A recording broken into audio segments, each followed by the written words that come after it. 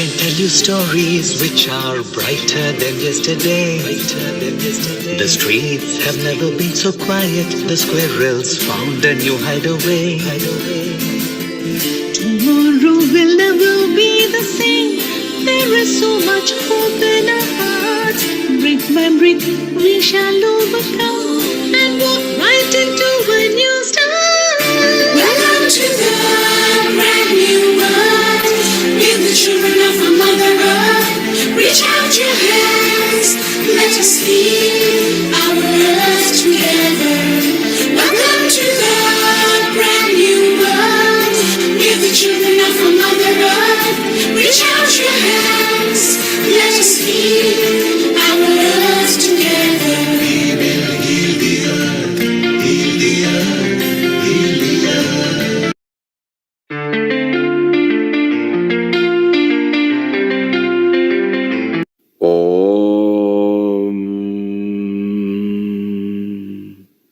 Namaste. Please join us this Sunday on a free global online episode, Yoga and Meditation for Body, Mind and Soul.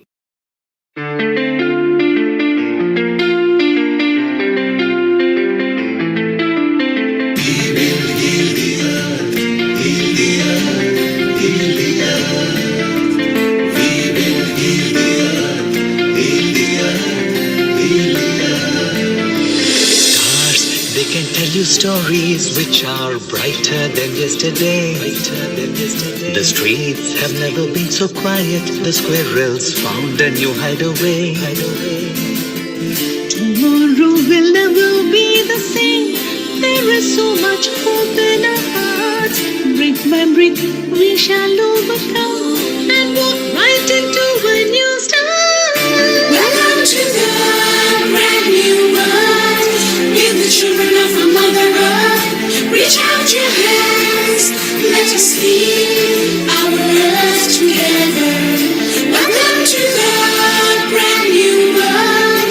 With the children of our Mother Earth, reach out your hands, let us heal our earth together. We will heal the earth, heal the earth, heal the earth.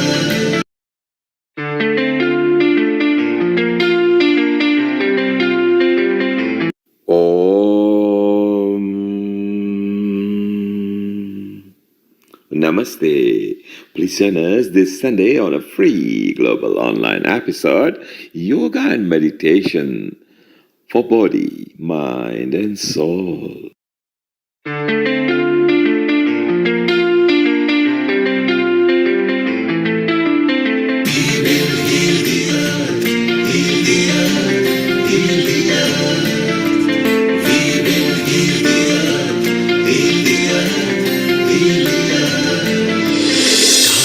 They can tell you stories which are brighter than yesterday.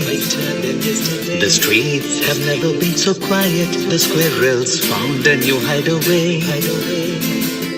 Tomorrow will never be the same. There is so much hope in our hearts. Brick by brick we shall overcome and walk right into a new start. Welcome to the brand new world. With the children of our Mother Earth, reach out your hands, let us heal our earth together. Welcome to the brand new world. With the children of our Mother Earth, reach out your hands, let us heal our earth together. We will heal the earth, heal the earth, heal the earth.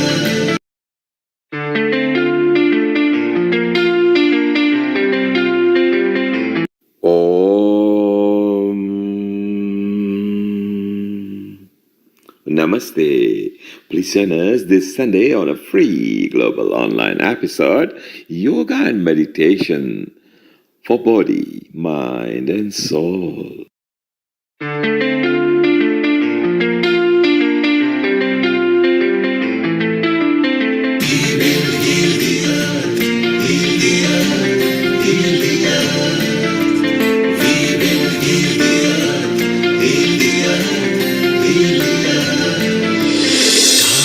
They can tell you stories which are brighter than yesterday.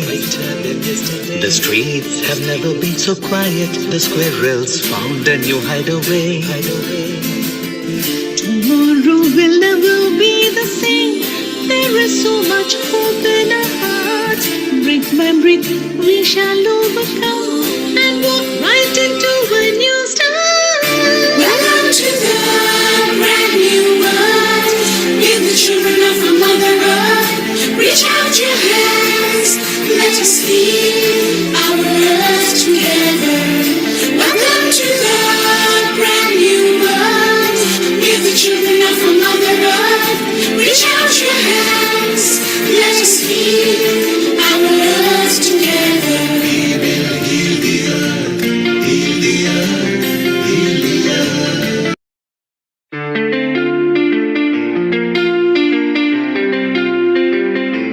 Om Namaste.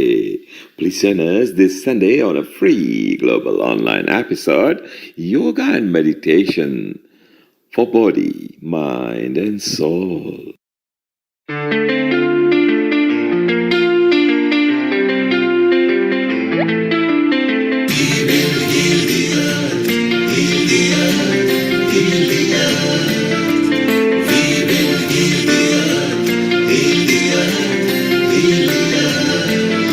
Stars, they can tell you stories which are brighter than yesterday.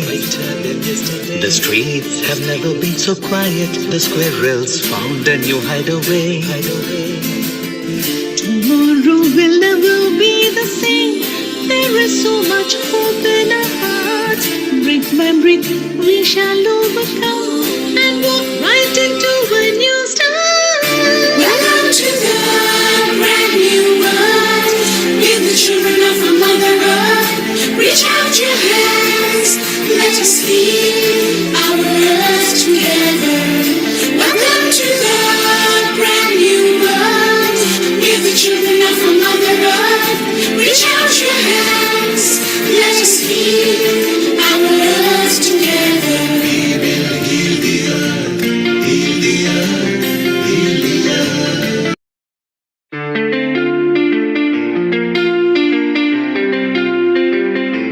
Om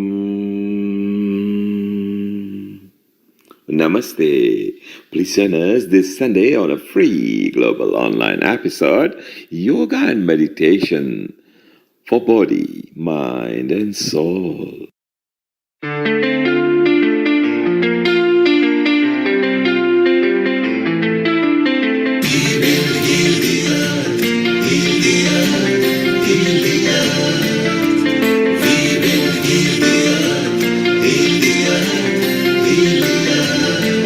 Stars, they can tell you stories which are brighter than yesterday. The streets have never been so quiet. The squirrels found a hideaway. Tomorrow will never be the same. There is so much hope in our hearts.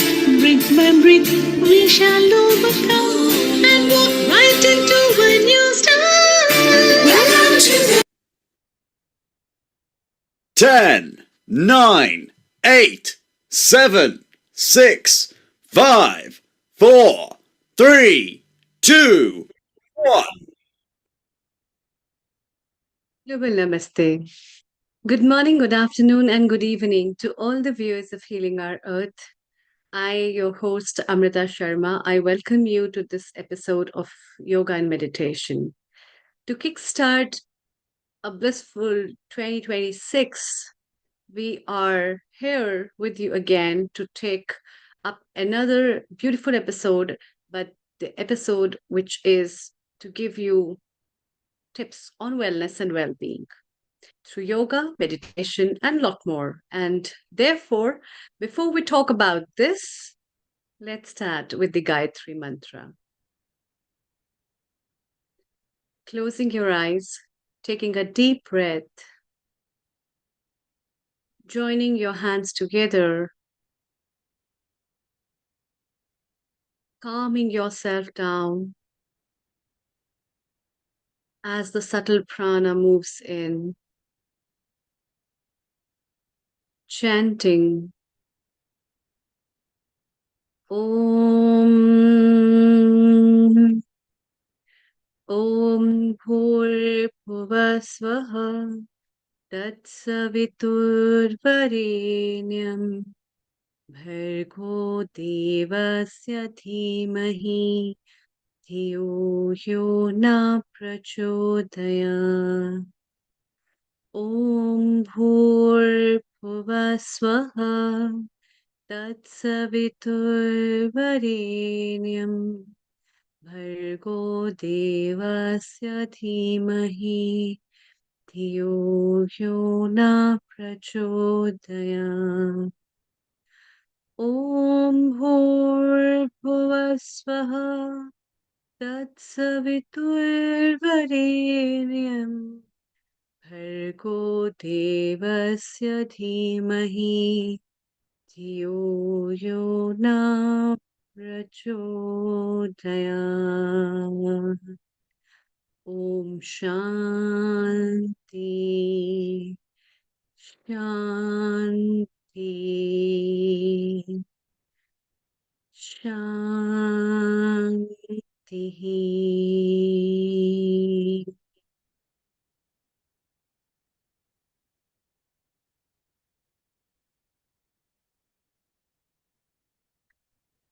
Welcome. 2026 January. A lot of resolutions, a lot of hope, a lot of expectations, and also some tips to get better every year. I think when the new year starts and the year ends, we all think about what better we can do for ourselves, what better we can do for our near and dear ones. And the first priority is our own health. And counting that and realizing how blessed we are to be what we are as human beings, it's always great to thank God for what He has given us. And that's why the legacy that we have of yoga, for which the whole world celebrates yoga, talks about yoga, understands the essence of yoga. And so, living a yogic life, living a pure life, gives you a lot of resilience to fight not only the odds of life, but also for others as well. So you become a soldier who's fighting for the nation. And that nation can be your family, that nation can be your surrounding, your friends, you yourself, or anybody else.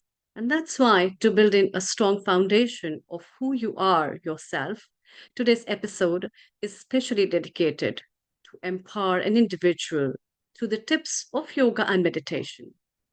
Yoga and meditation that so many people now have adapted as a type of lifestyle, and so many people also have benefited from it from across the globe, talking about what is special about such a thing that is very natural, very serene, yet beautiful, and also is derived from the laws of nature. And that's why this union of yoga, where yoga's chitta vritti nirodha is one of the essence that yoga brings, that covers all the modifications of our mind to one point, which is me, myself, pure consciousness.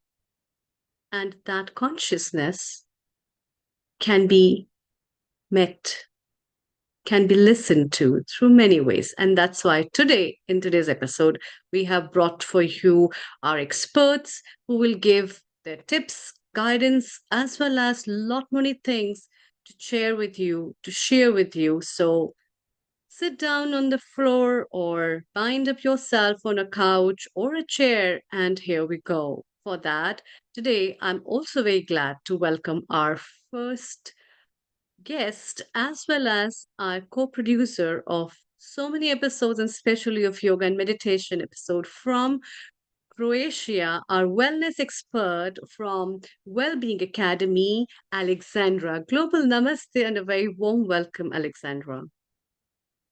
Global namaste to Healing Our Earth family. I apologize, my voice is a little bit weak. I just recovering from cold. But if I just may say, Dr. Amrita, the Tyo Gayatri mantra brings me years after, I mean, we have been almost 6 years now doing this. And every time you chant it, it's like something really happens.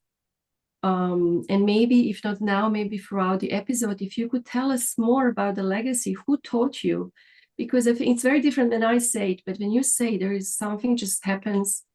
So I would like to know more about that if possible, because that prayer, as you said, as yoga also brings light, like just really, like just brings light, into the cells of the body, into the mind, into the spiritual world. And hopefully this episode will also deal with all levels of our existence, that consciousness that you mentioned, the physical needs. And I think the guests are here, they're just joining. I see them coming in, and Anishit is letting them in. So I would really like to welcome everyone, and hopefully we will all gain something and also give something, because that's like really important in life. We have two hands to give and to receive. So thank you so much for a wonderful introduction, Dr. Amrita. Absolutely. And Alexandra, that's what is life about, to gain something and to give something. And that's what is the cycle of karma.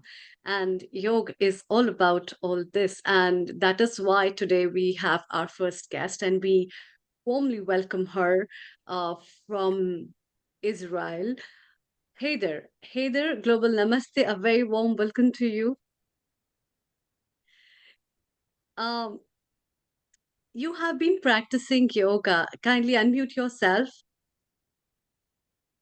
And therefore, it is always been one way or the other that we see, as we have in different parts of the world, beautiful people joining in who have been practicing for years, who have recently joined. Some of them have new experiences, some of them are already in this journey experiencing this. So what is your message for today, for the people who are into it, and how they can kickstart 2026? Over to you. Thank you. What a beautiful question. Global namaste and happy new year to all again. I would offer to anyone, wherever they are on the path, whether it be yoga or meditation or whatever pursuit really kind of calls your soul, is to approach it and to arrive at each session of practice as a beginner. Beginner's mind being a really key element of staying curious and staying compassionate, staying connected to grace.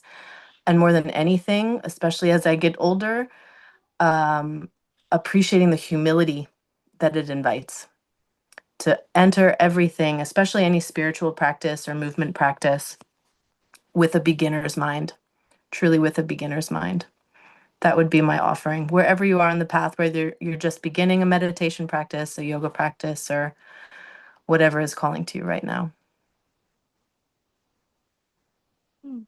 Wonderful. So please tell our viewers what you have lined up for today. Over to you. Sure. Wonderful. So today we'll be diving into a bit of a meditation and visualization connected to the acorn theory. The acorn theory was presented back in 1997, by James Hillman. James Hillman was a protege of Carl Jung, the famous psychologist and founder of many things. But the beauty of Hillman was the fact that he became ultimately the founder of archetypal therapy, of archetypal psychotherapy, and just kind of continued this thread of archetypal use in psychology. that Jung had really kind of opened the doors to. So one of his key theories is the acorn theory, and the basic premise of it is that we each carry within us an acorn, and this acorn holds within it the blueprint for becoming an oak, for the journey, the twists, the turns, the assaults on the system that will ultimately lead to the growth and expansion into an oak tree. So the acorn carries the essence, the blueprint for each of us of what we need to become our own unique expression of the oak tree. So we'll do a little bit of a meditation and visualization to play with and explore this through a multisensory lens, because I do love to work with all of the senses. So I invite you to get comfortable if you're not already in that space, and just take a few natural breaths. Allow yourself to really land, to really arrive on this Sunday afternoon or morning, wherever you are in the world, and just connect to the natural rhythm of your breath. Letting it rise and letting it fall. And letting the breath really root into your sits bones. Feeling that expansion in the sits bones as you really root into this particular practice. And I invite you to imagine beginning with the end in mind, beginning with this vision of an oak tree, and allowing the oak tree, this vision of the oak tree, this expression of an oak tree, to kind of sit right along your spine, feeling into the branches, to the leaves, to the interaction of the leaves in whatever wind may be rustling by. But really inviting this connection to the sensation of an oak tree along your spine. Feeling the different textures and shapes and extensions and expansions of the branches, of the limbs, the different shapes of the leaves, and allow a descent from the canopy of this particular oak tree that is an expression of you. Let it move down and descend down the branches, down the limbs, cascading down to the trunk of the tree, and feeling any echo in your spine, feeling the echo of this descent in your spine, and letting it activate the spine as you connect with this descent down your individual oak tree. Feeling the sap, the interior of the tree, and connecting to the sap that runs, the blood of the tree in many ways. Feel the energy and the power of this river of life that flows and descends in the tree, in your individual oak tree. And continue down further until you get to the trunk, the literal trunk, right before the roots, and feel into the sturdiness and the stability of this trunk of your oak tree. Connecting with it in a multisensory sort of way. What shapes do you feel?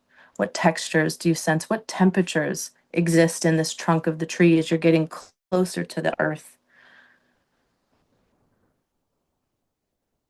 And from that space of the trunk, coming down into the roots of this oak tree that are essentially extending down into your sacrum, what would be the equivalent in your body of the sacrum. And feeling the energy and the power, the nourishment that the roots afford. And allowing your attention to go even further down, just a bit, just below the base of your sacrum, where an acorn sits.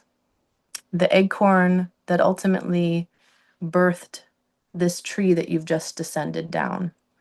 We began with the end, and now we're kind of involuting down to the origins of the tree. And let yourself just sit with this acorn at the base of your spine, at the base of your sacrum. It might even correlate specifically to your coccyx, to your tailbone. Let the location of this acorn within your spine reveal itself, and let it be true for you. Just take a moment to sit with this acorn, seeing it with your eyes, beholding its curves, its shape, its different textures. Start to engage with it through your senses. So seeing it with your eyes, acknowledging the shape and the contours of it, of this unique acorn that is uniquely expressive of who you will become and who you are in a conscious act of becoming right now. Allow yourself to smell the acorn. What does it smell like? Is there an earthy sort of flavor to it that you can access with your nose? Feeling its connection to the earth. And can you taste some element of it?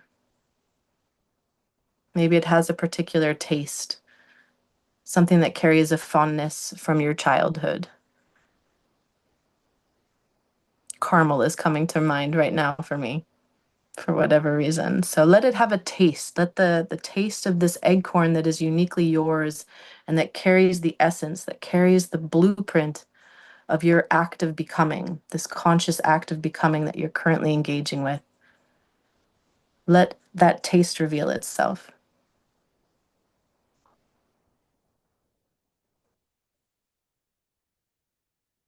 And let's dive into the sound of this individual acorn, with the engagement with your senses just being an opportunity and an invitation to really just connect with this embodiment, this representation of the essence of you and your soul.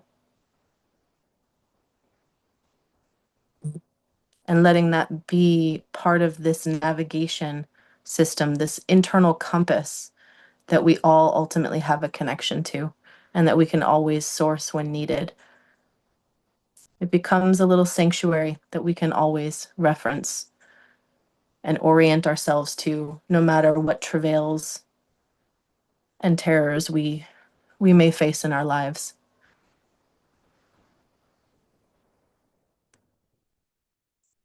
What sound does that acorn carry if you were to give it a little shake? Is there a sound that accompanies it? Is there a percussive sound? Is it soft? Is it soothing? What's the sound of your acorn? And while exploring the sound, engaging with touch in your mind's eye, but really living it as a sensorial experience, picking up the acorn and feeling it, holding it, and touching it. What does the texture of it feel like? What are the contours, the bumpiness, the smooth elements of the acorn? What does it feel like in your system? As if you're holding the physical embodiment of your soul within your hand. What does that feel like? And just let yourself sit with all of these kind of multi-sensory sources of engagement with the acorn, using your senses as a way to connect to the blueprint that's carried within your unique acorn, that's informing the growth of this tree, this oak tree that extends along your spine. The more you connect through the senses, the more clear it becomes in terms of a navigational system.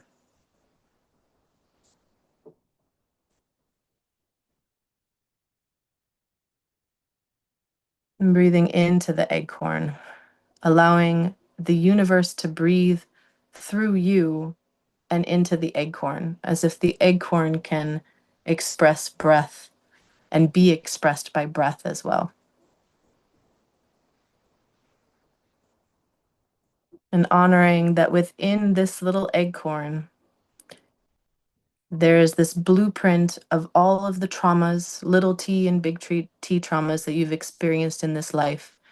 There's an expression of it, a sacred geometry that the acorn carries within it. The assaults that ultimately will serve as activations as you step into a path of awakening. The floods of water that initially overwhelm the acorn, but the acorn is ultimately able to find a balance and resilience from it. Letting it be a metaphor, playing with these metaphors of the different paths and experiences we've each had in our lives that have been challenging or uncomfortable, and recognizing that it is all contained within the acorn. That it's like a map. We're remembering and holding the map within our hands when we hold and connect with the acorn. And recognize that everything that has ever happened has just offered an opportunity to navigate your own individual map and ultimately find your soul's purpose. However uncomfortable and frightening it may have been at the time, there's a map that's ultimately revealing itself and is burgeoning into this beautiful oak tree that follows your spine. So let yourself just sit with it and be with the power that's contained within this little acorn. This acorn that holds it all, that has its own sanctuary, this protective cover, this protective shell that holds this map for you, your individual soul. And I invite you to bring both hands up and just gently kind of cover the acorn as a conscious gesture of protecting the integrity of the acorn that sits at the base of your spine, that's nourished on some level by the cerebral spinal fluid that gets regenerated every day. That cerebral spinal fluid being just like the sap in the tree. So feeling that sort of protective cover and then a watery cover around the acorn is protective. And let that sense of protection and sense of safety offer comfort to you as we begin to slowly transition back up the spine with the memory of the acorn and these concepts we've connected with in this visualization and this meditation, gently allowing the ascent from the acorn up the trunk of the tree. I forgot the roots. Let's go through the roots and through the trunk of the tree, up the base, and continuing up with the ascension to the branches and the limbs, and ultimately finishing the final expression with the leaves, but with the memory, always with the memory of the acorn at the base of the tree. And just hold the integrity of this full unit of navigation that becomes a representation of our soul. Feel the power of it and understand and remember that you always have access to this.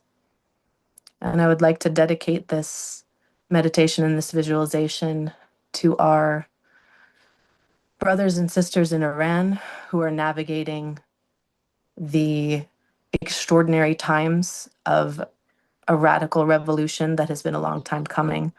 And I'd like to dedicate this meditation and this visualization to them, because the blueprint of what's unfolding right now has existed within all of the acorns within those 90 million people in Iran for a long time. And we're seeing this emergence now. So I honor those journeys. And I thank you. Global Namaste.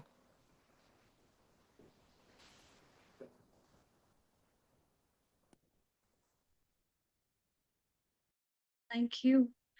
Heather, that was really lovely. And symbolizing oneself as that beautiful icon and thinking about to be similar to the sap that nourishes the tree, and how the idea of understanding the soul in form of canopy gives um, a very sweet connection with the energy or the vibrant consciousness that lies, and the soul, the beautiful soul that lies in each one of us, I think.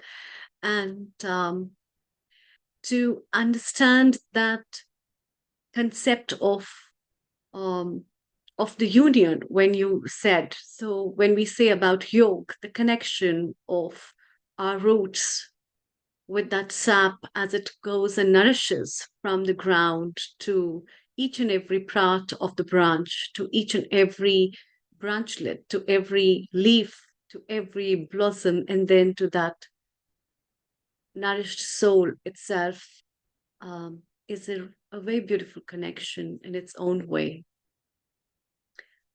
It's its connection within its own self is beautiful, and you made it really more melodious, adding up the rhythm of your vibrant energy into it. So thank you so much. And please stay around because we will be having a short discussion and chit chat very shortly. And I'd like you to welcome Rachel Wolf from Israel, who will be sharing with us her expertise and her guidance of what she delivers to people and how she keeps herself fit, healthy, and yet blooming. So over to you, Heather. Uh, Kindly introduce her and a warm welcome, a global namaste to you, Rachel. Thank you. Raha, welcome to your first Healing Our Earth journey. Am I unmuted? Can you hear me? Okay, Yes. good. Wonderful. So a warm welcome to you, and we really look forward to hearing your insights from the realm of all things naturopathic care and beyond. Thank you so much. Thank you, Heather. Your visualization was amazing. I got all of these feelings, a little bit teary at one point. I got a little bit dizzy. I was like flowing with the sap. It was like, wow, so many emotions in one time, and at the same time, so calming and soothing. And it was like, I don't know how to explain it when you're like all of the sensations all together, but at the same time, you're rooted and calm. So that Yeah. was beautiful. So thank you very, very much for that. Thank you. Thank you. So I'm not a Thank you, yogi. Rachel. I'm not a yogi Yes. and I'm not a meditator. But I do find it so interesting how every complementary therapy or every nation comes from their own language or their own words, and we're all striving for the same thing. That always amazes me, that you could hear it from one side and it's like, oh my God, I know that, but I use different words for that, but it's the same emotion and the same feeling. So that's I Yeah. love this because you could just hear different sides and open and expand your mind. So I'm a naturopath and I'm a herbalist and I'm an advanced EFT practitioner. And I truly believe that the body can and has the ability to heal itself. Unfortunately, the world, we ourselves are getting in the way most of the time. And I feel sometimes that we're just a little bit unbalanced in our day-to-day life, in our world that's so unbalanced at the moment, and trying to stay balanced in an unbalanced world is very trying. So if it's the food that we know food could nourish us and be the best supply of energy in our life, and at the same time it could also be a slow poison. And if it's throwing medicine at a symptom instead of finding the root cause of the problem, it's this always trying and not really succeeding because we want a quick fix in the world today. Navigating our emotions, as we know, so many of our emotions we carry cause disturbance in the body's energy system. Like yoga and meditation, we always try to find the calm and the balance and be present. I use EFT, which is emotional freedom technique, or tapping, some people know it as. It's a method that combines traditional Chinese medicine and modern psychology. So it's East meets West. Like I said, everybody with their own language, but the same goal. We work on tapping on meridians, and we focus on the emotion or the physical problem.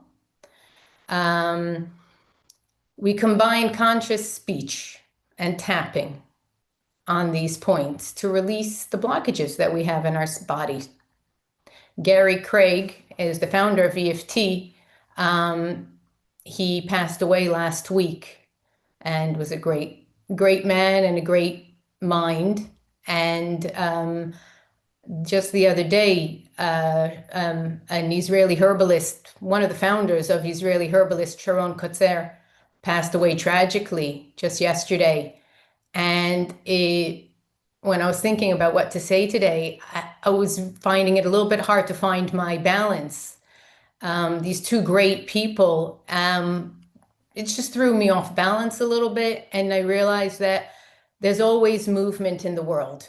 And we need to sort of move with it without being swept away. And we could get swept away for a minute and find our way back, and how fast it is we could get our balance back to ourselves without being moved, with the news and everything. How can we find our own space? How can we find our own center? So I use tapping, calms the nervous system. It finds the cause of the energy disturbance and releases the emotion that's attached to it. So I thought today we could do some tapping together. And like all of the therapies, I think the base is breathing. It's the base of every yoga, every meditation, every guided imagery. It's just get into that breath, get into that rhythm.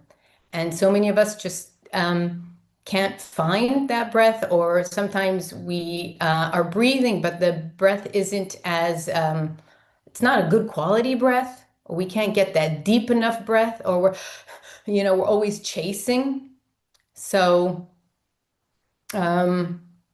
everybody always says, just calm down. Now, telling somebody that's not calm to calm down is not going to help them. So I always like to focus on the breathing because it gives us something to focus on, and it muffles out the external noise. And when we have something we could focus on, which is the breathing, we're able to calm down a lot faster. And if we're in control of our breathing, we could be in control of a lot more things.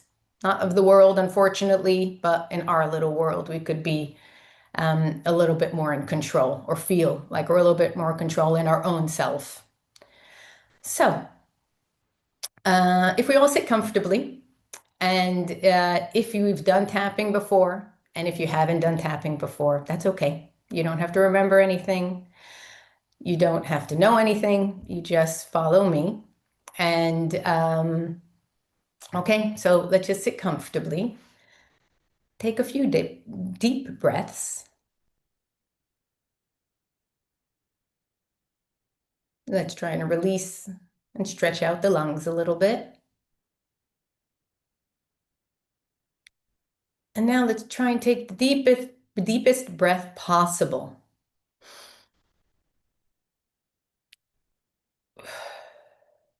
And what I want to do with this breath is, let's put it on a mark.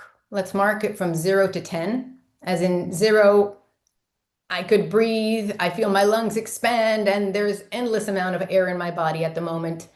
And 10 is, I can't really catch my breath. I feel like I'm sucking it in and nothing's really happening. So if you want to think about that last breath that you just took and what the quality was, how much was it, what number would you rank it at? I could say for myself, I think it was around a 6. It was a good breathing, but I felt there was a wall. Could be the situation, I'm live, I'm not really, takes a second.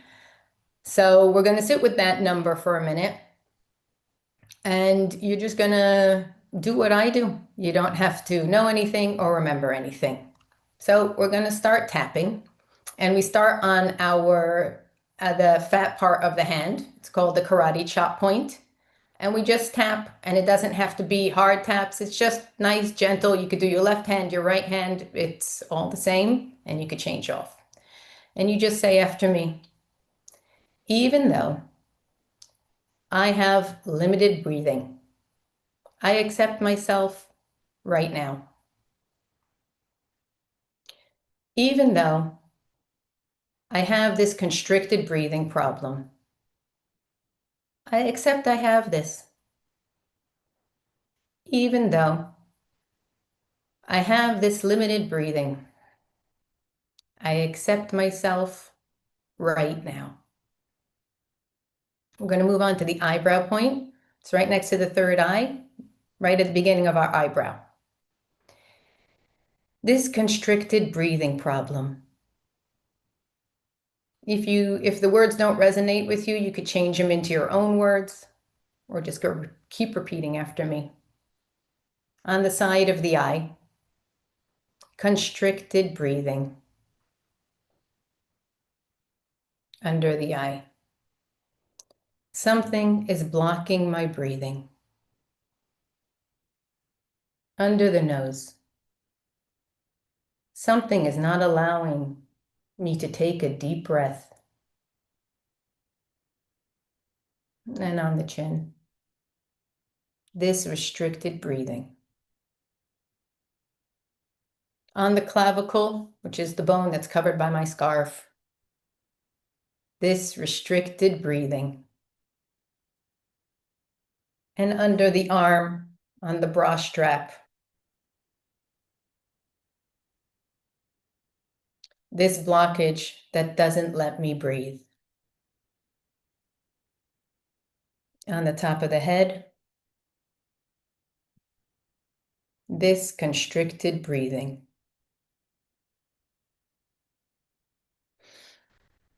Take a deep breath.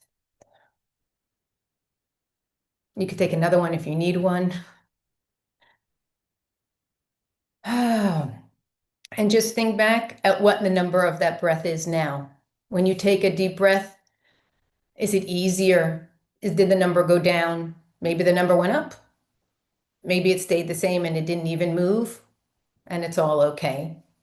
And during that really short round of tapping that we did, maybe some emotions came up or memories. They're all okay. And that's exactly what we continue to work on. Those things that come up from our subconscious. Does anybody want to share how they felt or what kind of breathing they had?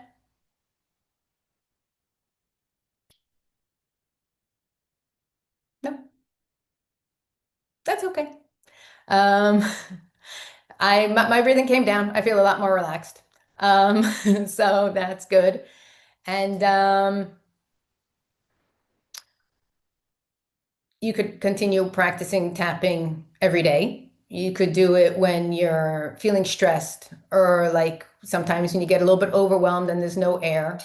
You don't have to do the whole round like we did. And if you don't remember the points, you could just pick one. You could give yourself a hug and do under your arms, or just give yourself a nice rub and just think of the breathing, not necessarily what you want, but you want to think of how your body is feeling honestly right now. Not what we're used to doing is telling ourselves it's going to be okay. It's going to be okay. And our body's not feeling okay lots of the times. And he wants to be acknowledged that I can't really breathe. I am a little bit stressed right now. So when you do those points and you acknowledge how the body really feels, you'll get much better results.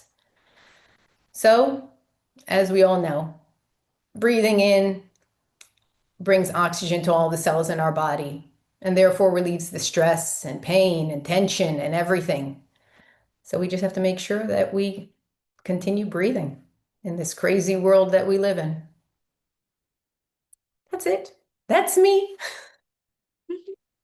That's nice. I think I really enjoyed, and I can see whosoever are with us have also enjoyed. In fact, I felt pretty relaxed after that, and I can also feel most of us felt relaxed after this.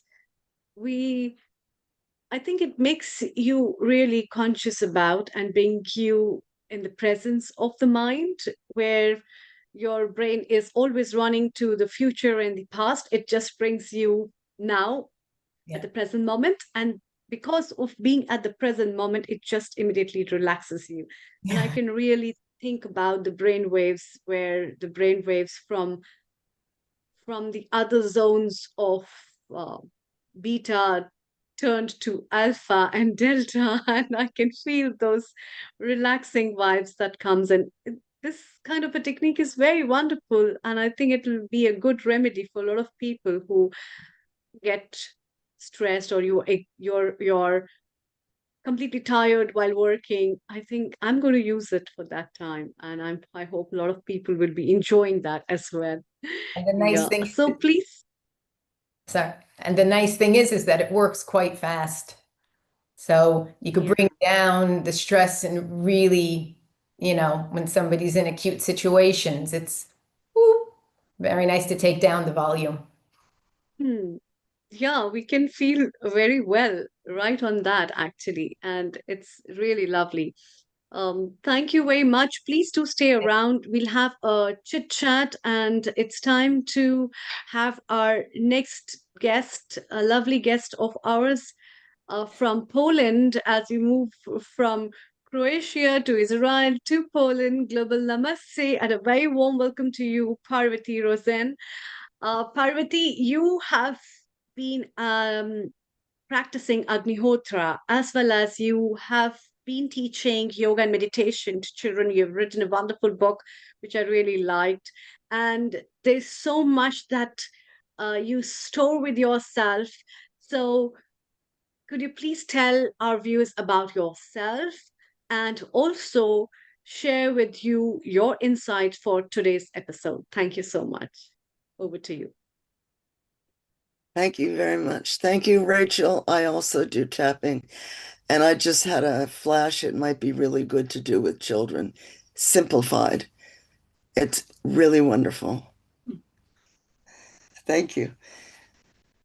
My name is Parvati Rosenbisberg, and I'm an expat, happily an expat, US expat, having no plans to return.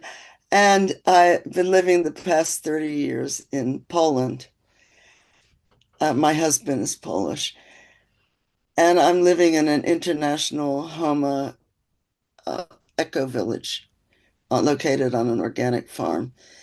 And here we are doing every day sunrise and sunset, Agnihotra, Vedic healing fire, which I'm going to be doing shortly.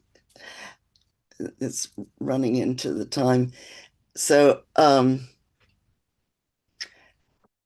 it's a practice that heals the environment, heals the atmosphere, and ultimately the healed atmosphere heals us.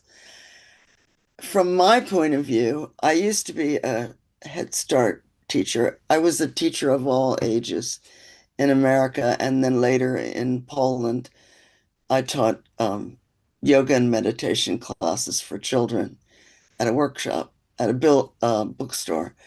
So I wrote several books, one of which is Yoga and Meditation for Children, and I have it it's now I have it in Polish language, but it started in English, and it's based on a program I wrote for children because I saw most of my children were underprivileged children in Head Start program in America, and they were coming from inflamed environments. Their families were usually fractured families, and the ones that were together were more violent. And so there were a lot of children in need. And I was already I was already getting so much benefit myself from Agnihotra, which healed completely my asthma, which I had lifelong asthma. And then I was also taking some yoga classes. So I decided to try what was working for me in my life with the children. And I didn't expect anything because these children were pretty wild and a lot of them were angry, and there was a lot of, behavioral issues. But I slowly started it, and I taught yoga in a way, basic, basic hatha yoga, in a way that's easy to teach children. What do children love? Children love stories. They love to listen, and they love the stories. So I told stories with all my yoga, and we acted out the yoga poses, and they were all animal poses. The cat, the dog, the cobra. The cobra was an all-time favorite. We did the cobra slithering through the jungle, and someone played the noisemakers to act like they were the jungle, and then the children all rose to hiss at the something. Anyway, it was a lot of fun. So I taught everything through stories and through animal poses. And then came the meditation. The children were really, as I told you, they were pretty disturbed. So I would take them out to the park, and we would sit in a circle, and I would ask them to close their eyes and listen to the sounds outside themselves. And then afterward we would share what we heard, the birds and the wind and the whispering trees. And then we went back in, and I would say, now tell me, what are the sounds you hear inside yourself? And then they got very, very quiet. And then they would share the funniest things. I heard my blood flowing through my veins. I heard my breathing, and but it was really an awareness, and it was helping children. I wanted to help them find a quiet place inside themselves, because in many of their homes there was no quiet place. And so I wanted them to have sort of like a mobile home, a mobile place where they could call home, where they could go inside, no matter how many people were outside, and they could go inside in order to calm themselves. And we would do breathing exercises, but everything guided toward for children's mind. And it always had to be fun. I found that a lot of times yoga is very serious, and everybody takes it very serious, and it is, but I taught it in a fun way, and the children loved it. And even later, when I was teaching older children, I would say, well, normally I teach it with a story, but you're a little older. And they were like, no, no, tell me the stories. So they loved that. They loved stories. They loved movement and acting. And so it became a real wonderful experience. And one time I decided to take some of the most difficult children to my house. I lived nearby, and I asked the parents, and they said yes. And I took a group of very troubled children, and we walked home and barely could keep them from jumping into the street. Then there were about 6 of them, and I picked out the worst ones, who were always my favorites. And I took them home, and we did some yoga together, and then it was time for sunset Agnihotra, which was early at that time. And so when I lit the fire, the children all gathered around, and they became so calm, so peaceful. And I observed the effect of the atmosphere on their breathing. That was the most profound because they had very shallow breathing. And then I watched it slowly come down. And they were so calm. And they started being nice to each other. They started being almost like petting each other and sitting near each other and talking sweetly. And this was so different than their normal life. And I thought, wow, this is such a gift that we have. In my case, it's Agnihotra and it's the simple yoga and meditation. So, whatever gift we have, this is what I want to say today, more than any of my experiences. I want to say that in the world the way it is right now, there's so much difficulty, so much suffering, and so much fear. And all the internet, which the kids are on from young ages, what are they trumpeting? Fear, fear, fear, fear, fear. And they need us. They need the ones of you all who are seeking the light, experiencing the light, doing healing techniques like tapping, like yoga, like meditation, conscious living. They need us so badly right now. I want to be the voice of children. That's what I care about the most. When I found that children listen to me when I listen to them. And I remember going into a classroom of the worst children, they said, and I was teaching an after school care, and they said, these kids are impossible, impossible. And I said, bring them. And they came in and they were screaming and they were jumping up and down. They were hitting each other. And I said, wow, you guys have got so much energy. Stand up, let's get it out. And I had them shaking their bodies, shake your arms, shake your arms, shake your legs. Now shake your head. And in the end was, what about your hands? And they all clapped. And anyway, we did that for like 5 full minutes, jumping around, clapping, tapping, everything. And they calmed down. And after 5 minutes, these terrors sat down in their seats and they were mine. I could have taught them anything because I listened to them. I listened to their bodies. I heard what they were feeling. I heard what their bodies said. I heard what their minds were. They were troubled. They needed to get that out. I don't know what they came from when they came to school. They weren't the children who could sit like this and behave. And none of my children I expected to do that. And they listened to me. And one by one, there was a window in the door, and the principal came and he was looking in.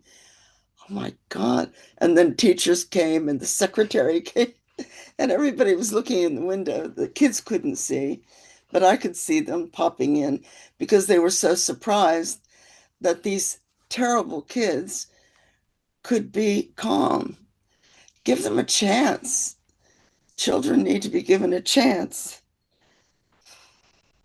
They need to be heard. They need to be not just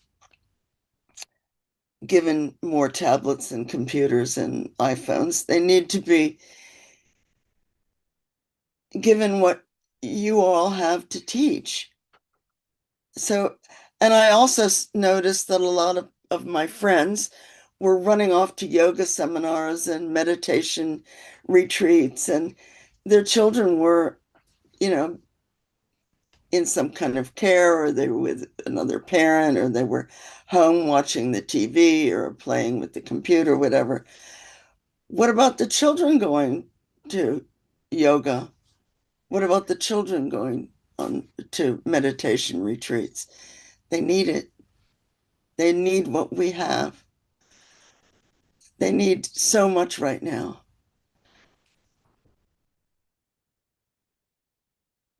Um, uh, the experiences I've had with yoga and meditation for children, I remember teaching a group in Krakow, Poland, a group of children, and one of the parents came in and said, "This is my child. He is the worst child. He's totally misbehaved. He doesn't listen to anyone, doesn't care about anything, and he's all yours." And she dropped him off, and he was my first student.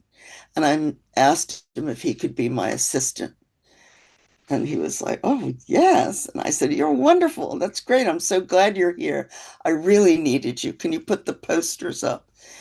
And through the whole 8 weeks of that group, he was my helper. And he was the best behaved child, the best at yoga, the most ready to meditate. He was not a bad kid. And he was labeled as hyperactive. He wasn't hyperactive. And I had other children who were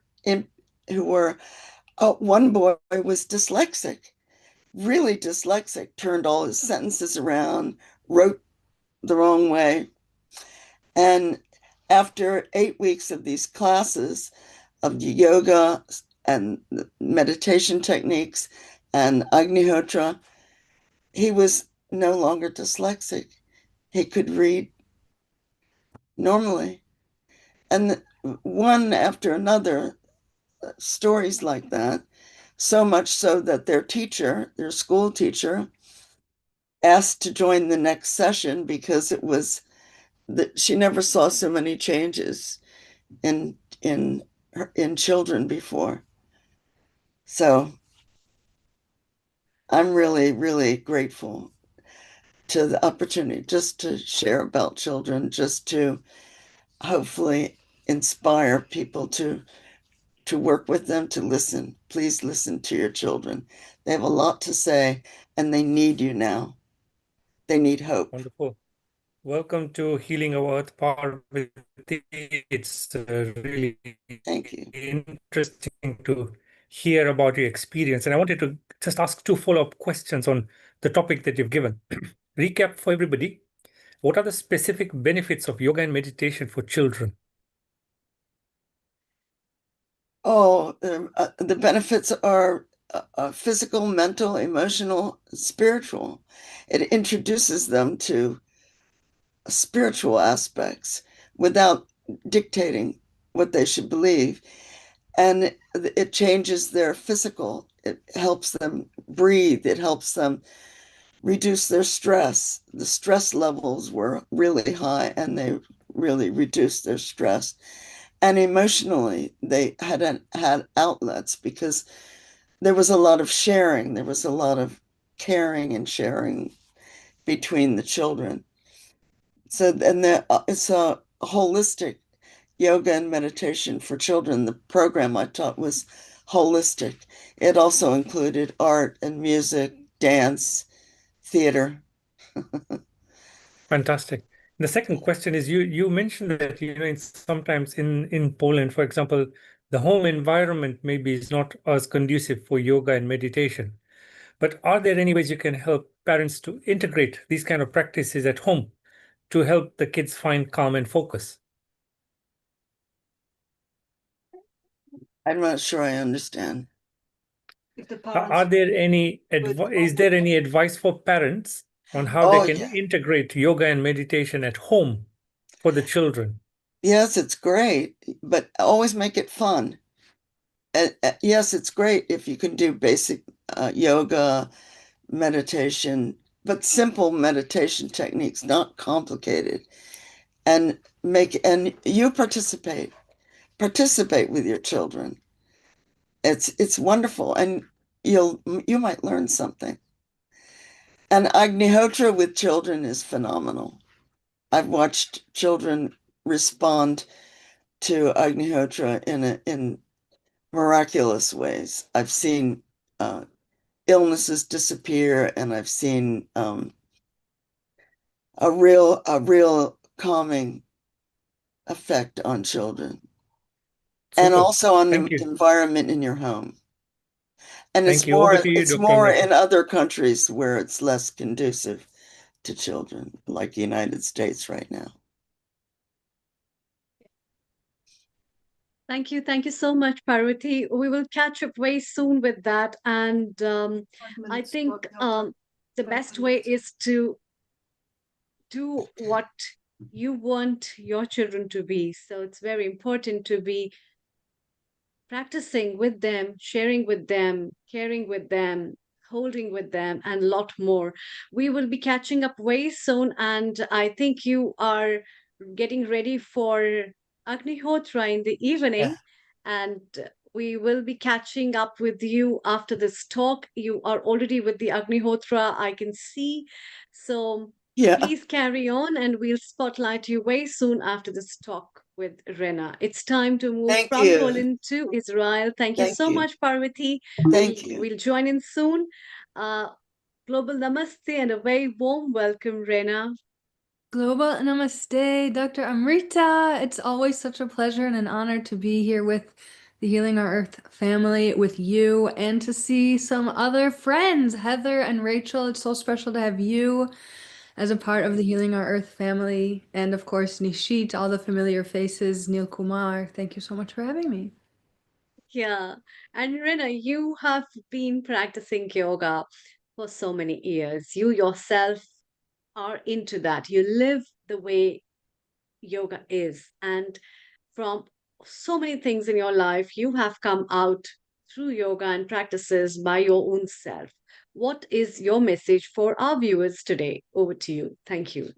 Thank you so much, Dr. Amrita, for saying that and for reflecting it. And you saw me not quite at the very beginning. There's this like trend all over social media now, people sharing from 10 years ago in 2016. And that was kind of my journey really started in 2014 officially with practicing yoga.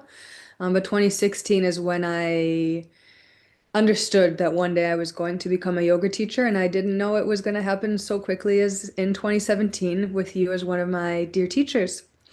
Yoga has been a source of healing for me with a lot of physical pain. In my yoga teacher training, I had really severe knee pain. I'm sure Dr. Amrita remembers that. And since then, I've used yoga as a tool for healing depression, PCOS, lots of cramping and headaches before menstruation, a herniated disc. I think I said depression.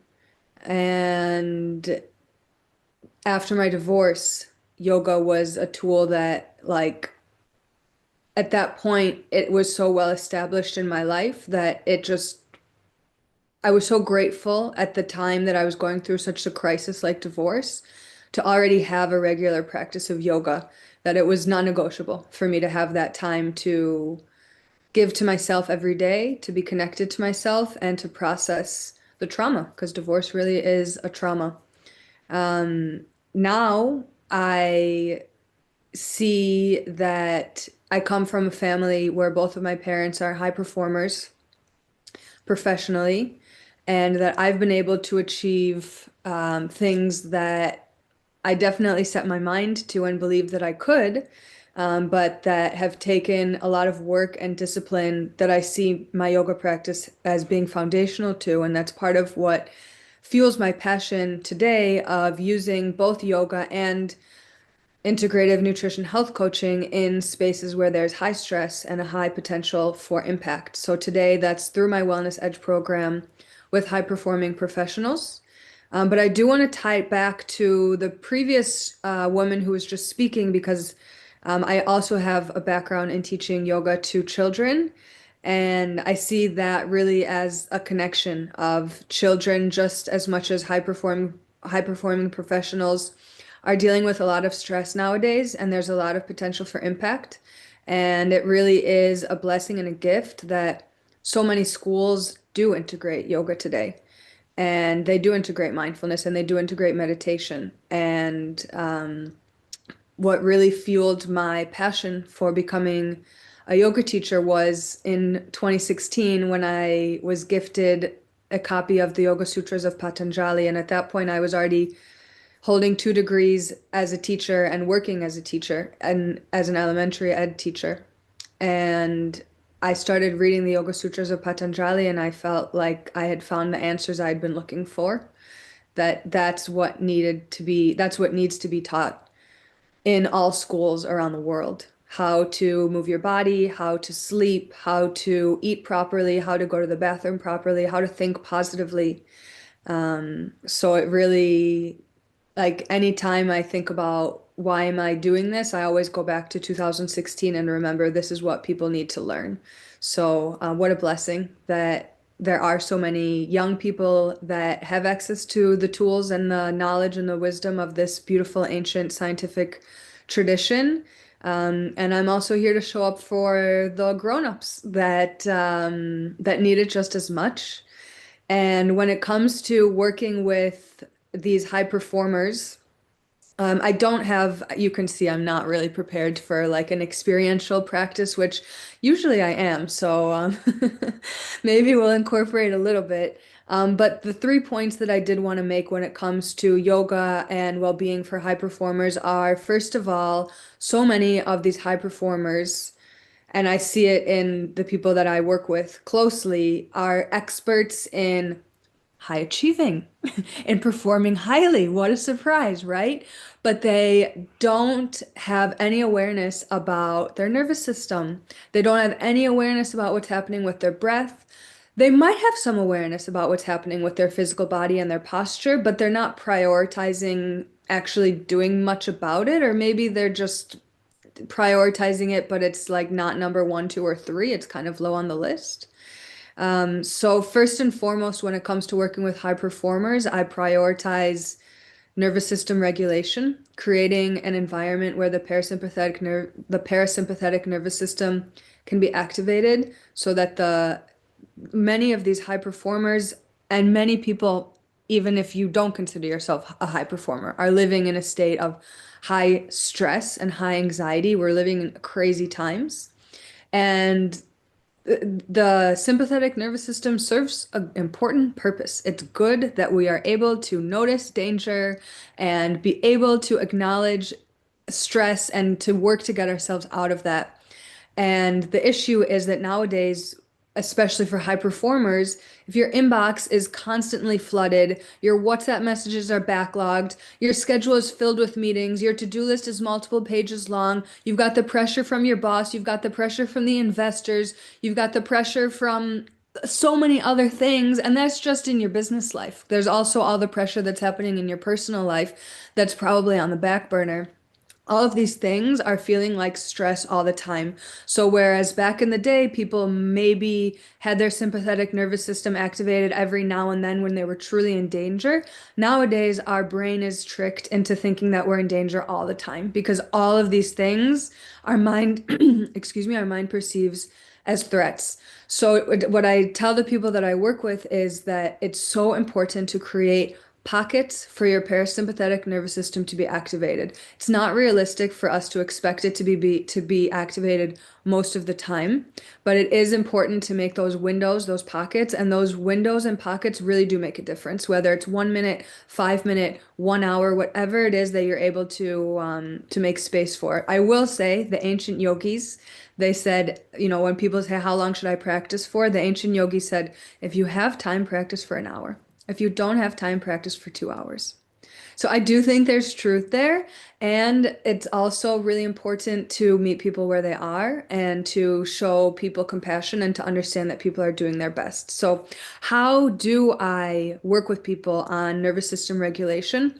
First of all, a lot of times we're doing really gentle, restorative yoga practices. It's not Ashtanga, it's not Vinyasa, it's like really focused on restoration, using lots of props and supports because so many high achievers are used to feeling like the whole weight of the world is on their shoulders, and using those props and those supports allows them to embody what it feels like to be supported so that then they're able to apply that same principle into their real life. And this is something I've worked through myself, so I very much understand. I have a lot of empathy for it. Another way that we make sure that we give space for parasympathetic nervous system to turn on is through deep breathing. And some of you listening may know this, but some of you may not. And when we are in a state of stress and anxiety, when our sympathetic nervous system is running the show, we can tell because we're breathing from our chest. And a sign that our parasympathetic nervous system is turned on and that we are in that rest and digest state is that we're able to breathe from our belly. The cool thing about the breath is that it works both unconsciously and consciously. So we can actually train the brain and turn on our parasympathetic nervous system by consciously breathing from our belly. And let's actually do an exercise like that right now. So just take a moment. You don't have to move your body at all. But just notice where you can feel the breath moving in and out of your body. Excuse me. Do you feel it more in your belly? Do you feel it more in your chest? Is it both?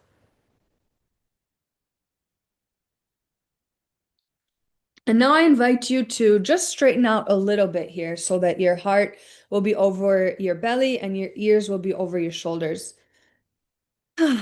Already, there's that exhale. That for like the fact that I just had that exhale, my parasympathetic nervous system is already turning on. And I invite you to bring one hand to your chest and one hand to your belly, just so you can really feel what's happening here. And your eyes can be staring down or staring at a point or closed. And I invite you to take a deep breath in just to cleanse in through the nose. Open the mouth and let it out with a sigh. You can gently squeeze the belly to get all the breath out. And then through the nose, inhale, feel the lower belly expand first. And then the middle belly expands. And then the chest rises up. And at the top of the breath through the nose, exhale, feel the chest fall first, the middle belly come in, and then the lower belly comes in. Through the nose, inhale, lower belly expands first, middle belly expands, chest rises.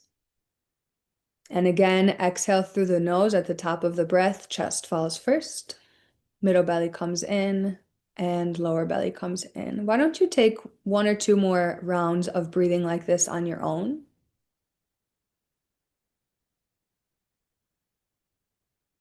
This is our full yogic breathing. We put a little extra emphasis on the exhale so that we're clearing out old breath, making space for new breath and new energy to take its place. And after you finish, you can just let your breath return to normal. Notice if you do feel any shifts through your body. It could be a shift with the breath, or it could be a subtle shift in how you're feeling, and you might not feel a shift, and that's fine too. But part of the magic here is that by consciously bringing the breath throughout the whole torso, as we breathe in and out through the belly, we're actually activating the diaphragm, which is kind of like a biohack for turning on the parasympathetic nervous system. So I like to include stuff like that in my yoga classes with everybody, especially with high performers. I'm just looking at my notes here. And of course, making sure that we have time and space for Shavasana, a long Shavasana. Even if the practice is 30 minutes, I try to prioritize 10, 15 minutes for Shavasana. Shavasana is our final relaxation. And what I always tell my students is that the ancient yogis understood what modern science and modern medicine have only recently been able to understand, and that is by creating conscious, dedicated space for where the parasympathetic nervous system is activated, which happens in Shavasana because we're emphasizing comfort and safety and relaxing. And that's the magic that turns on the parasympathetic nervous system, and then the body is able to heal itself. And I speak from experience in saying that it really does happen. And the one final thing that I want to say about yoga and well-being for high performers is an emphasis on relieving tension in the shoulders, relieving tension in the neck. Like I said, a lot of high performers, and myself included, feel like we're carrying the weight of the world on our shoulders, and we can actually, like when we're hunched over like this, that's actually like a physical sign that those are probably thoughts somebody's having. So it's not just working on the spine, but that's also important. It's also, even just simple shoulder rolls, forwards and back, shoulder shrugs, neck circles. Like I said, I'm not going to guide you through a whole practice right now. But yeah, those are kind of the 3 points to recap. Yoga and well-being for high performers, nervous system regulation, deep breathing through the belly, and physical relaxing the shoulders, relaxing the neck. Any Wonderful. questions? Well, Rena, it's always lovely to see you at Healing Our Earth. You've been a wonderful contributing member for a good time now. So I wanted to ask you a couple of quick questions. As a high performer yourself, how do you use yoga to maintain energy and focus through the day? Great question. First of all, I practice yoga myself at least 3 days a week. The other 3 days I'm swimming in the pool. And I make sure that those things happen within the first 2 hours of my day. I don't start work until I've done those things. Excuse me, I learned the hard way the difference in my own focus and my own attention if I've practiced yoga and if I haven't practiced yoga. But the other way that I use yoga as a high performer is that I am very attuned to my body throughout the day. And if I feel aches and pains starting to come on, or if I feel that I'm just not focused and my mind is scattered, I take a break and I will often just listen intuitively to my body and do some intuitive stretching. I've been known to do it to get up and stretch in Zoom meetings, in physical meetings, in co-working spaces while I'm teaching. And one of my degrees is special education, and I really encourage people to do that. And I model that because I think it's important. Of course, I do my best to move in a way that's not going to be distracting for other people. And I envision there's like an energy around me that's protecting me and separating me from other people so that I'm not going to be distracting other people. And sometimes I'll find a quick little YouTube video, 10, 15-minute YouTube video, Kundalini yoga, Vinyasa yoga, restorative yoga, even yoga nidra. Yeah. Amazing. And finally, I know you touched upon this earlier on, but for the high achievers who think they don't have time for yoga, what would you say to them? That is a great question. First of all, you can turn anything yoga to go back to yoga with kids. What is yoga? Yoga is anything that combines the brain, the breath, and the body. So you can make your walk from the car to your desk a yoga practice if you are aware of how you are moving your body and how you're breathing and what's happening in your brain. That's one way that you can start. Another way that you can start is to be really conscious with how you sit down at your desk and how you stand up. Literally, physically, what is happening to your body? How is your body moving when you sit down? And how is your body moving when you stand up? I would say to start with that. And for people who are a little bit more brave, I would encourage you to find even a window of 5 minutes where you can intentionally do even just one round of a sun salutation. But I want to, there's a part of me that doesn't even want to say that because so many high achievers, again, myself included, we want to be perfect. And so the fact that I even to think oh, I need to do 5 minutes. And if I'm not doing 5 minutes, I'm not doing enough. Or so many people say, I need to go to a 90-minute yoga practice. I don't have time for a 90-minute yoga practice, so I'm not going to go at all. And what I really hope people take from the first two suggestions I said is that it's better that you do a little bit bite-sized, something that actually works for you than that you're doing nothing. Does that Amazing. I'll hand over resonate? back to Dr. Amrita. Thank you. Thank you, Rena. That was really nice. And before we move further, let's have a quick comments. And I would like to welcome Dr. Ulrich Berg. Global Namaste and a very warm welcome. You yourself are into Agnihotra, and we see a beautiful Agnihotra that was performed by Parvati at Poland. And what is your message for the practice of yoga and meditation that you do, Dr. Ulrich, before we move to our other guests?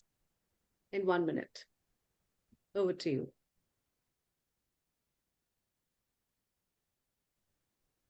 Can you unmute yourself? Yes, please.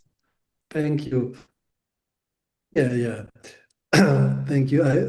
First, I want to apologize. I missed some of Parvati's talk because I'm in a conference here in India, and so there was some program. Yeah, I mean, as you said, my main thing is Agnihotra. And Agnihotra, by the way, is also part of yoga. It is part of yoga.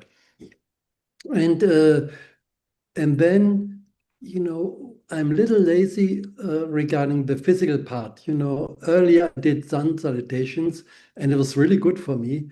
But now I've stopped the practice. It's difficult to get back to that. But I'm doing I think we lost the signal. Yeah. Parvati, you performed Agnihotra, and your practice of yoga with children has also been amazing. Over a minute, could you please tell us about your Agnihotra practice, and then we move on to our other guests? Thank you.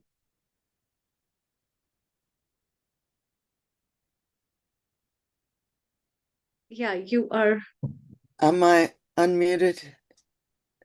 Yes. Okay. Agnihotra is done at sunrise and sunset in a copper pyramid. And here's Ulrich again. Yeah. Ulrich is back, but Yeah, Ulrich, can we have your comment before we move to Croatia with Yeah. Please Sure. continue. So We lost sorry, you. sorry, there was an connection was lost. So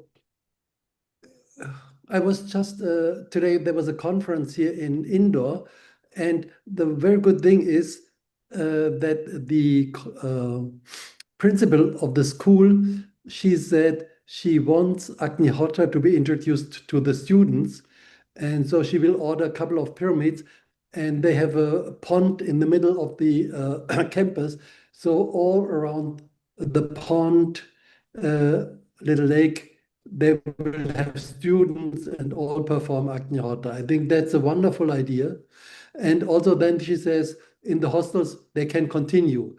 And I told her that Agnihotra actually increases the intelligence of the students and helps them to be more focused.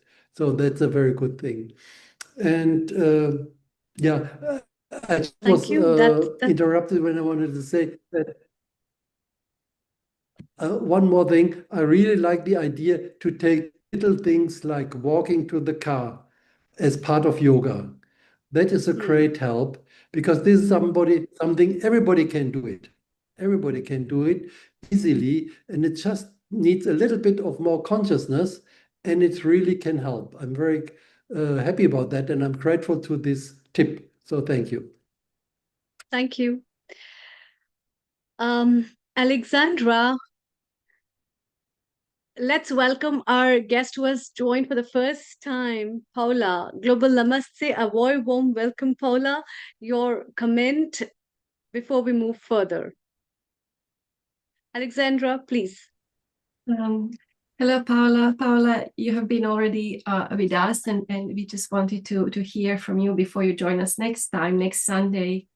I think we met, and as you know me, Paula and others for Healing Our Earth, my first thing about yoga meditation is non-violence, ahimsa, and then integration. So these two things are like one thing, actually. Do you have anything to say about anything, Paula, what has happened today in the episode?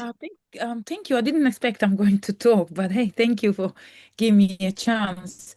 Ahimsa, non-violence. You know what I actually, little story I'm just going to tell you. Maybe we'll just translate what I what I think about this. Over the Christmas, as is a busy period with everyone. So was in with my private yoga client, and she is a hairdresser, and you can imagine around Christmas time, everyone just wants last minute looking pretty. And then people were just calling her, hey, can you squeeze me in? And we had a scheduled yoga class for 11 o'clock in the morning. And she was saying me afterwards, she sat on her bed and she was just about to text me like she don't have time for yoga. And then she stopped and start thinking like from the end, as someone was saying here, like I'm cooking for someone else, I'm baking cakes for someone else, I'm cutting hair for someone. She has 2 kids, so I'm kind of making wishes come true for someone else. Where I am in this story, and she realized, oh my God, the only thing today I'm going to do it for myself is like that yoga class. So she didn't cancel. She actually did not book extra people who were begging her to do her hair last minute. And she did yoga with me. And my God, that story stuck with me. Like, and I keep telling everyone in my studio, I run yoga studio here where I live, telling that violence against yourself, against your sanity, against your well-being. And I put a Facebook post saying like, don't delete yourself from your life calendar. It's just brilliant. It's like, don't delete yourself from your life calendar. Same like these high achiever people. Like if you're not, and from previously, I know that it's your duty to be happy. It's your duty, like to be happy. If you're not happy, wealthy and healthy, no one would benefit from you. Literally from the point of other people benefits, not even your selfish way, as in, because you are not used to no one if you are not happy and healthy, and also you are just burdened. What if you felt unwell and then everyone has to look after you? That's my worst nightmare, actually. So yeah, do not delete yourself from your life calendar. That's my non-violence thing. Thank you. Thank you. Thank you. Thank you, Alexandra. Thank you, Paula. Your last minute comment, Rachel, and then we move to Heather for her comment. A comment. Yes. I like what everybody said, and I really, really like that. Don't delete yourself from your calendar. And I'd want to up it with book yourself into your own calendar. Because if we don't make time for ourselves, there's not going to be any time. Nobody's going to say, stop, this is your time now. So book yourself in, make sure you're not deleted. Yeah, just keep breathing, keep focusing, find your center, and slow, like Rena Shoshana said, just slow little, start small, start with just breathing. Everything else will fall into place, but you got to start somewhere. You could say tomorrow, book yourself in for today, and just breathe. Thank you. Thank you. Heather, your 1 minute comment.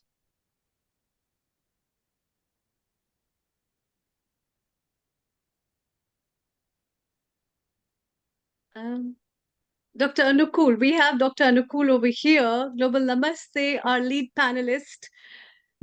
Dr. Anukul, your comment before we move to our guests in India. Global Namaste to all. I was really interested in hearing what Rena Shoshana was saying about Patanjali Yoga Sutra. And I'm a quite strict follower of that. And one of the major things is to understand the concept of mind and how it deludes people. And one of the things is to control the process of thinking of the mind.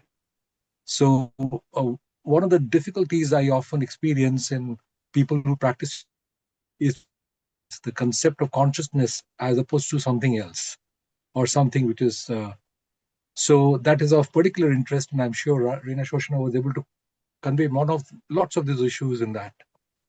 And she also highlighted some of the issues which I have a problem with, and that is that when it comes to practicing yoga in my own self, I always intellectualize it rather than really practice it.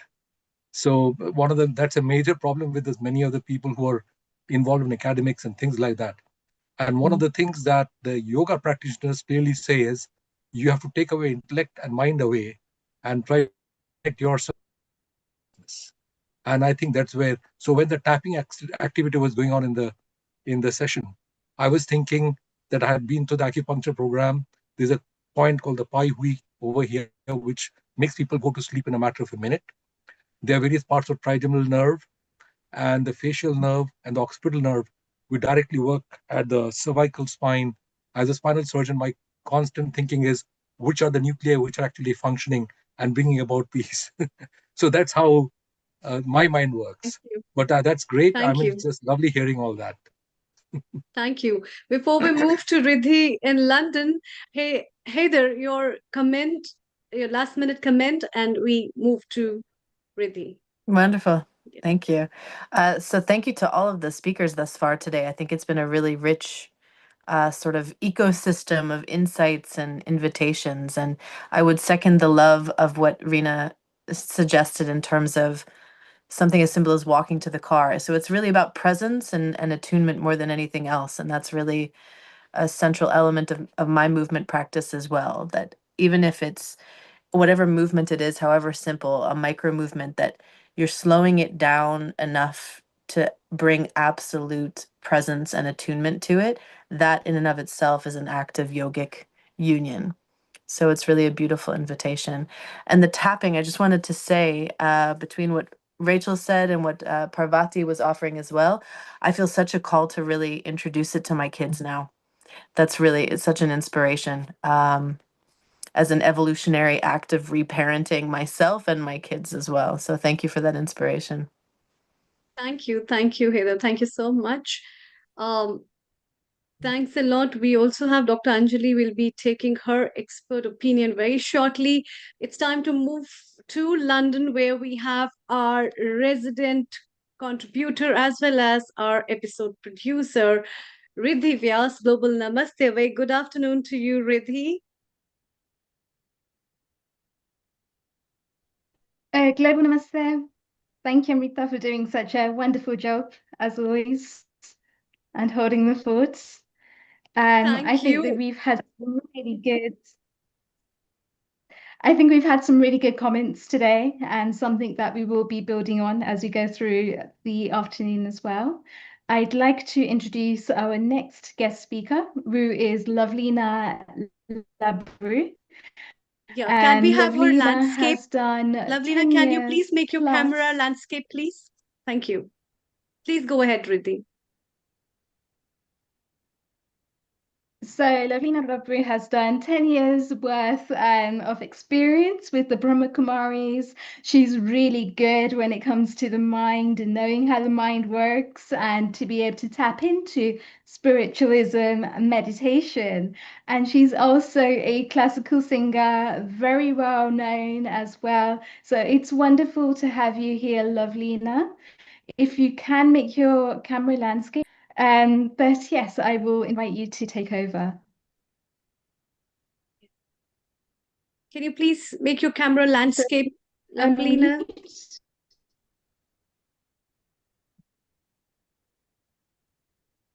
Can you hear me? Yes, we can hear you. Can you make your camera landscape, please?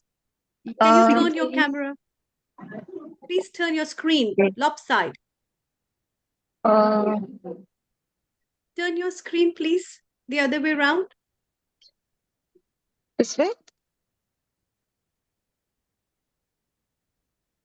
No, just turn it. One second. आप अपना camera घुमाइए दूसरी तरफ camera को घुमाइए. Okay. Excuse me. Just a second. Can you just turn the camera the other way? She said to turn the camera. Can you landscape the camera, please?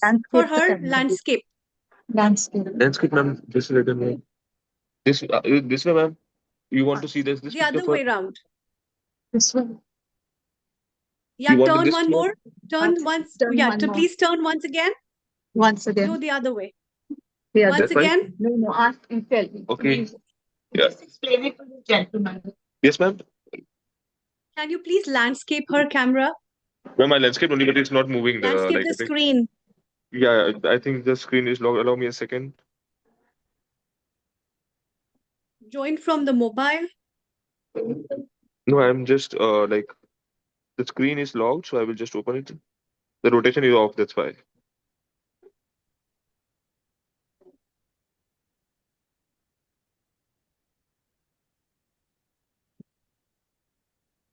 Riddhi, it's always lovely to have you with yoga and meditation episodes, and you bring in guests and a lot of knowledge that's just pretty versatile from time to time. And um, it's really nice to talk about things which comes from the holistic way. Is it okay now? Yeah, yeah, it's okay. Please go ahead. Otherwise, Yeah. please Okay. go ahead. Thank you. Global namaste to all of you. Global namaste. Can you hear me? Am I audible? We can hear you. Yes, please go ahead. Global namaste, Riddhi. Global namaste. Just, do you want it? I'll ask this gentleman to do it. The camera. No, it's fine as this. Please continue. Just 1 second. Screen rotation lock. Screen. Okay, I will do it for you, ma'am. Just give me a minute. So yeah, so it's always nice to have episodes on yoga and meditation where we can see how yoga works from different perspectives and different versatile traditions all around the world. And the basic principles are still the same. And it's just wonderful where we can have loads of people from different diverse backgrounds coming together, sharing their experience. So Riddhi, it's fine. Please, let's have Lavalina's talk. It will take just 1 minute, ma'am. It's okay. Please, Leave it. it's okay. Sure. Please go ahead, Lavalina ji, Yeah. with your talk. Okay, so whilst Lavina Okay. is experiencing some technical difficulties, until Yeah, she it's sorts okay. out her, It's all I right am now. happy. Hello. Can you hear me? Okay, please go ahead. Okay, so basically, music is connected with, it's the shortest route to divinity.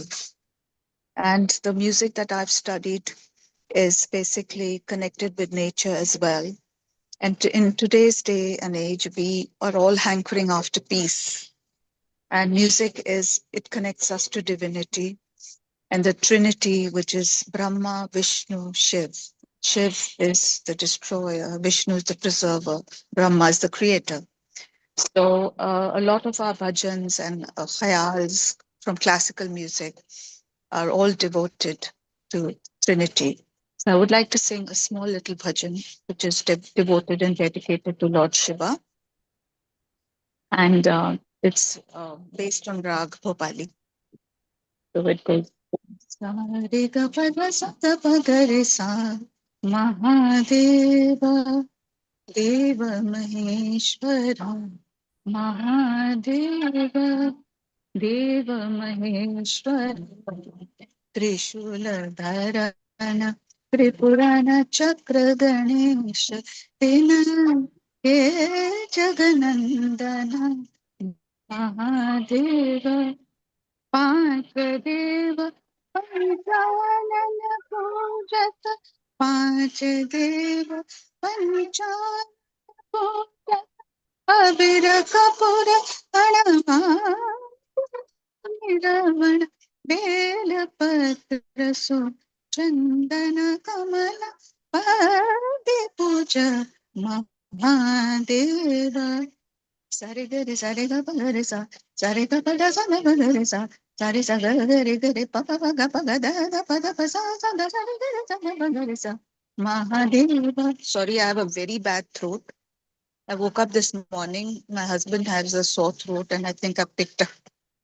So I'm sorry if I'm sounding ridiculous. Lovely, you are doing absolutely incredible, and what a devotional bhajan as well to really bring to light just the power of mantras and the mind resonance that these mantras actually have resonating throughout the body and mind. Yes, Wonderful. Riddhi, I'll tell you, I attended a conference in New Delhi. By the way, I'm in London right now, Riddhi, and guess where I'm sitting? You won't believe this. I'm sitting at the Taj where you and I met for the first time. You remember? You came and put your hand on my shoulder. Wonderful. And you said, Lovleen, remember when Dhruv invited us for dinner? Yes. And you came and put your hand on my shoulder and you said, what do you do? I said, I sing. And then you said, you have to join me. for, for saving the earth and global peace and whatever.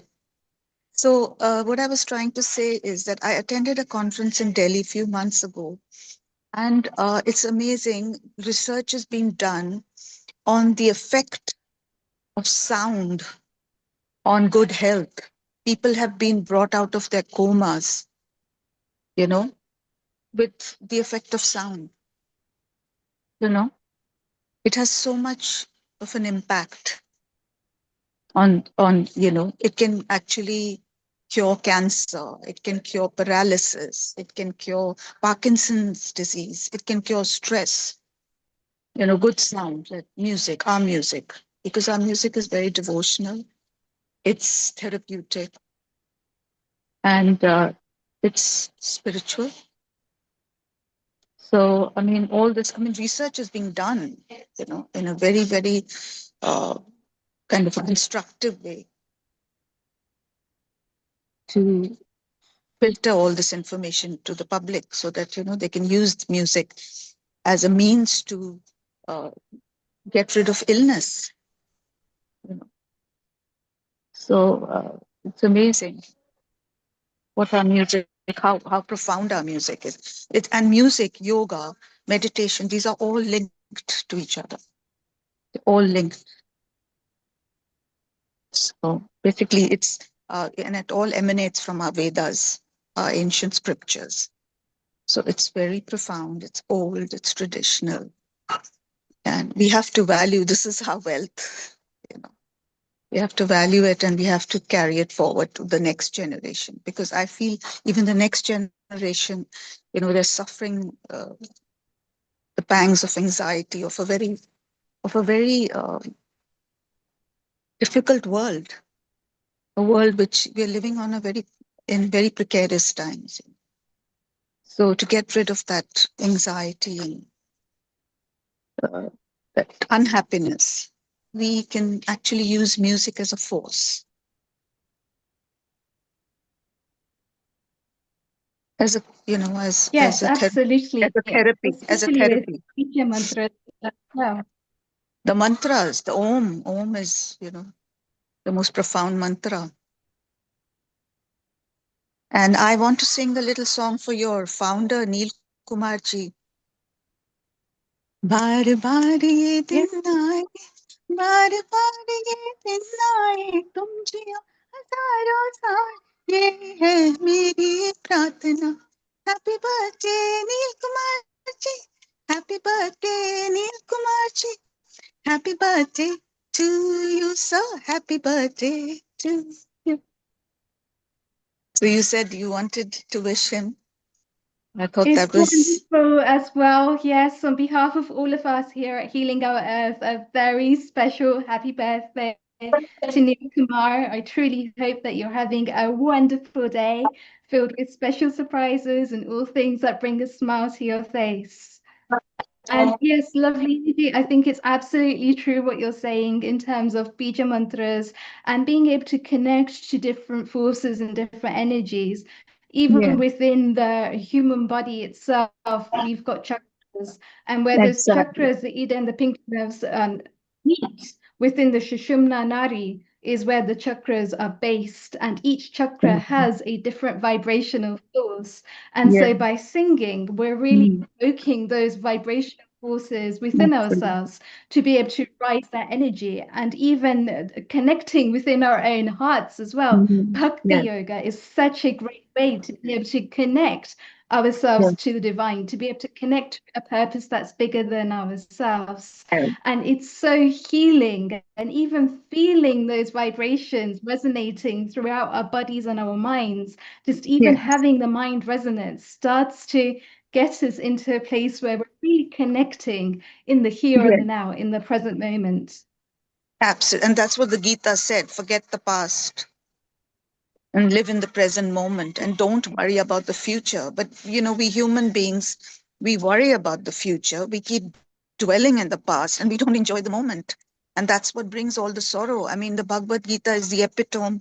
It epitomizes life and truth and reality. And if we followed the Bhagavad Gita, in a serious, profound way, we wouldn't have all this grief that we have in the world.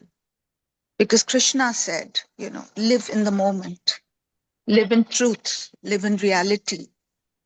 And love, Krishna symbolized love and truth and reality. So if we followed those, principles, we would be a happier lot. So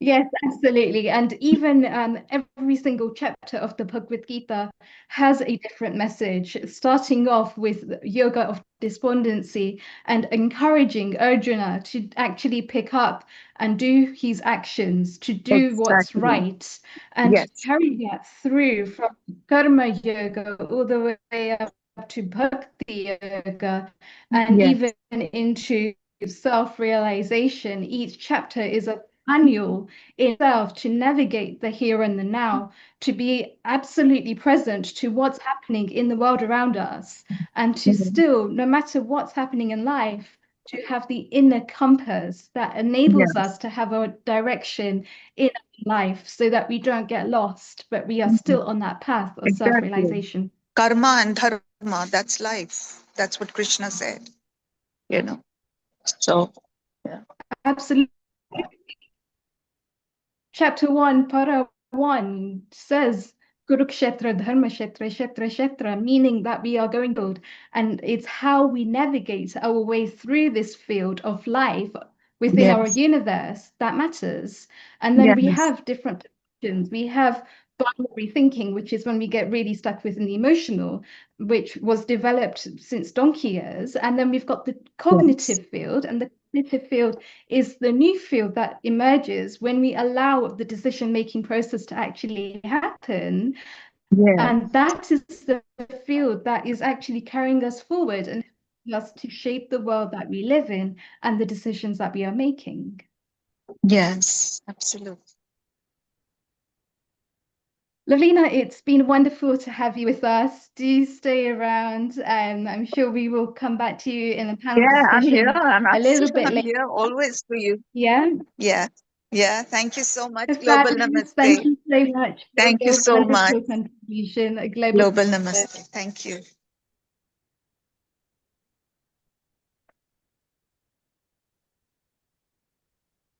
Om Guru Brahma Guru Vishnu Guru Devo Maheshwaraha Guru Sakshat Parabrahma Tasmai Shri Guruve Namaha Laye Sambodhaye Chitam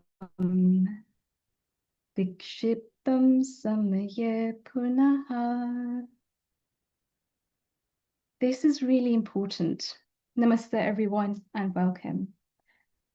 We've actually had some really fantastic revelations today, beginning with Rena, who's showed us just what it means to be in alignment with our breath, to know how to navigate this body, keeping the jaw nice and relaxed, keeping our tongue between the front of our teeth, and allowing space between our neck and our shoulders, keeping the shoulders back and down, and allowing the chest to be open, the chest to breathe. Because this mantra is so important. It tells us how to navigate the gunas that we live in. And the gunas that we live in are nothing more but an energetic field, an energetic sound vibration at any given time in our moment. So we're moving from tamaguna, which is a state of inertia, a state of sleepiness, a state of grogginess. Now, you may well have actually experienced this before in your own life. For example, when you're working away at your desk and you notice your shoulders coming forwards, you mentioned not being able to breathe properly. But actually, by opening the chest, we don't just breathe then into the chest, we're able to go deeper. And so by actually just placing our hands on the bottom of our ribs and taking in a deep, nice breath, like we're actually breathing into a balloon. And try this now with me as well. And just notice how you're able to breathe a lot deeper. And so by actually doing this, what you may well find as well is that the breath actually goes down and into the sides. You may well be able to feel it expanding even more. Now compare it to actually when you were sitting at your desk and perhaps not in the best of position, you didn't have the right alignment. If in that position you do Brahmari, which is the humming bee as it's known in pranayama, which is basically where you're closing off your senses. Yeah, so you've got your eyes shut and you're just humming away. For example, now, this is basically sound resonance in its deepest sense. But not only is it sound resonance, it tells us the difference between when somebody is in a really squashed up position, and that's when they're not going to be at the greatest, they're not going to feel at the greatest, compared to when they're actually opening up the chest, they've got the shoulders down, they're sitting up properly, their hips are back, and they've actually got space to expand that prana into their body. And then trying the same exercise, go ahead and try that for yourself and see what you find. Research has proven that actually you'll be able to do it for longer. You'll have a longer period, you'll have a longer duration for which you can do that exercise. And it's so important as a pranayama to start to understand how functional breathing actually works. And so functional breathing is nothing more but actually bringing awareness to your breath in a conscious way that enables you then to go a lot deeper within your own breathing. And not only that, scientifically is proven as well to actually be linked to your fear center, so your fight or flight center. And that's because we take in information through our senses. So there's centers within the brain that fire off every single time we're looking outside, we're looking into the external world, and it's there to try and make sense of the world. The problem with that is that a lot of the times it's where people don't feel safe. They look around the world around them and they're not present to the moment around them, but they actually feel as if they are involved. And that's what we were saying a little bit earlier, kshetra, kshetra. So they're actually confounding their experiences. But this is primitive language. This is what happens in primitive lands when people are stuck in their fight, flight, freeze responses. And so naturally, our body and our mind is responding to the world around us. That's when we get things like binary thinking. We get stuck in making quick instinctive decisions without considering the consequences. We're not actually able to make sense of that because our emotions will kick in very quickly. It's proven to be 0.08 seconds, and every emotion will last for 90 seconds at a time. And that's what research has actually shown, is that the emotive brain has developed a lot faster than the other mind. So now when we're actually looking at this, the way that pranayama helps, the way that functional breathing actually helps, and the reason why it's so important is because it enables us to create a bandwidth. So before, where we were going straight from A to B, we were looking at straight from an action to a decision, and the mind is doing that on a subconscious level. We don't actually have willful intention over it. Now what we're doing is we're breathing and we're giving ourselves some space. Now, not only are we actually creating space, but before, where the prefrontal cortex, which is the position right at the front of your forehead, it's responsible for trust, it's responsible for decision making, it's how you're processing the information before it can actually go to the cognitive. And the cognitive is there then where you're starting to think about your options, you're starting to think a lot wider about what's happening, why it's happening. You may well be looking at social cues around you. How are other people responding? Do they feel safe? Therefore, can I feel safe in this position? And so our mind is constantly making decisions. So now by anchoring back to our breath, and our breath is always with us 24/7, there's not anybody that I've seen that doesn't actually use their breath. And if they do, I'd love to meet them. But this is basically the thinking that we have. And so by doing things like activating breaths, deactivating breaths, we're able to navigate there between fear and safety. Pranayama, if we look at it a little bit deeper, it teaches things like Kapalabhati, which is really fast breathing. Again, it's there to be able to unlock the fear center, and that's usually at the root chakra, which is the base of the chakras. And to be able to create some more space there. A little caveat though, if people are actually experiencing the menstrual cycles, if people are experiencing difficulties with their digestive systems, and it's connected to their heart, just be a little bit mindful with this. I would actually recommend something like box breathing then, for example, which enables you to still create the space, and all you're really doing is starting to use the whole capacity of your lungs. Kapalabhati is really good because what it does is it gets rid of the stale air that's at the bottom of your lungs. So it's to do with the oxygen, the carbon dioxide, and the nitric oxide. By actually removing the stale air and carbon dioxide, you're getting more oxygen, and it's also filling up the nitric oxide, which is this part here in the face, and that's responsible for ensuring that you don't get the infections, that your body is able to fight the bacteria, that you've got a strong immune system. So it has many, many benefits to it as well. So that's really important. And then if we go up one from there, so we're at the sacral chakra. Well, the sacral chakra is really to do with Rajaguna. And when we step into Rajaguna, we're looking at having taking the mind from a place of agitation to a place of stable mind. And this is basically done with exercises such as Naishodhana, having a nice, calm, even breath, being able to coordinate the Ida and the Pingala nerves, which is the left and the right centers of the brain, to be able to work in coherence with each other. And so when we do this, it's creating a nice, stable practice, enables us to actually breathe and to be able to get some more prana into the system properly. From there, we move up to the solar plexus. The solar plexus is the position right behind the belly button. It's also Rajaguna, but it's in a much more stable environment there. And again, it's going to be things like doing your Ujjayi breathing, even saying ah, so taking a deep breath and saying ah, enables you to start to unlock some of that energy and to feel into your personal power. And then when you go up to your heart chakra is all about feeling the light, feeling positivity, really tapping into those emotions.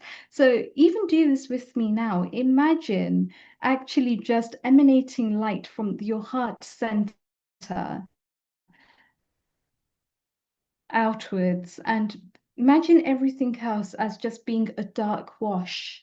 Everything else is a blackout, and you're just focusing in on your heart chakra, and you're creating this stable environment around you where everything that you touch now is purifying the earth around you.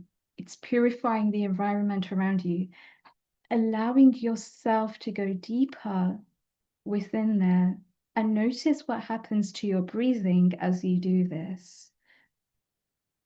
Does your breathing become more stable? Do you feel calmer? This is all activating your parasympathetic system, so your vagal tone system. It's enabling you to come back to yourself, to come back to your true essence of who you truly are, but also in a way that enables you to feel into your strengths, to feel into your Shakti. Yoga has something called Shiva and Shakti.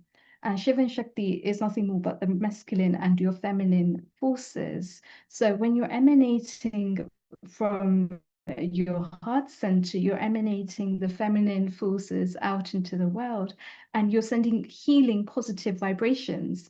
And there's been research that's been done on this during the COVID period where people were in isolation, they were in a place of lockdown and loneliness. And when they were actually focusing in on their heart center and putting a mantra out, most common one was Om Namah Shivaya or Om Bhagavate Vasudevaya Namaha, perhaps, depending on your belief systems.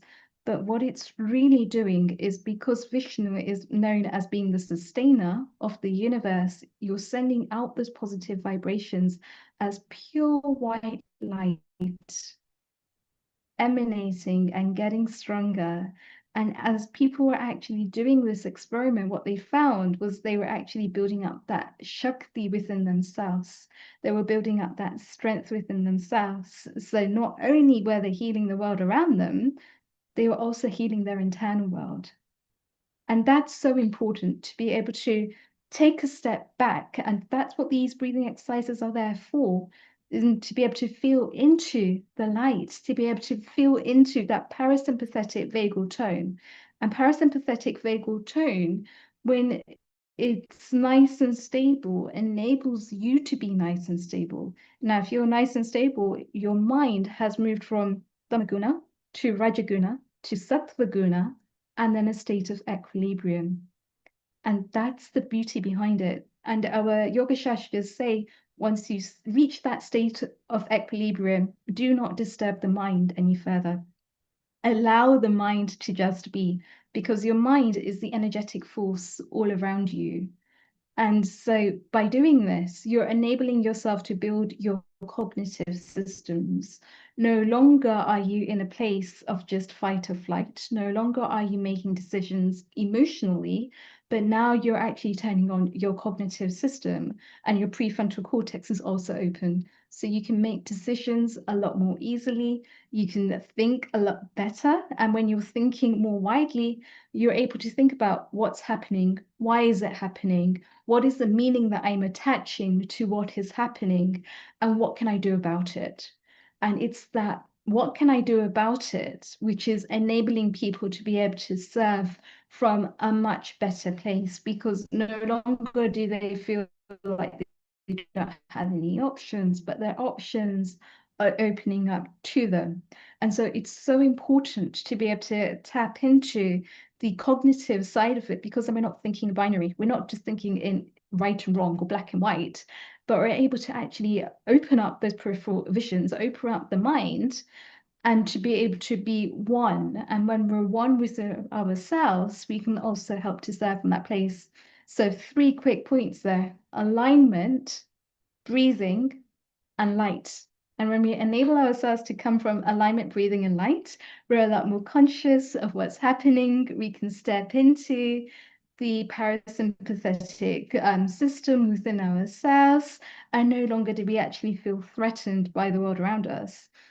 And that doesn't mean to say that we're never going to feel fear again. That doesn't mean to say that we're never going to have those self-doubts again. But it means that when those feelings do kick in, we're giving ourselves a chance to breathe. We're giving ourselves a chance to really step in to who we want to be, and to enable that light to shine bright. And when your light shines bright, you're also giving permission for other people to shine their light brightly. And I think we're coming up to time, so I do want to pass it on to Alexandra to continue this wonderful session with her guests. So a global namaste to you, Alexandra. And Alexandra has actually done fantastic work with us at Healing Our Earth, and she does wellness ventures as well out in Croatia.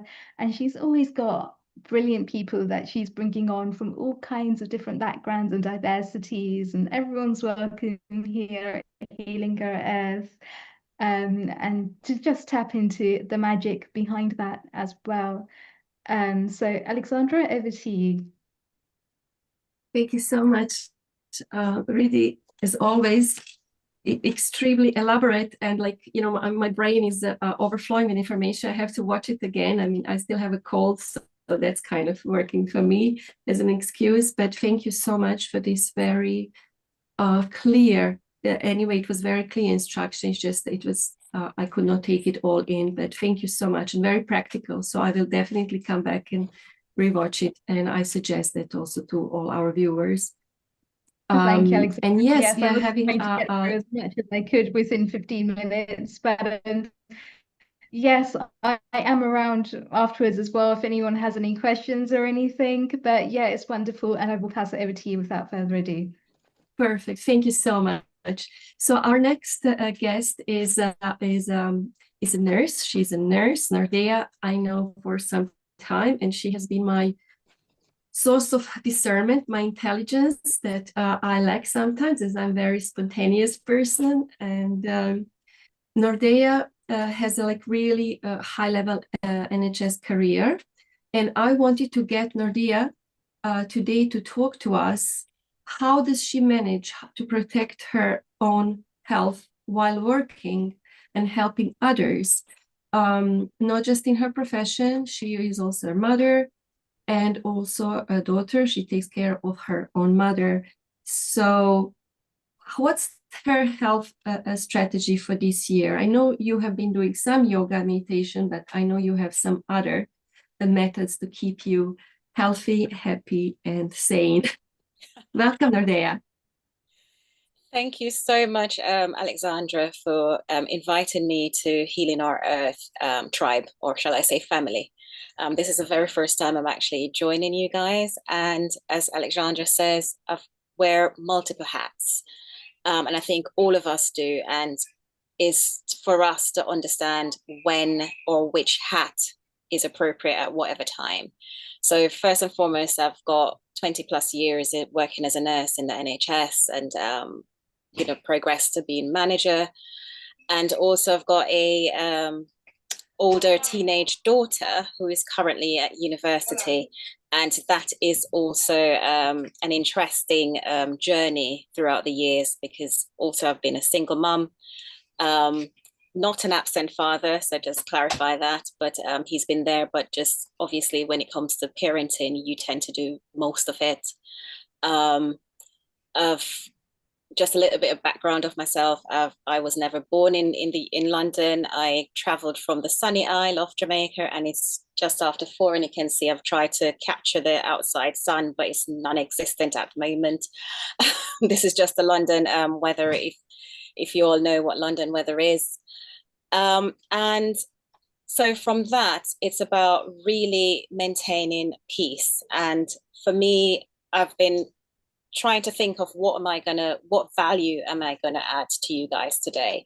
Because for me, everything is about, the older I've gotten is more of what value am I gonna add? And I always want to add value. So if I'm gonna have a conversation, I'm always thinking, what am I gonna leave you with? I'm also a qualified coach. So I have transitioning from, I'm looking at retirement. I don't look it, but please bear with me. And is to just do a little bit more of, giving back. And my way of giving back is around how can I actually help others becoming a better version of themselves.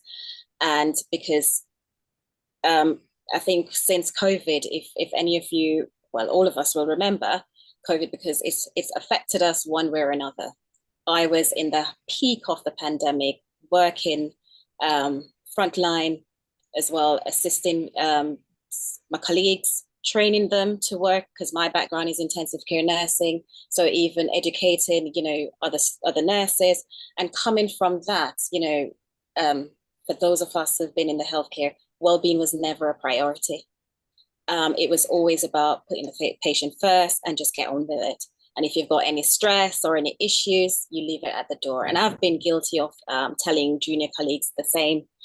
But COVID really, really opened our eyes a lot in terms of self-care, well-being, how you go about it. Some of us, when it comes to yoga, some of us, especially when it comes to culture or religion, we've never really looked at yoga from that perspective. We always thinking it's something, woo-hoo-hoo or whatever, however you probably see it. But for me, it was like, don't do yoga because yoga is this, etc. But when it comes to really being present, I've actually learned to say that yoga is more about being in tune with yourself. And we're always talking about self-awareness. It's how do you become aware of yourself and others?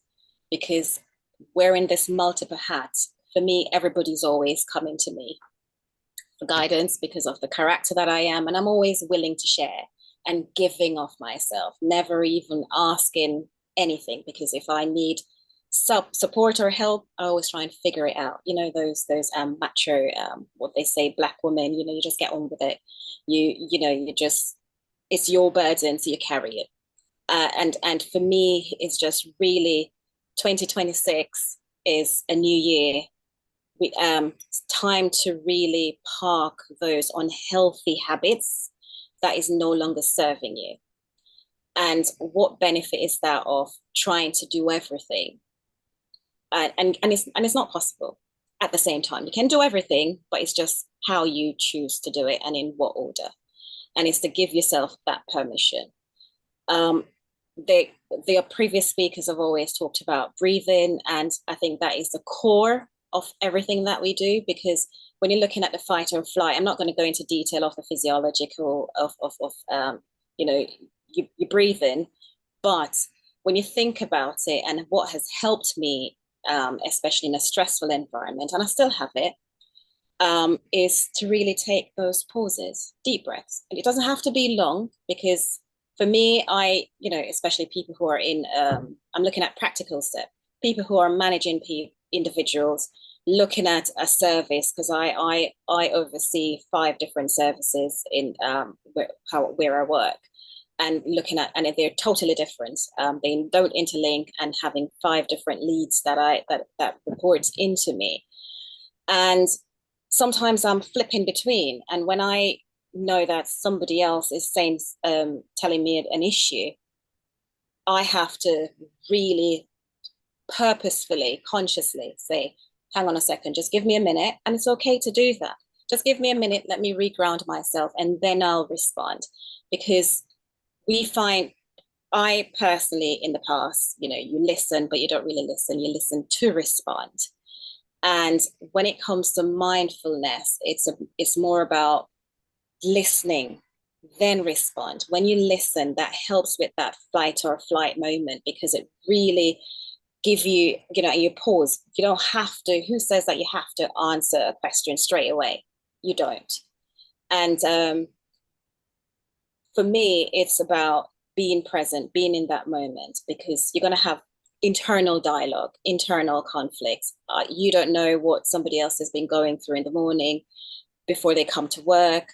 You just don't know. And people are different. And for those of you who manage people, you know that there are multiple different characters that come to play. But what they're looking to me is, how do I really show up? How do I de-escalate things? And how do I really leave a positive mark and to get the job done? Because I've got my own objectives. The trust has their own objective. How do we really come into alignment? And it's self-awareness, being conscious of self, being conscious of others, and choosing how you want to show up. And this is what I've always said, even with my daughter, is a choice. Make that conscious choice. How do you want to show up? How do you want others to perceive you? Because perception it's very, very important, because you just want to say one thing out of place and people perceive you in a negative light. So it's about making that conscious choice. One of the quick things that I do, just a quick, for those of you who are busy and don't have the time, especially in the workplace, I usually just, if I'm going to go for a meeting or somebody call me and I know it's going to have a bit high level and there's going to be energy, I always pause and say, just give me a minute, and I'll go to the toilet and I'll just stand there, breathe, stretch, and just release whatever tension. Because what I don't want is to go into this high energy intensified area with my back up, because I'm thinking that I'm anticipating some conflict. So then that person who's going to be speaking to me, or whatever meeting it is, they also will have that high level intensity energy, and we're not going to get anywhere. So I need to also come from a area of peace, calm, and be available to really listen. And this is one of my recommendation for those who deal with others, is really come from a place of calmness. You don't need to shout. You don't need to, raise your voice, but just come from a moment of peace. But you have to get that peace first, and I think we've had multiple conversations, Alexandra, that you cannot pour from an empty cup. How do you really fill yourself? What time of the day is the right time for you? And you have to schedule those in. I remember years ago when my daughter, and I said to somebody, and I said to myself, hang on a second, we as parents have bedtime for children, something simple like that.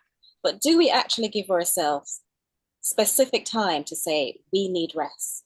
We need to carve that time.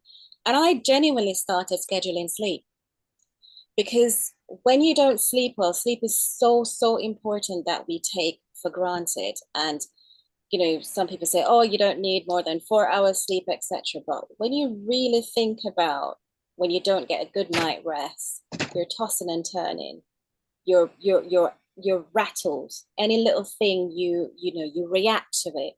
So you become very reacting instead of proactive or responding. And when you really trace back, it's around, did I have enough sleep? Did I have enough hydration throughout the day? And did I even take a break? And, even visiting the toilet. Nurses have a habit, or people in the healthcare don't usually visit to really release yourself. And that is all part of self-care, is about how do I really come from a place of calmness and a place of peace. I also use, before I start, I've got a routine when I try to go to the gym in the morning most times. But as everything else, sometimes you just have other things that gets caught up in it. But one thing that I always make sure that I do, and I'm really grateful now that I'm able to drive to work, but even before, when I was working in central London, I always used to take that time, that journey time, to just really, really recenter myself, get me prepped for the day, because that is my peace. Now I don't park on site, but I park like 10 minutes away from work. And I think I think it was Rena or somebody was saying earlier on about mindful walking. And that is what I do in the mornings, really mindful walking. That sets me up for the day, and it just really recenter myself. So these have been some of my daily mindful way of doing it, coming from a multiple angle, from a parent to a daughter and a professional. And thank you so much. Sorry? Yeah. Thank you so much. That was very helpful. I mean, prescribing yourself moments of stillness, yeah, or rest, regular sleep, bedtime, this walking from the car to work. This is like, these practical things are very, very important. It's like almost like survival guide that is like common sense, but we just forget it. And they're crucial moments, crucial functions of our body. And we also, as you say, then we model that in our family, in our professional milieu, and it's just ripples, like these well-being ripples throughout the world, that we just start doing just by protecting our own energy, as a medical necessity, actually, not a luxury. No, it's definitely not a luxury. And then a lot of times, for me, let me just add this as well. A lot of times people say, stress, I'm so stressed. And that word is used more common now. And my take on that is there should be no need for stress. It sounds really, bear with me a moment. I always say, why try and stress yourself or worry about the things? You shouldn't need to worry about anything. And the reason why I say this is because if you can make a change to improve that thing that you're worrying about, then no need to stress. And on the flip side, if you're stressing about something that is totally outside of your control, then what can you do? So why worry? So that has always been one of my motto, is no need to worry and stress, because when you think about stress, stress has a physiological impact on your body over your health. I've seen where people worry about a lot of things, and even for myself, as over the years, and that's why I've taken this stance. Is when you have issues, and sometimes there's some really, really challenging and complex issues that people go through, and I'm not dumbing it down at all. But I've seen where even stress, and when they say that stress is a killer, it is.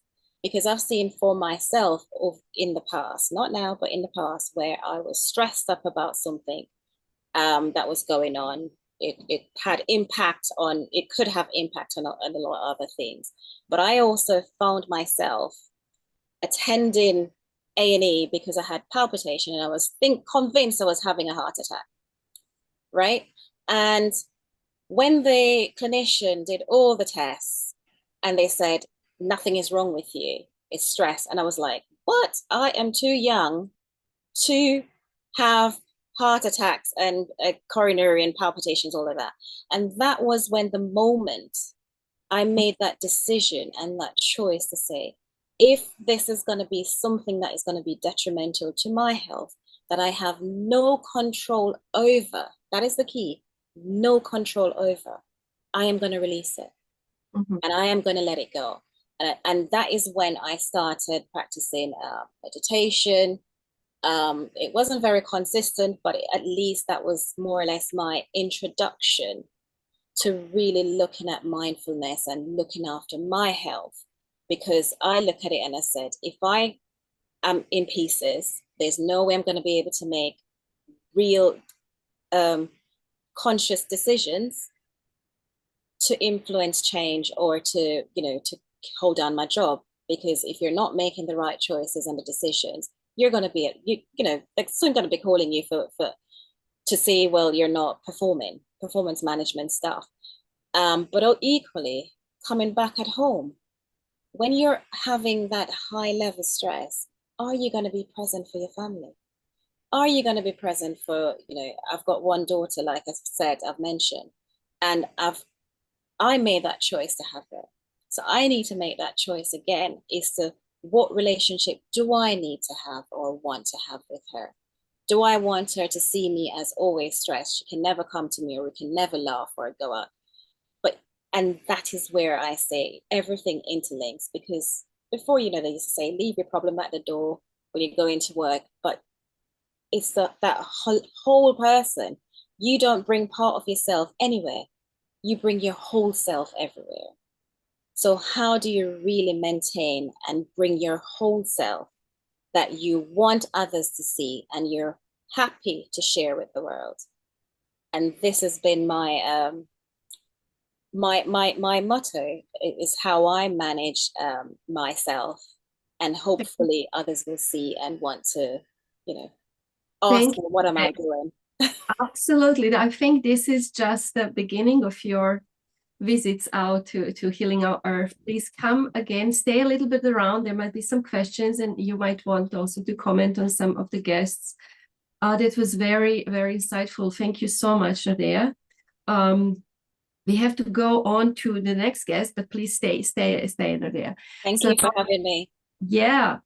Next guest, Leah, is, she's already here. She is in Croatia at the moment. She travels a lot as well as many of our guests.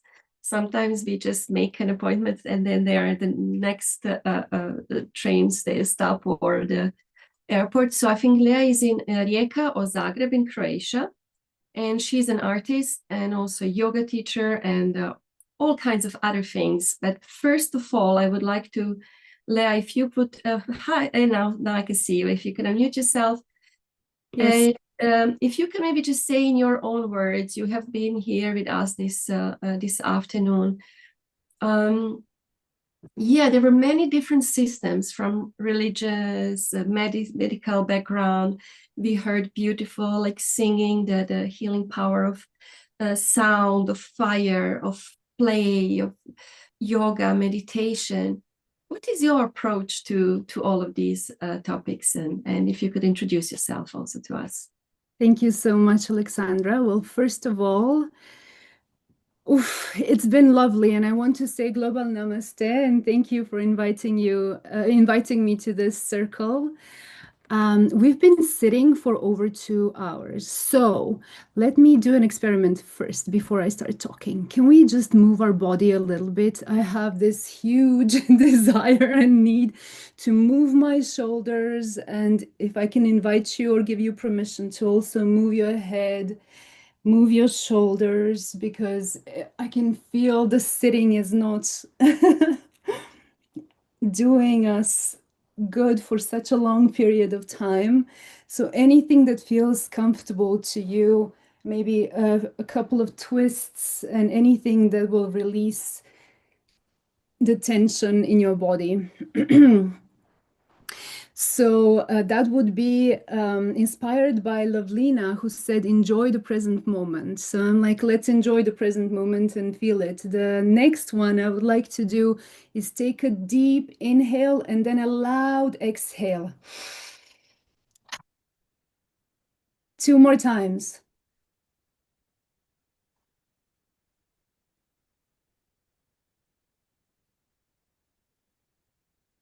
Great, now I can start. And I'm going to also do one more experiment, if you will indulge me. Before I go into the story about me,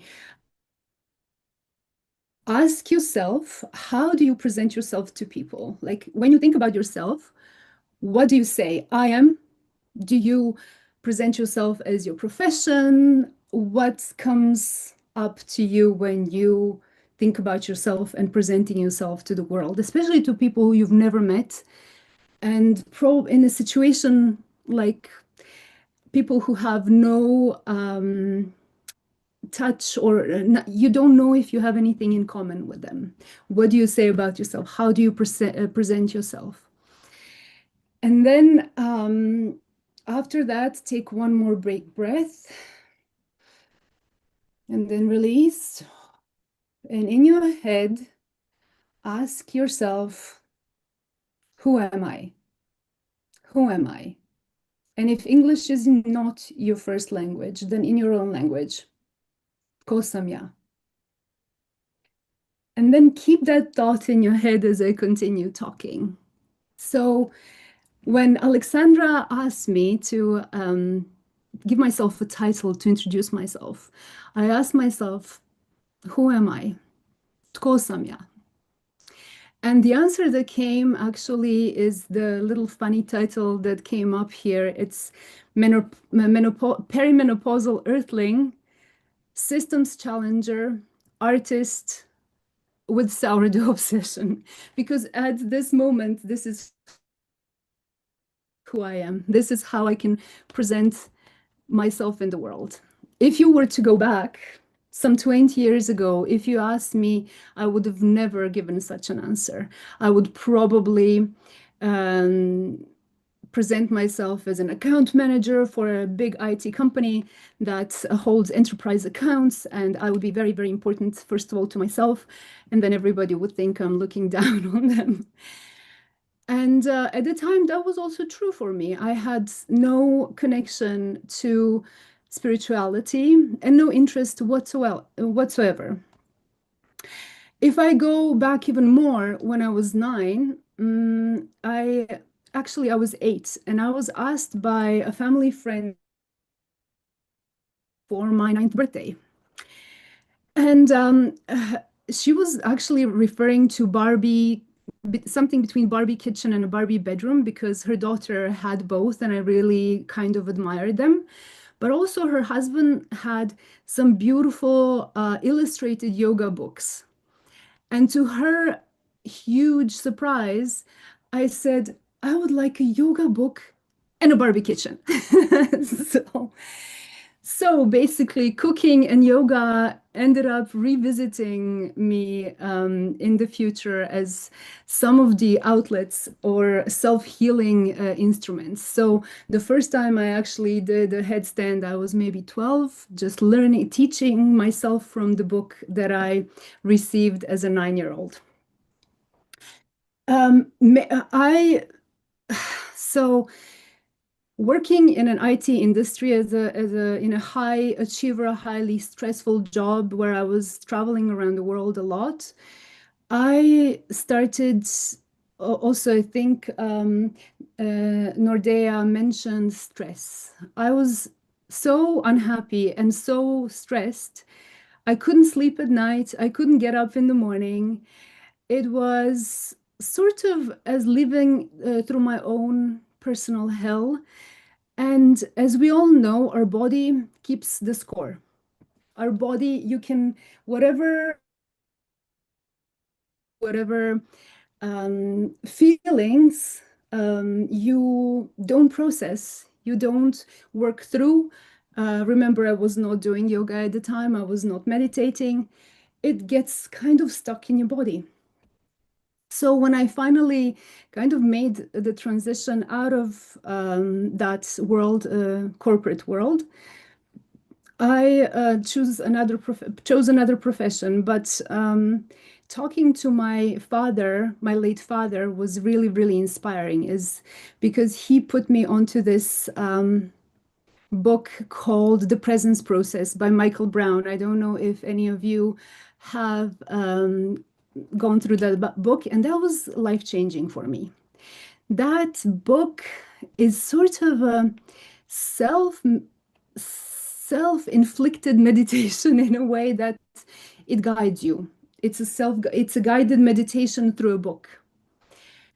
And through that, I've been really interested. At the time I moved to Canada, and there was a temple nearby, and I decided to just go through to their meditation class, because I realized that, you know, people are also putting so much attention to their bodies. They go to the gym, they go run, work out, but nobody really takes care of their mind enough. And my mind felt crazy. My mind felt racing. No matter how much I calm my body down, my mind was a loose cannon in a sense that, I mean, we all do this to ourselves. We sort of create our own troubles in our own head before they even happen sometimes. And Nordea was also mentioning how, you know, you're stressing because you're obsessing over things that haven't happened or are never even going to happen, but you worry too much.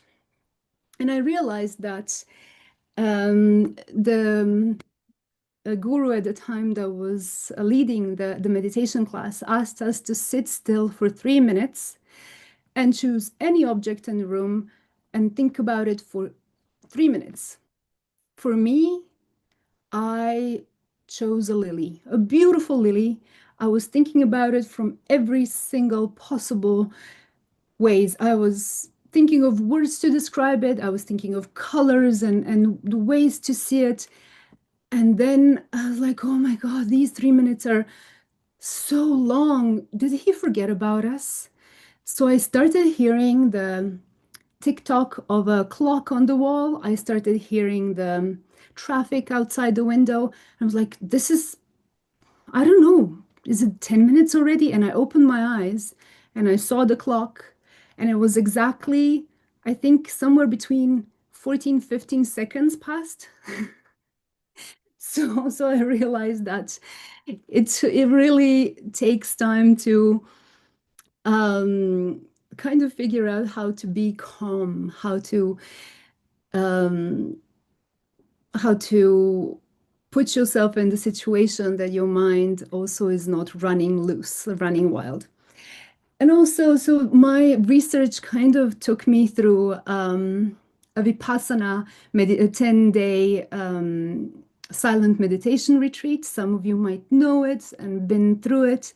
I've been through it 3 times, even though after the first, I never thought I would have gone back. But I went back to serve. And also that's brought me to a yoga teacher training later on in 2015. Even though before I was kind of obsessed with doing yoga for 4 years, I was at yoga studios nonstop, if I could, sometimes 2 or 3 times a day. So, but being and also one more, I think, I'm not sure if Rena must have mentioned that. The people who are highly strung, and I am one of those people, usually choose something that is like opposite of what is good for them. For me, yin yoga at the time was torture. I was so frustrated by yin yoga. I really didn't like it. And this is exactly what I needed. And I learned that at my yoga teacher's training, where we did yin yoga portion of the training, and I was already frustrated that we had to do it. But, you know, what we said about body storing emotions, we did the frog, and I started crying. I started crying out of nowhere. I felt like I was mad. All of the sadness, the tears came out, and then I started laughing like a mad person.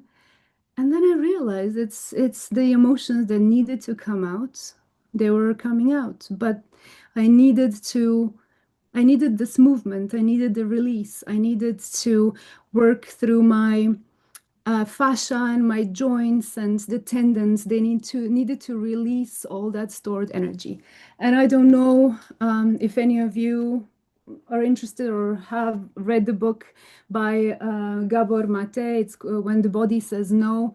He also writes about the trauma being stored in body, and actually how the sickness develops if you're not taking care of yourself, if you're not listening to yourself, and if you're not putting yourself in the schedule. So what I would say, my whole life sort of is like a healing journey. I went through like a high powered position where I was headhunted to lead IT companies as a regional manager, to almost living like a student or living like a sage, and starting afresh with new eyes. Like somebody said, yoga always should be, or whenever you practice, you should always think as a novice. So my whole life, I've been in these circles of starting something new, but I mean, what I've noticed that the healing, for me at least, happens through movement, meditation, and creation. So that's where we come to the artist with sourdough obsession. So if movement and meditation you take care of through, let's say, yoga or any other way. I go swimming. Yesterday, it was 12 degrees centigrade. The sea was above 10. I went for a nice cold swim that kind of restarted my body and gave me energy. That's also the way I try healing myself, because as a perimenopausal earthling, I started having some crazy ghost pains. I didn't know where they came from. Also, like Nordea said, I went to the hospital, tried to see what's going on, and it seems like my high cortisol and stress have been working with my body, in the sense that I had such terrible pains I couldn't even turn in my bed at night from pain. So the cold water really, really helped me in the last year and a half. But creation. So for some people, it's singing. For some people, it's writing poems. For some people, it's doing hobbies. For some people, it's art or cooking. Why I say sourdough obsession is because that's the latest thing. I'm also trying to heal my gut. And it seems that making sourdough is really, really has been beneficial for my digestive system. We all know that lately, you know, the planet is crazy. Everything that is happening around us is very, very stress-inducing. All of the people here are very emotional and very well-meaning people who take that to heart a lot, and feeling helpless sometimes is even more frustrating. So rather than, taking on more effects to our body, sometimes like cooking or making art is something that we all need. I don't know. So maybe I didn't mention, but when it comes to art, I'm just finishing my master's in sculpture. And that's also a big part of my healing journey. So Maybe, yeah, take maybe away you with can questions. Yeah, thank you so much. So I think you will be our guest for the vegan cuisine. Then we have like also like there is some music episode. I think there is an art episode also sometimes in March or something. So just like for Nordea, no, and for you also your first time here, but definitely I really hope not the last time. And I see there is a hand raised. Lata has a question for you, if that's okay. Lata, Sure. go ahead. Take it away, Lata. Hi, Lata. Who are you? Hi, hi. I'm from London and another earthling being. Global Namaste. Global Namaste. You're beautiful, and so is Alexandra from Inside Out. So, what I would like to ask you is you said the healing process for the last, from the cold baths for the last year and a half. How has it helped you? You said it helps. I'm just fascinated because Okay, so I can just I'm going to describe the last week where twice I went first to a cold sea. So I swam for between 15 to 20 minutes in the cold sea first. And when I say cold, it's not really cold. It's like 10 degrees centigrade. So for some people, it's impossibly cold. But, if you know that there is like a world cold swimming association, and they say that cold water is, I think, I'm not sure if they say under 4 degrees or under 8 degrees centigrade. So by their standards, it would not be considered cold water. But for me, it is. And actually, for women, I think it's not good to go too cold. And also, you should also be aware if you have a cycle, as a woman who has a menstrual cycle, you should not probably do it before the end of your cycle, but at the beginning, for the first 3 weeks of your cycle, it's fine. Last week, maybe you shouldn't because of the cortisol raising high. But so last week I went first swimming in the cold water, and right after that I went into the hot pool and then swim in the pool. Why? Because it's my last part of my cycle, so I need the hot to offset the cold because I don't want the cortisol raising too high. And after I did the hot part, I feel like I'm flying, but I feel exhausted. And yesterday I didn't have the time for the pool, and I just went into the cold water, but it was nice and sunny and beautiful and lovely. And I stayed in the water for 20 minutes, and I dressed myself really warm, and I had so much energy. Lata, if you have a chance to try it, you will feel the the electricity on your skin. You will feel your whole body, the circulation flowing through your body. You will really feel reinvigorated.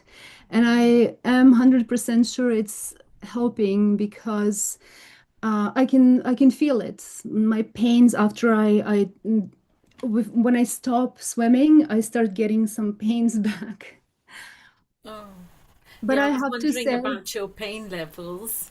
But yeah, you're saying it brings your body alive and tingling sensations, and you feel rejuvenated.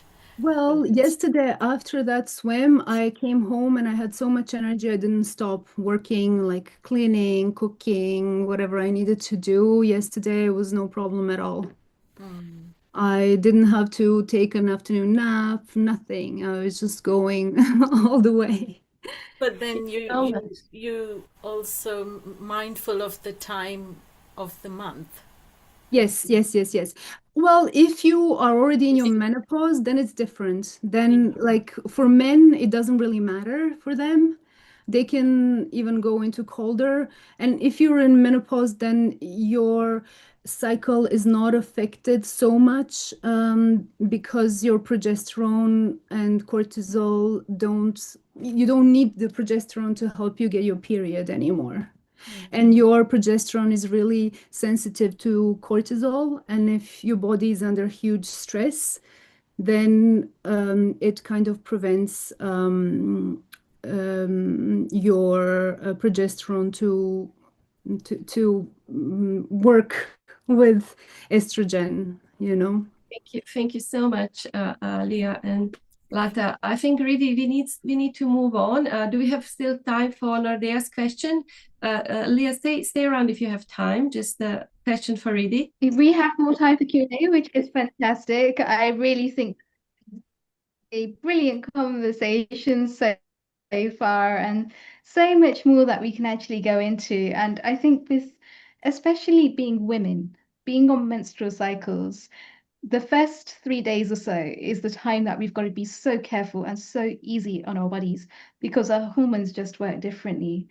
That's the time when I recommend to my clients they need things like ujjayi breathing, which really resets that whole vagal tone. It's just a constriction in the back of the throat, but it's something that enables us to just be present, and it's such a calming technique.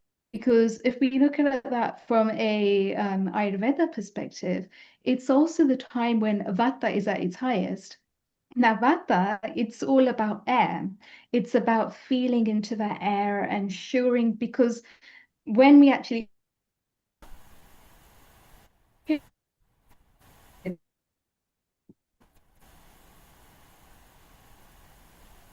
is higher. So therefore, we need a calming practice, something that's going to get the fire going within us, some excess air.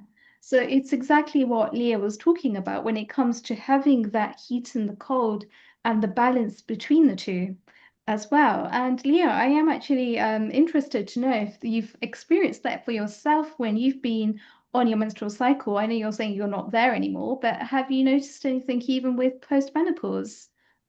I am in perimenopause, so I'm not in menopause yet. Sorry. So I Perimenopause. do for the maybe a couple of days before my period, and then when my period starts, I will not go in the cold water. But Right. then the rest of the after all the way after my ovulation phase, a little bit, even a few days after my ovulation, I will still go for cold swimming. But I think it's important to know also that for me, that's kind of cold water swimming. It's not so much cortisol inducing anymore because I'm used to it. Some people, like, you get used to it with time. Yeah. Whereas at the beginning, if you just start, it will be a huge attack to your body. Now I kind of crave it. I was craving it the other day, and the weather was terrible. There was no sun. It was really gray. It was maybe 6 degrees centigrade air, but I really just craved swimming. And when I swim, I wear a cap and I wear goggles, and I go for like, I dive. I dive because you go in the underwater and you see the fish and everything's blue, and you just get a different. You're almost like going into a different world for a little while, almost like meditation. Very short meditation. You're like Thank our you. time. Thank you so much. Thank you, Leah. Thank you. Global Namaste, Keith. It's lovely to have you. After a long time with Tai Chi and Qigong and yoga and meditation. And kindly unmute yourself. Please unmute yourself.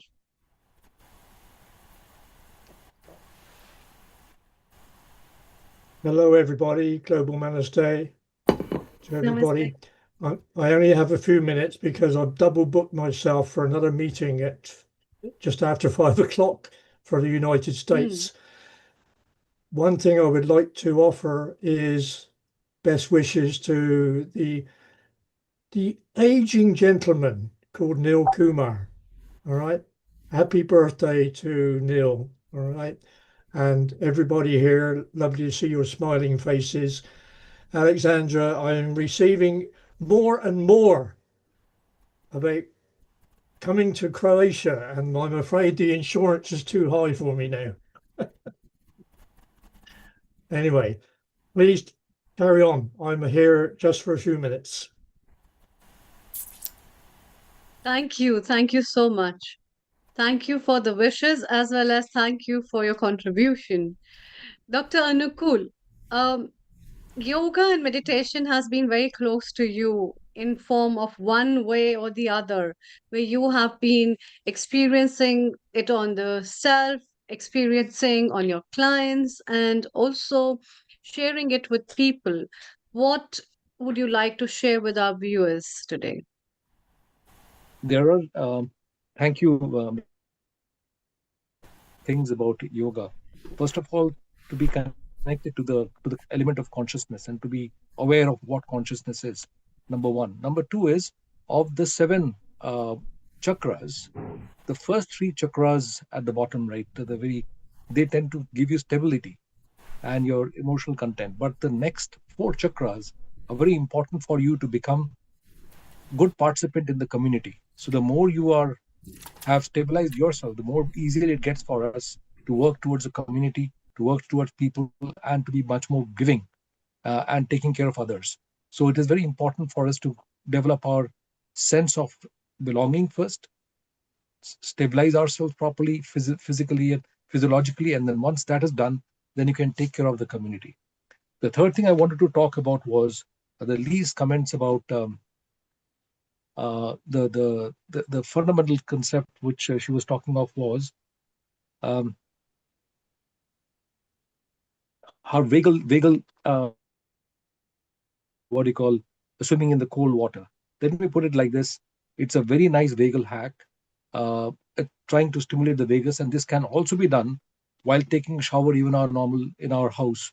We can have normal water to start with, but later on you can change to cold water for even a short period, and that stimulates the vagus nerve again, and that tends to work on your parasympathetics and completely all the way from the brain down to the reproductive organs. And I think that's at least just a little bit that I will just talk about the how to stimulate the vagus while taking shower. Yeah, that's also a very good idea. In fact, beyond that, I would say if somebody wants to shower in hot water and suddenly cold water pours up, automatically vagal nerve stimulation happens. Or while playing, the children sometimes throw water or something like that. I think there are a lot of ways in which the vagus nerve gets stimulated, and people also don't know from time, like in these phenomena, what happens to them. But a little awareness about these things and how it stimulates your root chakra and specifically your the sacral chakras. uh, it has a very clear indication, a little idea, and insight on these things can give you a very nice idea to know about all these things. A very small example would be facing a fearful situation and seeing what is happening around your lower abdomen. If you feel, you can really feel the fear around that area, and you can really understand how the stimulus of these nerve plexus in connection with these chakras play a very tremendous role in small feelings that we have, or pounding up of our heart, or the butterflies in our stomach. So there are a lot of small things that you see and insight, which has a very close correlation with your hormones, your emotional states, as well as the chakras around you, which clearly depicts a very good sense of science behind what our spiritual texts have been saying, and how we can use them in our day-to-day life for practicing. When my clients I suggest to my clients a lot of stuff in terms of what asanas are good, what gems are good, what can be utilized for them as an astronomical point of view, from the physical point of view, which doshas get affected by the chakras, which asanas are good, and how they can align their lifestyle. I think these kind of combinations in subtle way gives a very beautiful aspect. We also have with us Dr. Anjali. Let's ask from her what are her tips for yoga and meditation. She is from the field of physiotherapy. She's a physiotherapy expert, as a wellness expert, and lot more. Global namaste and a very warm welcome to you, Dr. Anjali. Global Namaste, Dr. Amrita. Global Namaste, everybody. And happy birthday, Dr. Neil Kumarji. I hope he's having a lovely time wherever he is celebrating his wonderful day and evening. Yoga is a beautiful science, Dr. Amrita, and I feel as Dr. Anukul and both of you have mentioned about the vagus nerve stimulation, just the cold water plunge. People are just doing this 30-second cold ice bath or just smearing their face in cold ice water. It just kind of shakes away all the stress away. And the vagus nerve is something which is the longest nerve, which is getting all stimulated after that activity. So the stress response of our bodies get better, and we are able to tolerate more painful situation, more fearful situations. And yogic breathing, as I've been hearing from the beginning of the talk of wonderful speakers here, so much of breathing we learned from Rena, and we learned about how to do the abdominal breathing, the belly breathing, the diaphragmatic breathing, so much things, the way we control our breath, and the time of breathing cycles, like how much time do we breathe? It's so important. As Riddhi was mentioning, if we can get power over of how much breaths we are taking per second, per minute, I think we can control our emotions well, our thought process in a very, very diligent manner. So yoga is a way of life, and that's what I think all kind of natural sciences or behavioral science. Everybody's talking about yoga now. Yoga has become part of our living, day-to-day living. It's just like how we breathe, how we sleep, or how we think now. I think over to you, Dr. Amrita. Thank you. Thank you. Dr. Anjali, before we move to our other guests, I'd like to also ask you, how do you combine physiotherapy and yoga? Physiotherapy and yoga has got a tremendous effect, and at our center as well, in my hospital, we practice physiotherapy, yoga in alignment with asanas, in terms of Ayurvedic treatments and holistic healing treatments. And I really understand that there is a very good connection that we can make. So, how can people benefit from amalgamating the two sciences together? Can you throw some insight for our viewers? Over to you. Thank you. Thank you, Dr. Amrita. So we use it a lot in our prenatal clients, moms who are pregnant, because they undergo a lot of stressful situations because they have to manage pregnancy-related bodily changes, back pains, sitting and working if they're IT people. They also have a lot of fear of unknown, right? Something unknown, something, a new chapter added to their life. Yoga helps them to calm down, helps them to center their breathing, which is so essential for the growing fetus. And also, physiotherapy exercises along with the prenatal yogic breathing, it has done tremendous benefit for them to have a natural birth. I've seen a lot of these moms, if they start doing their exercises way too early with breathing consciousness, they definitely have a very smoother delivery without any pelvic floor injuries, and they're able to cope up with the challenges of childbirth very easily. Then we have a lot of IT folks who are working all day long, working for 8 to 12 hours, seated on a chair. Yoga has helped them to get back into their, like flexibility, mobility, whereas physiotherapy comes in the, the face of prevention of the pain and also curing the pain. Yoga is helping them be more mobile, more active throughout their life.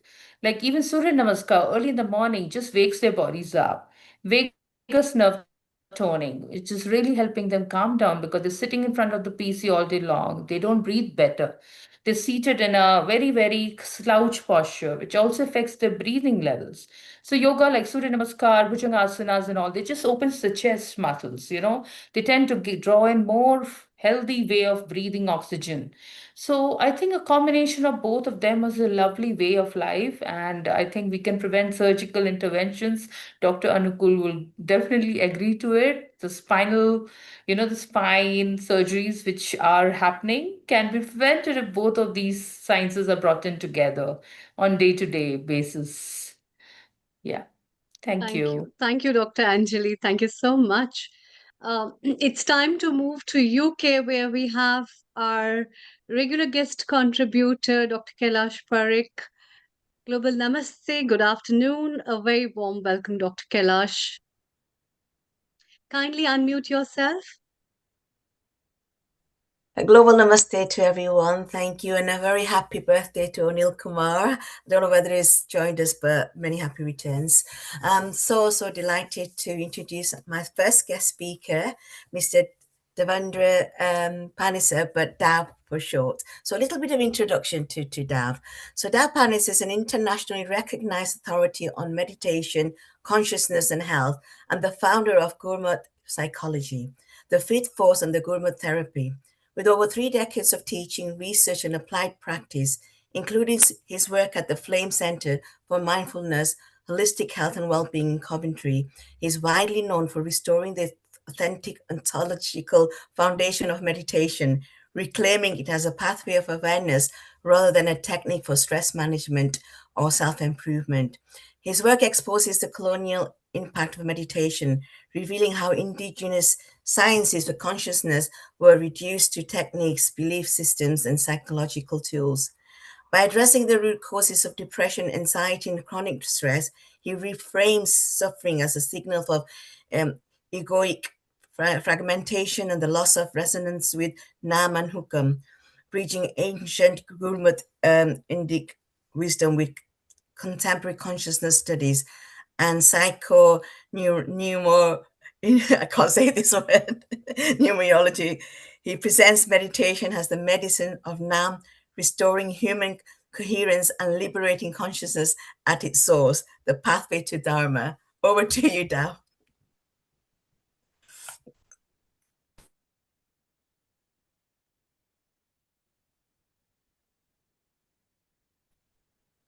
Hi, can you hear me? Okay, I guess you can hear me. All right, thank you very much. Thank you very much for this introduction. It's maybe a little bit too wordy. I'll try to refine it. So my name is Dav, and I want to speak about how, in my experience, and my experience is based on experience itself rather than learning and knowledge and all that kind of stuff. My background being in sciences and all of that, biomedical, so I'm able to integrate the two together. What I've discovered is, over the last 30 years or so of this work, is how meditation, and now yoga in particular, and meditation over the last 15 years or so, how it has been colonized.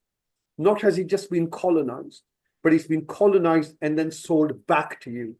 And it's sold back to you without the juice. And how can I make this clear to you? So what the colonization, when we think about colonization, we normally think it's someone that comes and takes your land. But what has happened is the colonization has happened in the colonization of consciousness. And that's the crux of it. What Sanatan Dharma stands on, what Gurmat stands on, what Buddhist stands on, all the indigenous worldviews are based on the science of consciousness. And you may disguise it and you may present it in different ways, depending on your cultural kind of background, but the reality is it's about consciousness.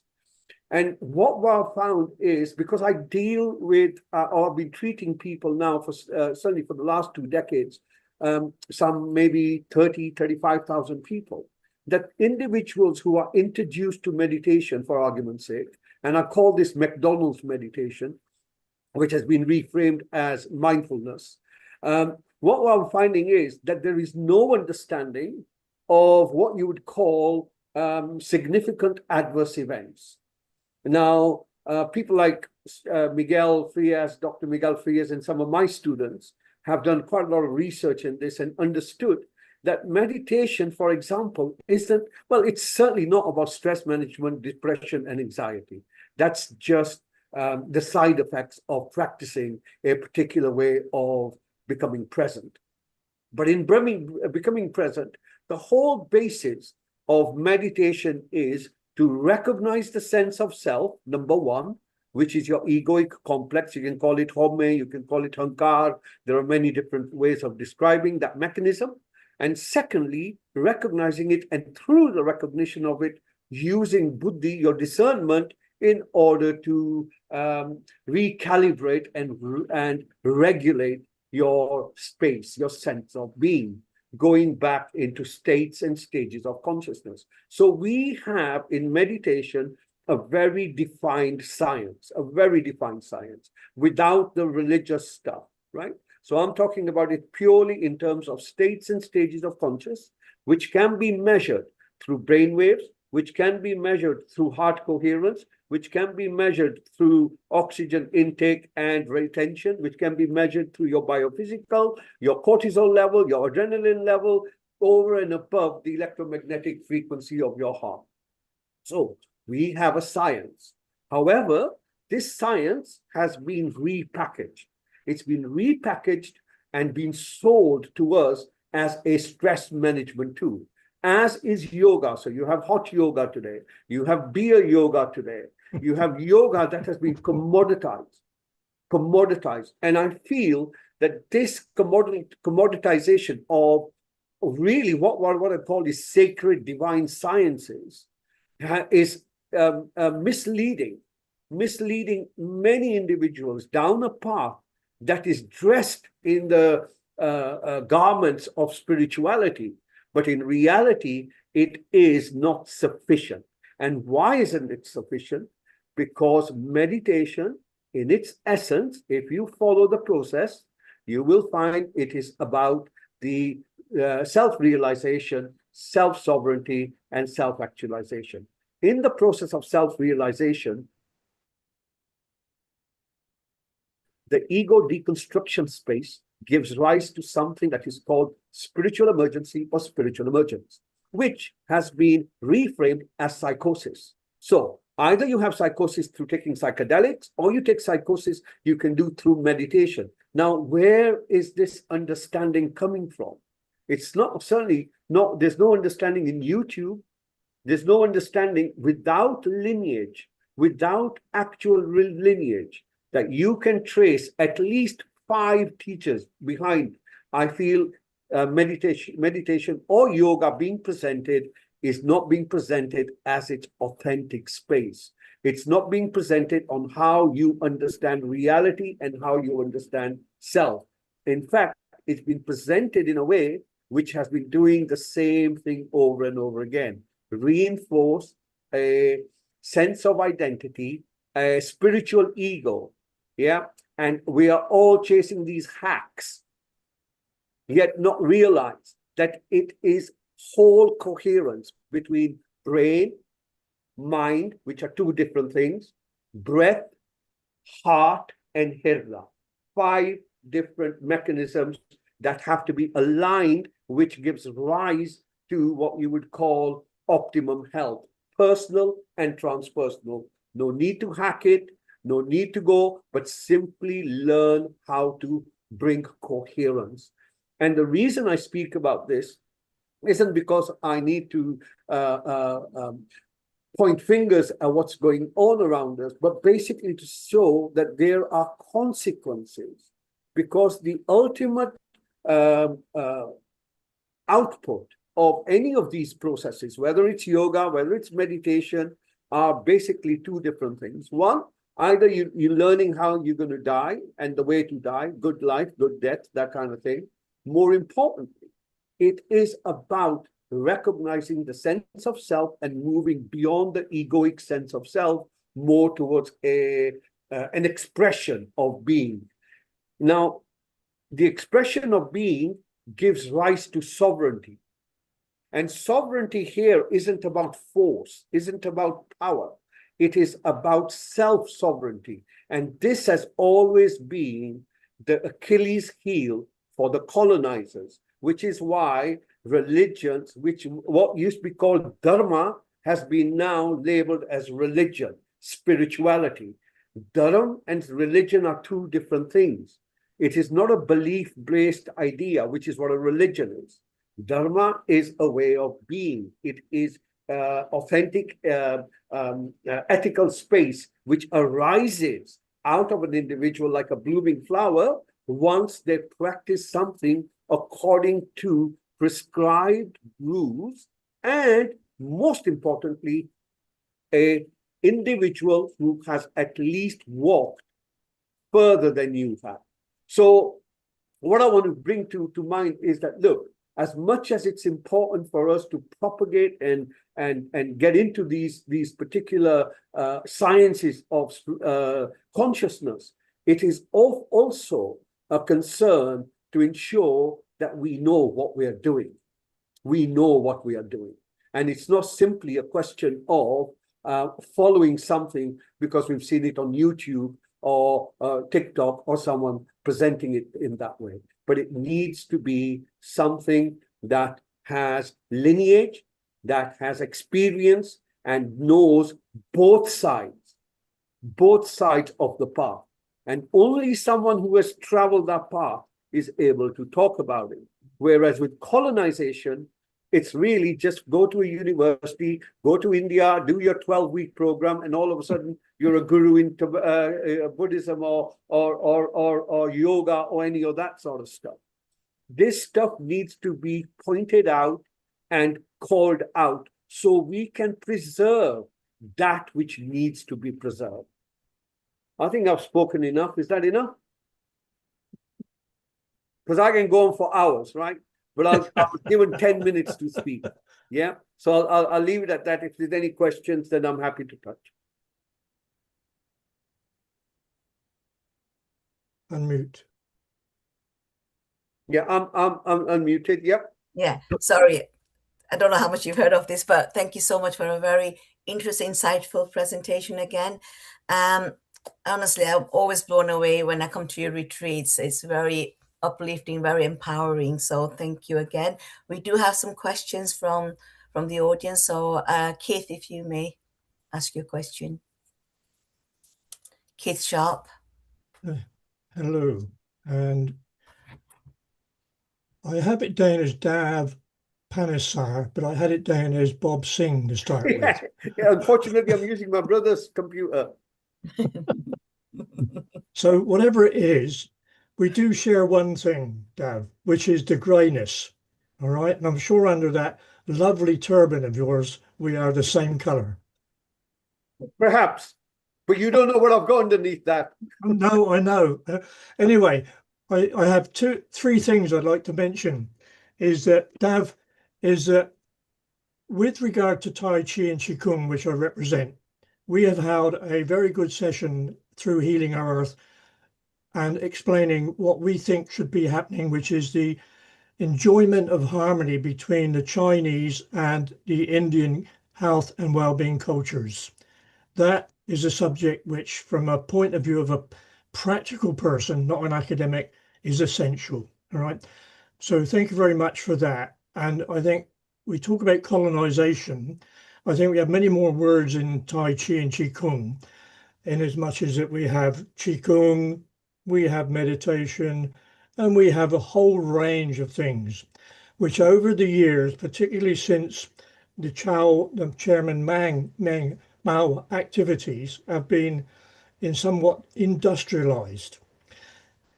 I just want to make a quick note, if I may, Dr. Kailash, is that on the 22nd of February, I will be opening the program and talking about how we look at things in life. Now, this is going to be a personal interpretation of my journey through life, which is completely different to many people from an engineering basis. All right. I hope it's not too personal, It's about world life. Secondly is on the 26th of April, when they were celebrating Bill Douglas's World Tai Chi and Qigong Day, I am being offered to open that, and during that I will be mentioning the activity which I've been involved in for the last year, which is called the Global Expert Advisory Group. The intention is to actually recognize, as you've been saying, I believe, Dab, is that we need to understand not just the lineage and the history, we need to have the scientific and also the financial aspects identified for the Western world.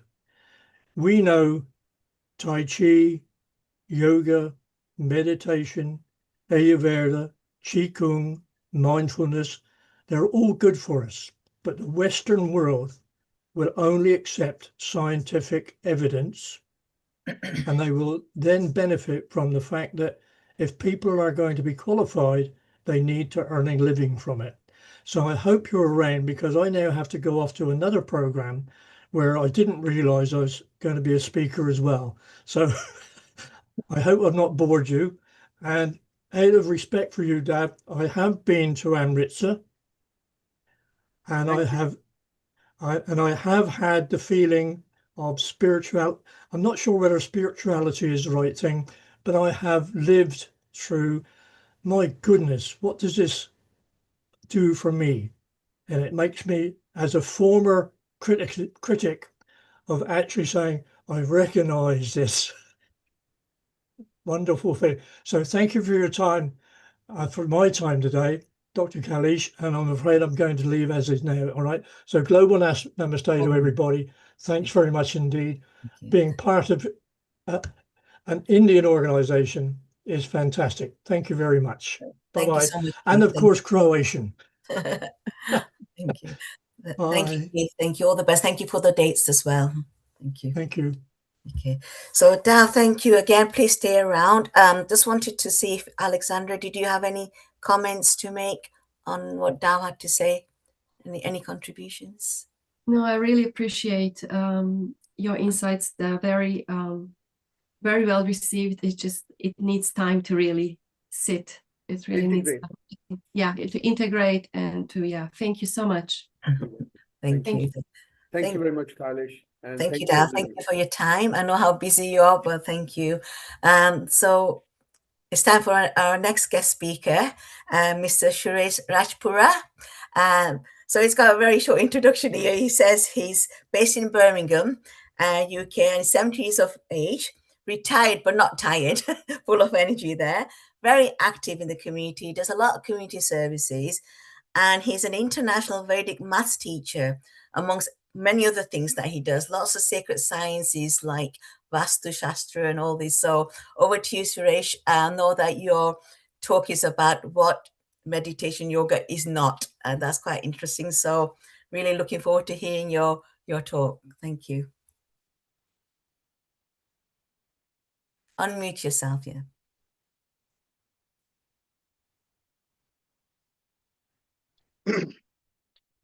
Can I share the screen, please? Slide. Do I need to press anything to share the PPT with you? I can't hear you.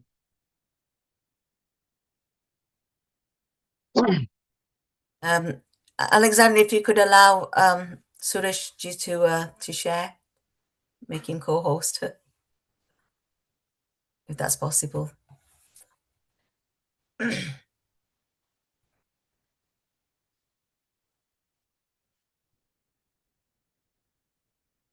Let me try if I can share. It's fine now. Yeah, you're co-host now, Suresh. Thank you. Need it. Thank you, Alexander.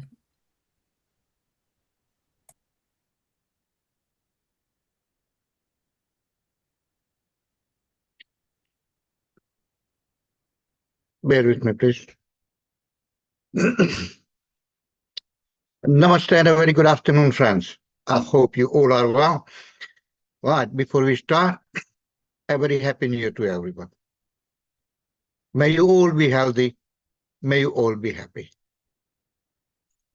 As Kailash said, my name is Suresh Rajpura. I'm based in Birmingham, UK.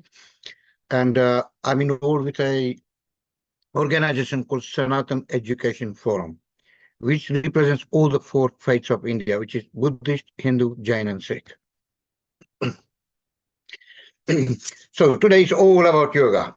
So let me see if I can connect with you all as well, because yoga is union, connecting. Connection of body, mind, and spirit, the union of 3. This is what the main characteristic of yoga is. And I'm going to share with you some of the things that many of you may well not be aware of.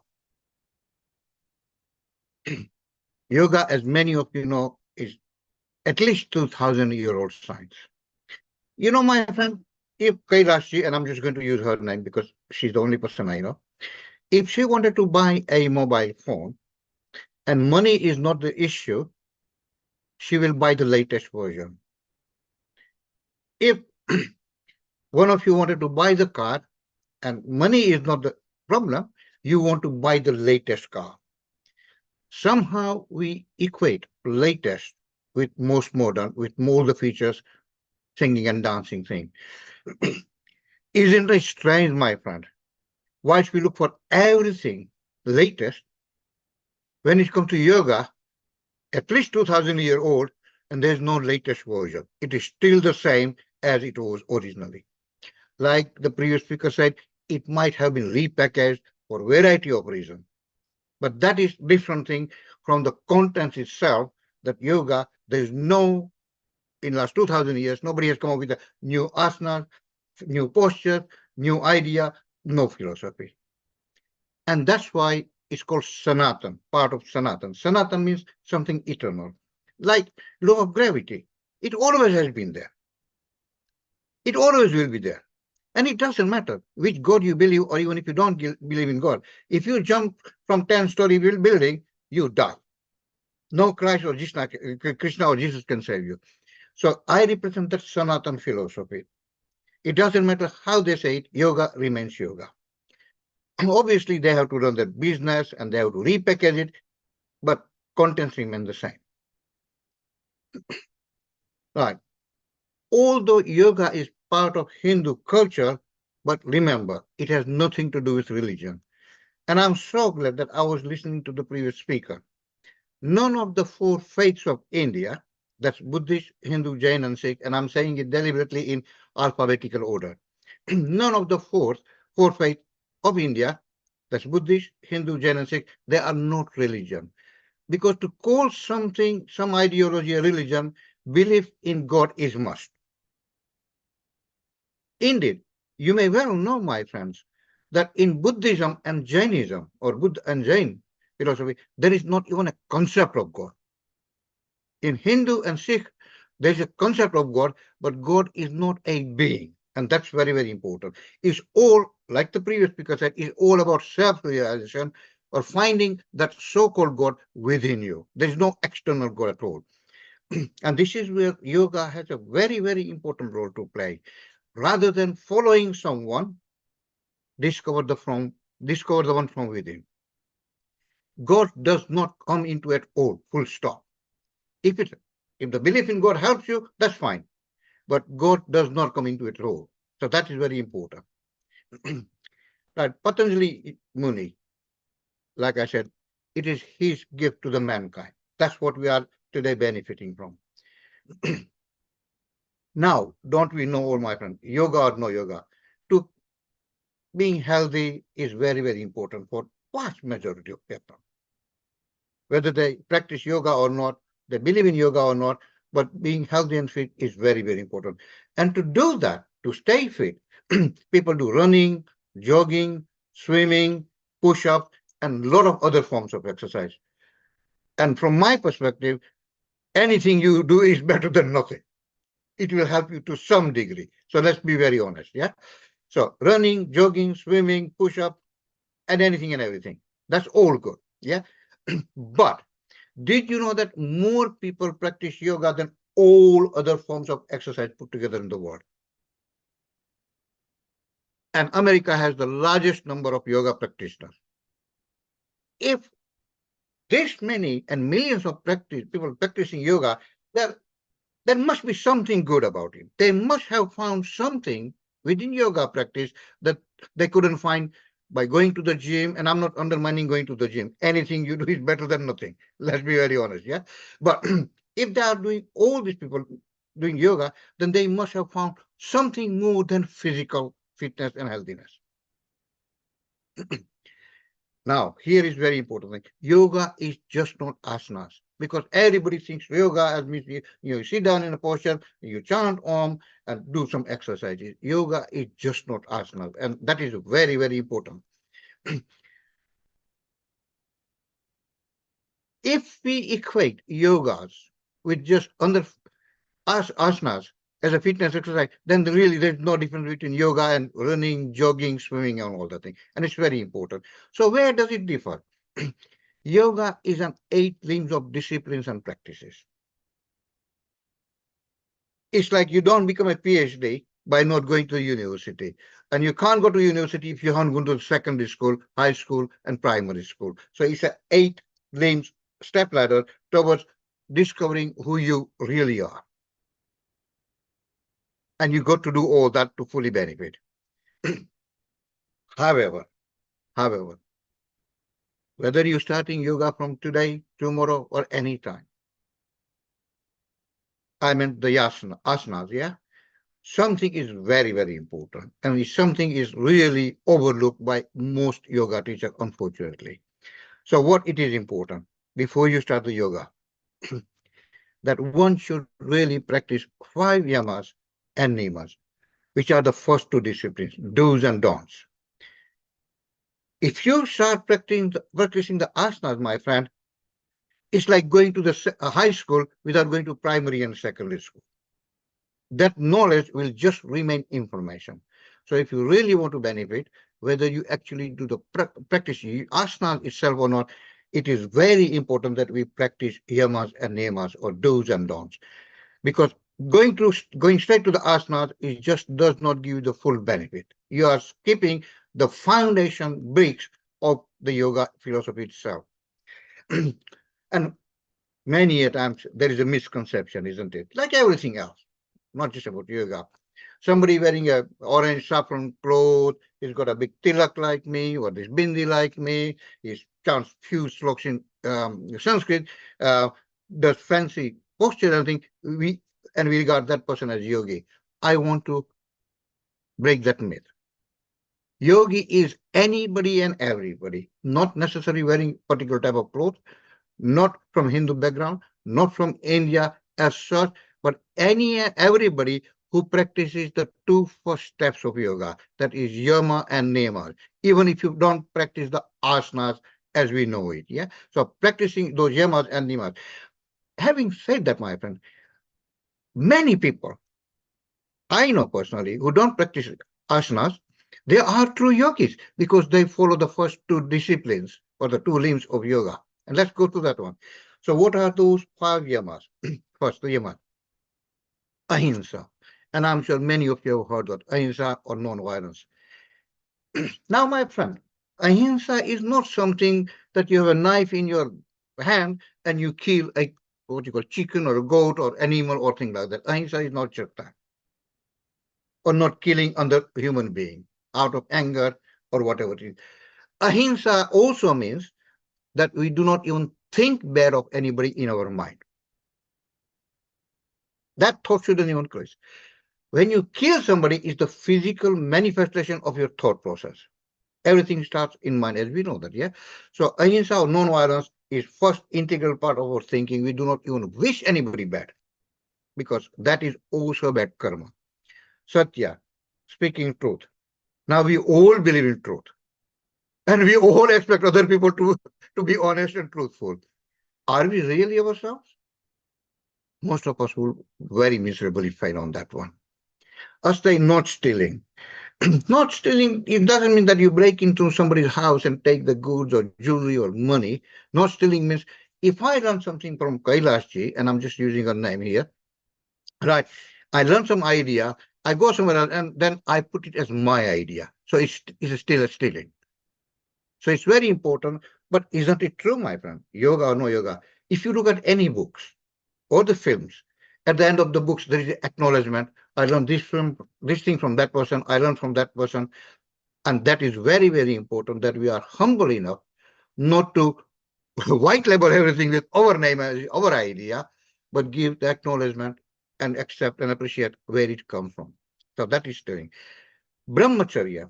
Now, many people think brahmacharya means celibacy, not having sex. From yogic perspective, brahmacharya means it's the mental celibacy. So I don't even think of that way when I see another woman. And that is mental celibacy. And that is very important. Remember, if it's in mind, somewhere along the line, when the opportunity arises, it will manifest in physical action. So mental celibacy is more important than physical one. Aparigraha, which is non-possessiveness, let go. In Buddhism, non-attachment is at the cornerstone of that belief. Let go. There is a very famous English song called Let It Be, isn't it? And I'm sure many of you may have heard of that one. So those are the 5 yamas. And what are the 5 niyamas? Right opposite. Shows cleanliness, purity. In yoga, and here is yoga and Ayurveda are really 2 sides of the same coin. It's very important, yeah? Physical cleanliness is very important. That we have a shower every morning. Before we have a shower, we go to the toilet, cleanse our stomach, our body, and shower and everything. It's very, very important. Because would you really want to walk into somebody's house that is unclean, dirty, smelling? Of course not. So the good thoughts, positivity cannot come to us if our mind is full of a lot of negativity. So mental cleanliness is very important as well as the physical one. Santosh, contentment, acceptance. What is santosh? Say Kailash go to a restaurant and there's a buffet and it's 10 pounds. Now, because it's buffet, that means Kailash can make a right pig of herself. She can eat as much as she wants, more than she normally would otherwise. That is not santosh. You still eat the same amount as you otherwise normally. Because it's free or it's a fixed price, it doesn't mean you go balmy on that one. Discipline in our life is absolutely important. You see, we already practice discipline, isn't it? So when you're driving on a road, and I can only speak about UK, and I'm sure it's same in other countries, there's a discipline, isn't it? You won't go faster than 30 miles or 40 miles or whatever it is, that you will drive on a particular side of the road, that you will park in a safe designated area and not. So that discipline we already follow. We need to bring those discipline and practice in our daily life, whether there's a camera watching us, whether anybody tells or not, self-discipline. Swadhyay, who am I? What's the purpose of life?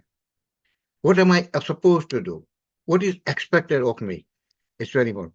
Now, here is the last one is Ishwar Pranidhan, surrender or devotion. Now, my friend, this is in direct contrast with what the Sanatan value stands for, isn't it? God has no place at all in the whole thing. When we say Ishwar Pranidhan or surrender to or God, we don't literally mean God as such, as a being. Surrender means surrendering our ego, giving us that big I. And isn't it strange in the English language? And I'm sure, I don't know, I can't speak about other language. But English, when you write, say, I am Kailash, I is always big, isn't it? Capital. But when we say we, W, wherever it is, it's always small. So we need to surrender our ego, not to the God as such, but if belief in God helps you, that's fine. Anything that helps you and makes you a good, decent human being is fine. But belief in God is not much in any of the 4 of the faiths of India, and that's very important. Devotion means being humble, trying to help other people as best as you can. Now, seva is one of the important things. That means doing service, community service, or helping someone, whatever you call it, yeah, without the expectation of reward or recognition. That's why when Kailachi asked me for something about me, normally there's nothing about me. I don't exist. Am I there to promote my ego, or am I here to share whatever little I know? Here is very, very good. You will not like it, my friend. You will love it. And that's guaranteed. Normal yoga classes are standard set of asanas, but not all asanas are suitable for everybody, just as not all the food types are suitable for everybody. But in a normal yoga class, students go or the people go, and who is the yoga teacher? And I have absolutely no doubt they all are well-meaning people. But the most important thing is that not all asanas are suitable for everybody. And I'm going to expand a bit on that one. If you go to an Ayurvedic doctor, if you know about Ayurveda and all that thing, and you describe whatever problem you may be having, then apart from all the treatment he may describe or suggest, or the medicine is not the right word, but I'm in the absence of other things, I'm using that one, right? He or she may also prescribe you certain asanas. What do asanas have to do with the physical health? But you probably know that we are made up of 3 different gunas, which is Vata, Pitta, and Kapha. Vata means people who have more Vayu or the air dominance in the body. By the way, we all have those 3 gunas. There's no doubt at all. Okay? It's just that some have more than others. Some have more Vata, some have more Pitta, and some have more Kapha. So the Ayurvedic doctor, depending on your prakriti or the body makeup or the type of body, he or she will prescribe you certain asanas. Now that makes yoga at the moment, everybody is doing all the asanas, which is not very helpful at all, because it could push one of the dosha to a higher degree or suppress it. So it's very, very important that before you practice yoga itself, find out which one are suitable for you or not. If I can just give you a simple example, right? Vata people, for example, should not practice headstand or Shirsasana. Vata people are the one who are more Vayu or air dominated. Normally slim and tall people, they shouldn't practice headstand at all, because headstand does them more harm than any good. So now you can see the difference between different prakriti of the body type and the asanas. But Ayurvedic doctor, even before you say anything, he will already have a very good idea which asana you should practice or not. Thank you, Sureshji. Sorry I have to interrupt. We are running over time, but that was really, really interesting. I've learned so much today from your presentation, what yoga is and what isn't. So just very quickly, if I could just run through it, okay? Yoga people tend to be vegetarian. They are less of a burden to NHS or medical services. They normally don't engage in violence, and they have a very, very little criminal record, if at all. 3 limbs of yoga is very, very good and important. It will help you massively. If you have any question, please ask. That's it. And thank you for allowing me to whatever little I know. Amazing. Thank you, Sureshji. Thank you. You always present with lots of humor as well, so make it really interesting. So may I ask to take any questions from anybody? Yeah, what did you think, Alexandra, about the presentation that Sureshji's just given us? Thank you so much. Yeah, I think that's like really the most important yamas and yamas, as I always said, like non-violence. And before we start like with physical, it's really important to do this, like whatever we have to do toward the universe and ourselves. And then we start with our bodies or vehicle for the soul, because as Suresh said, we need to cleanse, we need to understand, we need to get like in this relational, not this egotistical, my body, I'm going to push it, I'm going to do headstand, I'm going to do this. No, first we need to purify this relational and intentional, internal also prospects and aspects that we can really come to asanas that is not harmful and that is not just feeding our ego. Thank you so much. Thank you. Thank you. Thank you very much. And over to you, Dr. Amritaji. Thank you. Thank you. Thank you so much, Dr. Kailashji. Thank you, Sureshji. It was a good insight on yoga and the tips from Ayurveda and the Yogasana practices. Thanks a lot. It's time to move to our wonderful host as well as a regular guest contributor, Sharon Rose at USA, and where we see the bright sky and the clear sun, and may your life keep be blooming like that sun, Sharon. Belated happy birthday from all of us. Global namaste, good morning, Global and namaste. I'm up wishes in, from everyone. thank you. I'm in Boulder, Colorado right now. Came Oh, up to lovely. celebrate my birthday. I had a very nice dinner last night with BJ Shrestha, who's been on the show, the sitar and tabla player, Mm-hmm. and my other tabla player, Jeffrey Rogers, who was a student of Alaraka and Zakir. Hmm. So it was Mm-hmm. a very, very nice evening at an Indian restaurant where I had a masala dosa. Okay, lovely. I'm I'm glad India has given you such a big tinge of things, and I really wish that, this legacy that you hold of the Indian spices in your life keep continuing in your life, and you keep making everybody's life the same sweet and spicy everywhere, wherever you go, with all the times and all the years that you move ahead, and keep blessing all of us with your your music, your mantras, and your essence of rose. Happy birthday. Thank you. Thank you. And I was very pleased on my birthday itself.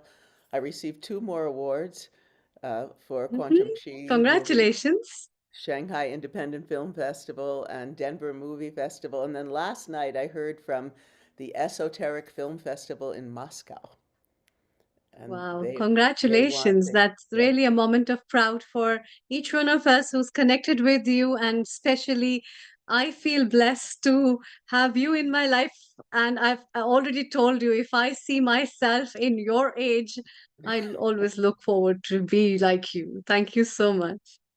Yes, Neil So, Kumar so the had first posted thing, Sharon, his is birthday. that today's episode, yes, it was Neil Kumar's birthday as well. So we really wish you both souls a wonderful days and years, and may you both keep blessing us always with your grace as well as your wisdom that you always share with all of us. And that's what is yoga and meditation is about, your life's yoga. Today, I think you must tell about your life's yoga for 77 years of life and how it had been all the way from that Sitara Devi Sitara, the twinkling star of your life that has twinkled Yes. your life and it's still twinkling. That's so lovely. It's so the first person I actually heard from was Jayanti for my birthday, her daughter, Sitara's daughter, who's totally carrying on the tradition in India. I'd love to bring her on the Nice. show. Um, yeah, I actually first encountered yoga in the 60s in college in dance. I was in dance and theater, and I had this amazing, I'm still friends with her, Maida Withers, who I brought on the show, who was just so advanced as a human being and a woman. And so we were in dance, but we were doing yoga. And then let's see, then in the 70s, yes, I was living in Boston and friends with a man named Victor Oppenheimer, and he was one of the ones that brought BKS Iyengar to the US. So I was able to study starting in the 70s Iyengar yoga, which was extraordinary. It helped my dancing and my life, my meditative essence, so much. His teachings, the alignment aspect and the inner focus. Like in dance, we were just taught morally like the outer form, right? We weren't taught um, to really be, uh, you know, perceiving what's going on inside and our alignment to a certain extent, but it really enhanced my modern dance practice. And then and I even was able to perform for him a number of times at Harvard University. I performed my Shiva dance for his 75th birthday celebration at Harvard. And then I had another time where I was performing really in a very quiet, like a house kind of concert where it was just a few people and him. So that really informed me. And then I went in '83, I went to live with Guruji Siddhara, and wow.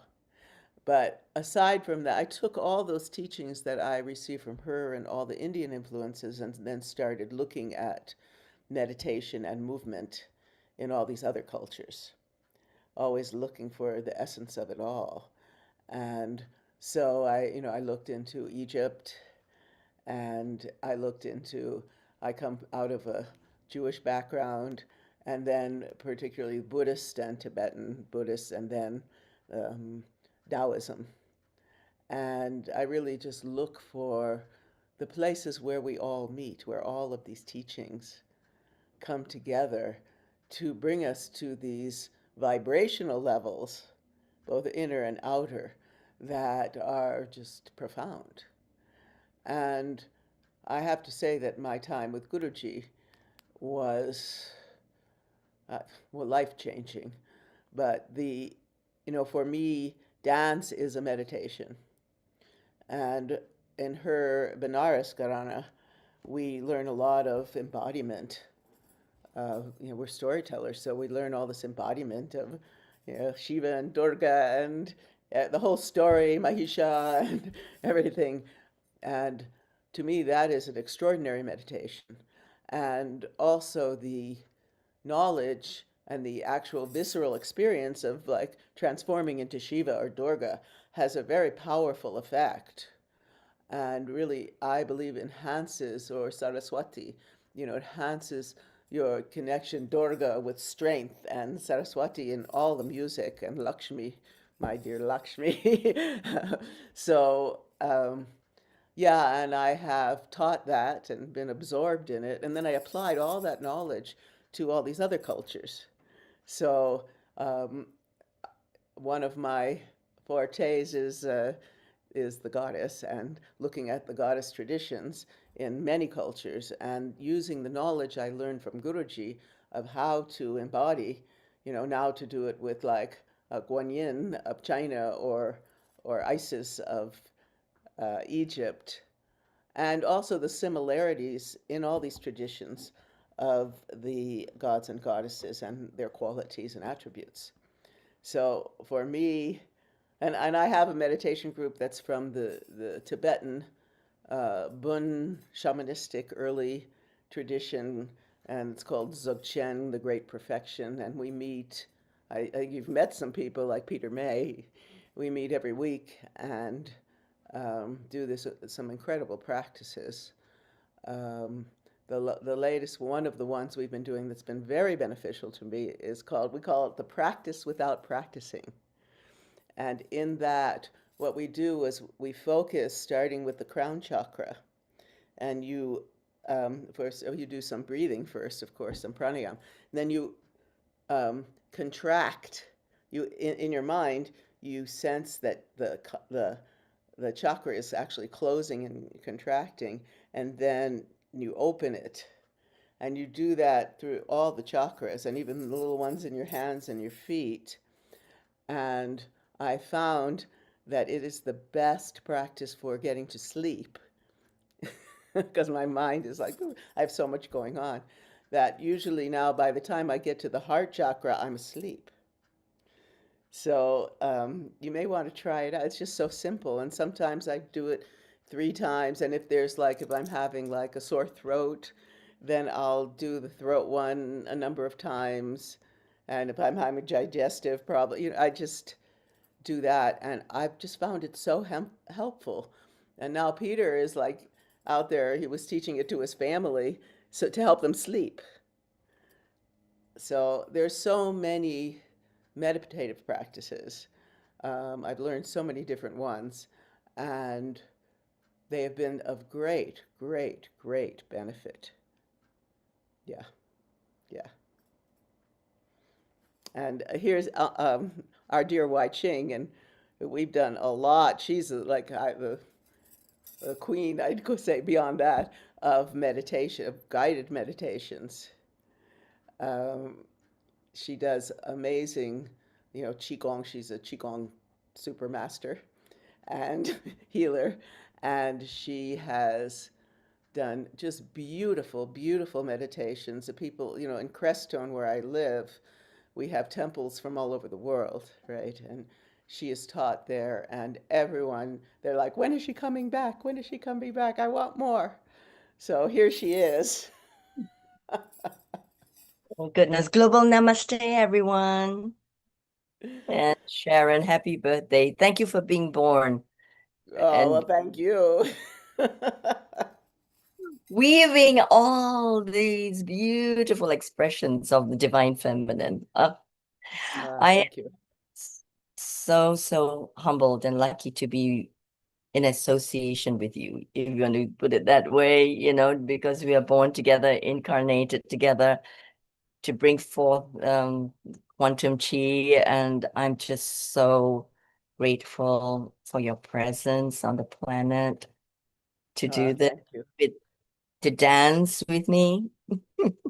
Well, after last night being with BJ, because he's plays sitar and tabla, and so we're getting together on Monday night with Jeffrey, the tabla player, and we're going to dance, and he'll start learning all my material. So maybe I'll be performing again this year.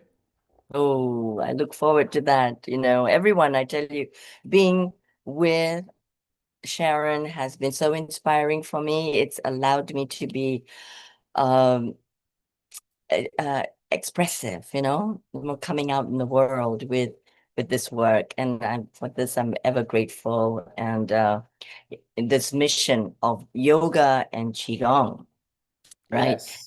And I just, was just inspired by how you shared about yoga, and I'm inspired also to share a little bit before I can offer a meditation That would be that, wonderful.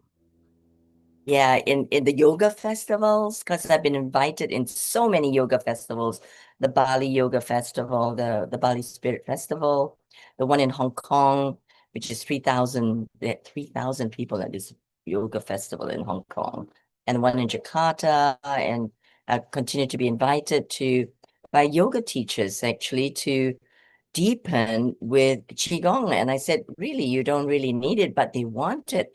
And so what has happened is this beautiful intersection and correspondences of yoga and Qigong.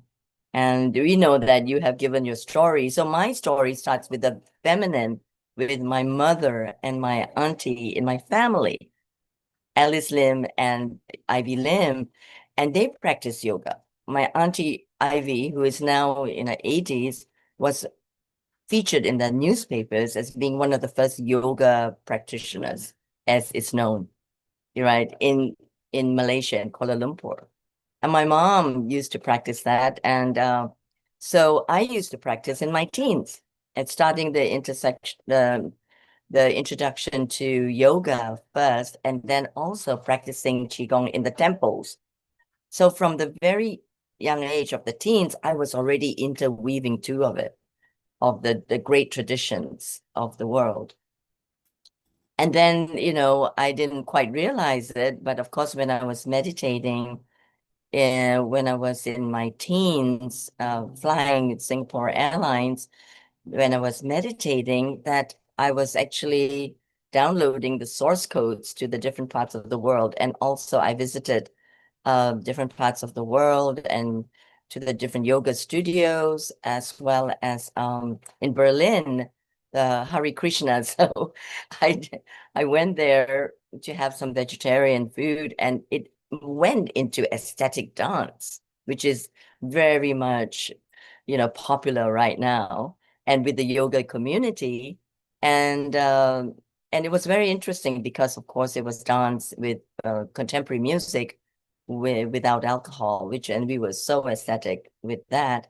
And now I lead aesthetic dances. I've led aesthetic dances to the yoga community with 200 people in attendance also.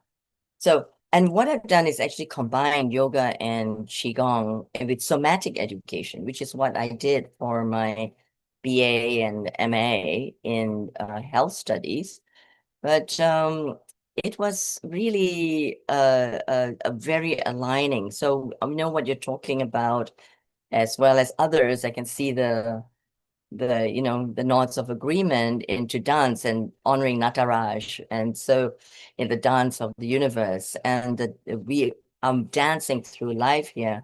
And yoga being union is really being in union with the self every day, and as a practice. And so I was feeling that for today, perhaps I could offer this meditation of the centering of the Qigong, the center. You know how we keep emphasizing the center, and in the Sutratma, how we can travel up the Sutratma, and in modern quantum languaging, it's the 0 point awakening, right? Back through the crown chakra to the void. And call it the Wuji, of course, but of course it could be what we The call moksha. illimitable. The illimitable, that's right. The void, the illimitable, the Tao. And we can call it whatever in the Ayurvedic terms, whatever you call it, to arrive at moksha, in the nirvana, in the Vida Atman, the wonderful union of the self. And so it's all the same. We are human beings. We have basically the incarnated anatomy, but we just call them different names. And one of my wonderful, and I say wonderful, as it fills me with wonder of the correspondences through all cultures, cross-cultural learning. And we are all really the same, and through the Silk Route and going to the Nalanda University, where we taught each other all this. And the exchanges were ancient, ancient, ancient. And now we are bringing it out, let's say, in this modern world, and this moment is healing our earth. And I'm just really pleased to offer this. And what I was feeling is also to be working with the Sutratma and the Ida Pingala, and how to weave them together in infinity. As you know, the Qigong that I've been guided to teach is Infinity Quantum Qigong. That's integrating the modern science as well with quantum science.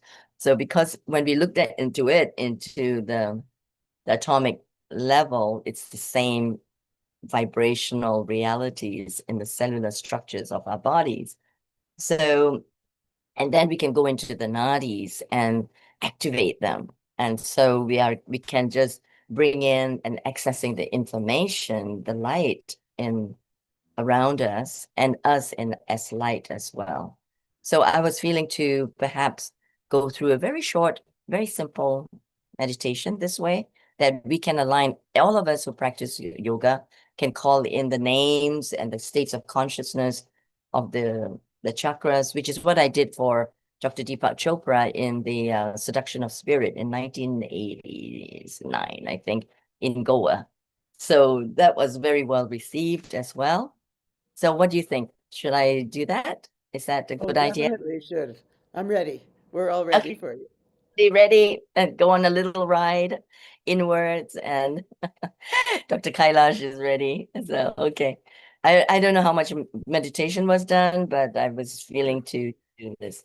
So if we would allow ourselves to go inwards, and of course, connecting with the beautiful breath and as always, and drawing in the prana from the sun, the moon, the stars, and the planets. So at the time when we were born and we took our first breath to be exactly who we are. And once again, happy rebirth, Sharon. And then now we're going to celebrate all of us, our birth on the planet Earth, and having come in with our Dharma and in the practice of Bhakti Yoga, that we are here to serve in a seva, and that we are here to be, just be. And that is in Qigong, the practice of Sung, just being, just like in yoga, in union, there's no efforting, really. to be in full alignment with the divine. So as we breathe in, as this is our connection with the planet Earth, we breathe in through the bronchial tubes, through the nostrils. And for those of us who would like to practice also the breath work, or the various breath work that we know, as we take in this breath from the practice of the single nostril breathing to Ujjayi breath, whichever suits you at this time, just start to integrate that very simple, all-encompassing principles of just being human. Breathing in now into the bronchial tubes, into the upper, the middle, and lower lungs, through the alveoli, into the air sacs. And allowing this life force, the chi, the prana, to go into the heart as light, into the auricles, ventricles, vena cava, the aorta, and sending this light, this life force, through the bloodstream to all the cells. And taking this now into the heart, into the liver, gallbladder on the right, the stomach, spleen, pancreas on the left. And as we do that, we are balancing the organ networks. And down into the navel.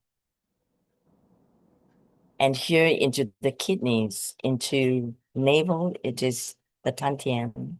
And here you can send the energy also into the kidneys. And very gently using the bandha, the locks, by turning in the pelvis slightly forward. Continue to breathe in at our own pace, or breathing in to infinity. 8 counts in and 8 counts out. Very slowly, more or less, without attaching the mind to the numbers, but feeling the body, the soma, the consciousness of the body. 8 counts in, 8 counts out, more or less. And as we move our consciousness down the lower part of the body, we're going to perhaps go into more of the advanced breathing. It is a choice, which is 8 counts in, taking it down into the navel, into the Muladhara, into the area of creativity, and holding for 8 counts. And as we breathe out, taking it around the spine, 8 counts up to the top of the head, and cruising, relaxing for 8 counts. That would be the advanced breathing. If not, just go into the 8 counts in and 8 counts out, deepening, deepening. As we deepen into the navel and the kidneys, where we hold in the belt meridian, the center, we build up the primordial jing. And then we breathe in through the etheric umbilical cord, connected to the biological mother and father, and beyond to the divine mother and father.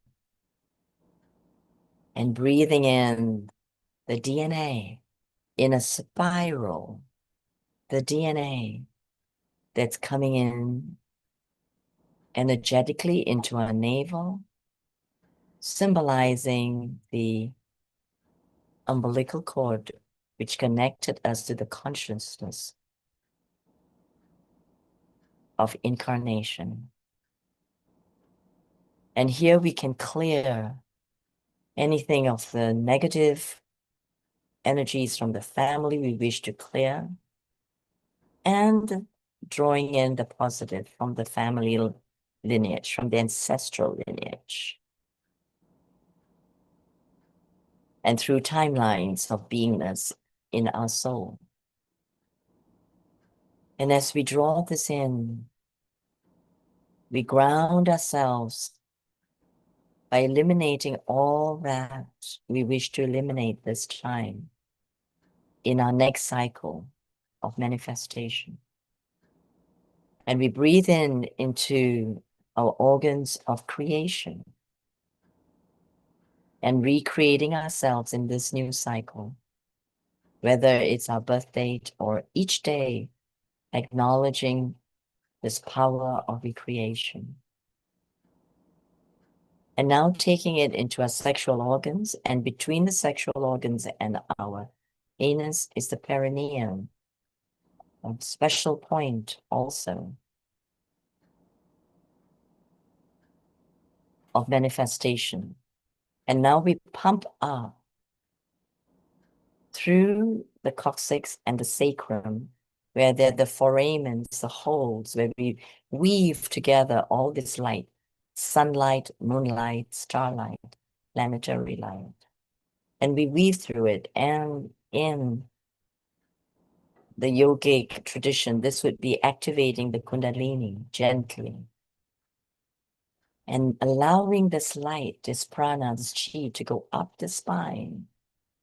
First in a straight line through the center, the cerebrospinal fluids activating to the top of the head. But as we're doing that, we are weaving together the strands of light around the spine and activating the spine and all the ganglia of the nervous system to the top of the head, and allowing this light to go through all the nervous systems to the cellular structures of the body and to the top of the head now, and allowing this light to activate the brain through the pineal and pituitary glands and the third eye. And here you might feel a flash of light, color, an image, fractals of pixels. And taking that breath again down the center line, from the top of the head, straight down the center of the body, the Sutratma, and through the point between the sexual organs and the anus, awakening, and straight down the earth, connecting with the center of the earth. And this in Qigong is the rooting, the earthing, the grounding, as we come, for example, in yoga into the mountain pose. And being aware of the center line, the Sutratma now, getting stronger. We go beyond the top of the head and opening the crown chakra like a 1,000-petal lotus. And going through the spheres of light above the head, our soul spheres, and each one smaller, getting smaller and smaller, but equally luminescent, our soul spheres, as we access guidance, clarity, information from our soul essence. And going like spheres of light, and also the weaving of the Ida Pingala through the Sutratma, going up through this center line, weaving the strands of light in the center line, going to the source, beyond the sun, the moon, the stars, and the planets, into space and to source.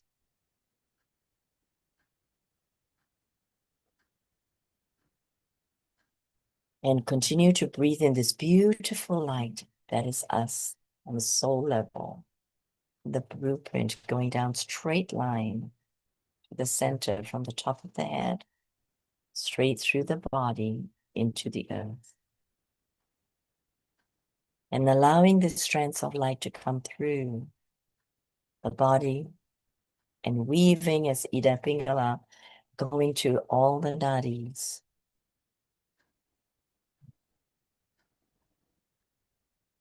And you can increase the biocircuitry by placing the tip of the tongue to the roof of the mouth.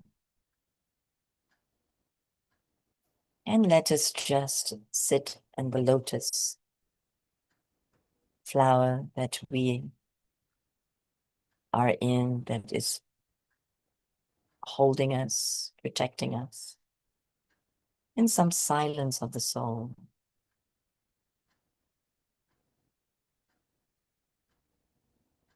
To enjoy our beingness. Be in yoga.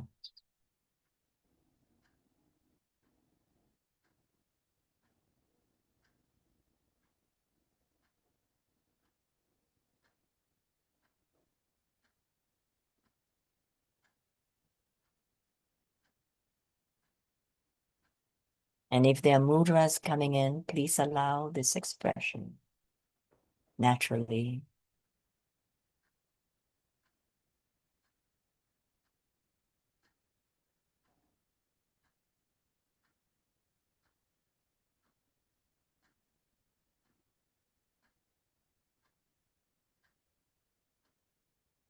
As our prana extends through our physical self into the void, into the yoga.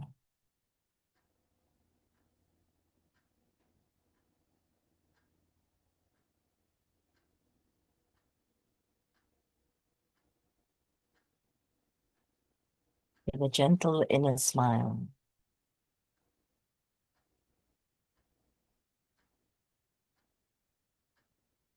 And as we bring forth our expression through the voice, perhaps you would like to sound the 3 ohms.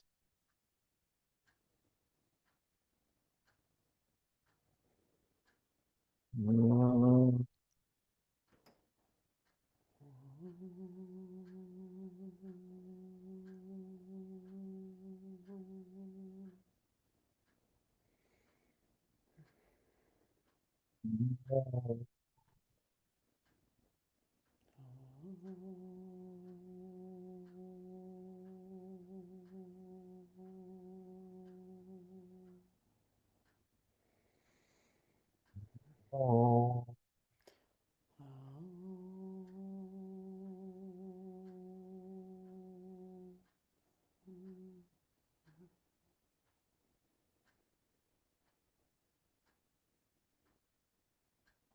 And if you like to feel the prana between your hands, the chi ball or the pearl ball, we can ascertain the prana we have just developed.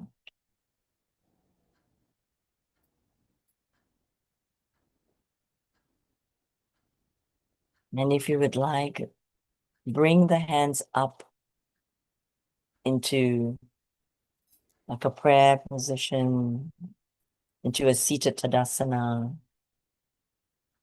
the top of the head, and bring that down, straight down the body, from the cosmos, from the source, tracing the center line, the sutrakna, and feeling the Ida Pingala and all the figure 8s, all the strands of light going through the body in figure 8s in different whirls and swirls in circular motion, bringing this gesture, this mudra of honoring into the heart, to anahata, and smiling into the heart, the lips and the eyes.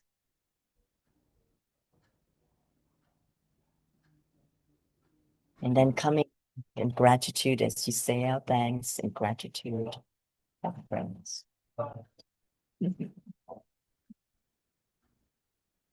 And opening the eyes gently and coming back and giving each other the sign of respect. So this is the Qigong way of offering that with me, or yoga. Namaste. Beautiful, beautiful, as always. Yes, that was really life enhancing. Yes. Mm, mm, mm. You know, another topic I wanted to talk to you about is sound, the meditative qualities of sound and language. And I know you bring in these light languages. Tell us a little about that. The light languages is actually another manifestation of our divinity, and it exists in all cultures. And actually, I like to learn more about in the yoga community because they are codified into mantras, right? But I wonder, yes, Dr. Goswami is nodding, would like to hear from that. But how much of it is spontaneous? Because in Qigong too, we have our mantra, we have the sutras, but also what is encouraged is a spontaneous flow from the throat chakra and allowing an expression that goes beyond human language.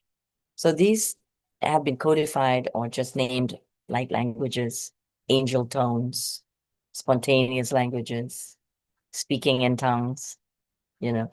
So I actually would like to know more about that in the yogic tradition. So these are ways that we go beyond the ego, because a mantra is supposed to allow us to enter into a state through the vibrational field, right? Sound and light. So we brought light in, and the Om is of the sound of the cosmos. And also it brings in on a scientific level the nitric oxide into our physical self, and that's essential for the production of oxygen. Right, Dr. Goswami? I see him smiling. And so all this is wonderful. Like there was just a combination of that. And actually, I didn't come through with this light language, but I did it silently. Mm-hmm. So there's a possibility of just coming through that, and I feel it going through my body. I cannot repeat it. I cannot manufacture it, but only when it comes through spontaneously from spirit, from the divine. So I can't call it on, but I did do it silently because I've trained myself to do it quietly with people and situations that need this transmission. And I actually, let's say if it's come through right now, actually it's coming through, if I may. Just receive what is coming through. It is a transmission of sound. Inakushna kisnea me ineke enakashnano. Mahia kanakure kanakushna rakure kanakea. Me ine kushna ta ine pina kushna kwe. Me ikni kushnatas. Na ea. So this is what came through, however you choose to receive it. It's beautiful. Receive it. Thank you. Thank you. Ankur, namaste to you. It's so nice to see you. Namaste. Yes. Dr. Goswami. Thank I'm you. so grateful you were responding a lot, and I was feeling you also. And Mita and Alexa. Maureen. Hi, Maureen. Yeah. I think there's so much to learn from Dr. Wai-Ching Lee about the way she presented herself in making the presentation. Number one was the concept of the sound and the vibrations and how it merges with your whole body. The entire concept of the traditional system was to basically to work with the sound, and therefore there was nothing written initially. So everything was communicated with sound, and the sound was what is actually than externally created. So the entire system of vocabulary and words, etc., is an amazing field of work. Second thing is the codification. All the Vedas are codified concepts. And I thought initially you can just read Veda. It's a very easy thing. You can read page after page. In reality, every shloka and every word is actually codification in certain way, and you have to understand that. And unless it is guided, we really cannot understand it. So we realize that it is far more complicated than we think. So I do have my book on Vedas, just to be able to understand Veda as to how to really interpret it, because it's all codification and it's massive amount of mathematical work. It's unbelievable amount of mathematics. So and how the codification has been done is absolutely baffling. There I've just got 2 books only to understand some of those shlokas which are given in the Vedas, just to understand the codes. So it is just phenomenal. Number three is, well, what you were talking about was the Sahasrara, the ultimate, what you call, element of consciousness and the realization. And I've met some of the people who have felt that. And it is unbelievable because they are in a totally different world. They are certainly transcendent beyond the body, and when they connect themselves with the entire universe. And of course, it's not my experience, but that is an observational experience by many who have gone through. I just wonder what exactly it is likely to be. But when it comes to concentrating to recognize yoga in the real sense, I fail personally. I fail in the very first 2 parts, and that is to get yourself into niyama. How you go to, and you go to cleanse yourself from all the internal bad thoughts and all external environment, and how you got to be regularizing yourself. And these 2 things are the essential part of the yoga. And when I went to the yoga school in Delhi for the first time to say that, please teach me some yoga, I want to make myself fit. And the yoga teacher, he looked at me and smiled and laughed. He said, no, you've got a long way to go. I said, now I look back and think, I said, oh yes, that was so stupid of me to go and do that. But it's unless you are very internally cleansed, you have got a clean thought and a clean mind, you really cannot proceed to the yoga first bit. And that's the first step. So when Suresh ji was talking today about yoga, I was reminded of those very things. Thank you, Dr. Anukul. Dr. Whiting, it's always so fabulous to have you. Your knowledge is tremendously so good, and the way you articulate the things is also remarkable. And I love the concept where you connect things so nicely, and your flexibility, not only of your body, your mind, and your spirit, is really very astounding. And I really love that. In fact, the quantum chi, exactly. So it's the same era in Pingala that's moving. And the infinity quantum qigong is a spinal qigong. I can't demonstrate it here, but it is a spinal qigong. I have seen your videos, in fact, when Sharon had shared with me, and the way you were moving, I could sense that energy in your mind and the level of that enhanced spirituality that you hold at that level that makes your body move. And that's what is the chi that was traveling. And you were able to explain without any words. I don't think so that you need any words to explain that, because your movement yourself has a lot of words that added those sounds that are unheard, but yet they are remarkably heard to a person who understands this. So Oh my goodness. it was Thank you for really great. poetry, Amrita. That's poetry. It is. Yeah, it's nice because that's what exactly I felt. I have never got time to tell Sharon about what I feel. And I always told her, like, if I have a voice, I would have definitely said this thing. But this is what is my feeling from inside what I feel. And that's what yoga holds, that there's so much tremendous amount of information. And what Dr. Anukulji said is also very right. When I studied for the first time Ayurveda, I was like, what are these things in Sanskrit? What are they talking? Why are they talking about so many simple things about sun, moon, wind, and air and space and everything, but now I realize there's a lot more in that, and that's what is the chi that they want to talk about, that's what the prana they want to talk about, that's what the oj they want to talk about. And it's all about yoga, it's all about connecting, it's all about the connections that we hold from inside, and that connection that they have experienced in the legacy of all that that we are carrying, and we want the world to carry with it, so that there is harmony all over every time wherever we are. Actually, let's have a quick word from Maureen, who always charming, and she's always with us. Global namaste to you, Maureen, and your message for today's episode before we wind up. Over to you. Well, I'm just sitting in awe, basking in the brilliant hearts and the joy and the feeling of privilege to be here.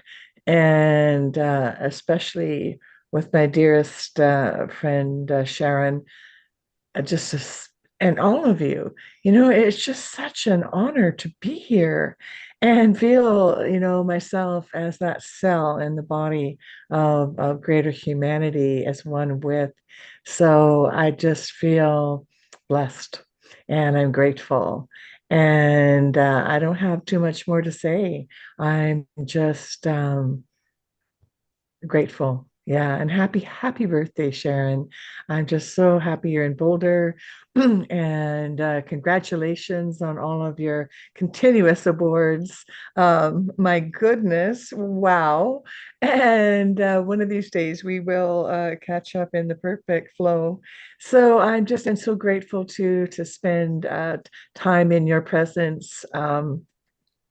Dr. Wai Ching Lee, and I'm just feeling the resonance so strongly, and yeah, all of you, whether you have your picture in your Zoom box or not, your energies exude, and we're interconnected in our beautiful heart space that is just such a joy. So I'm so thankful to be able to say hello and thank you and congratulations and thank you and happy birthday and thank you and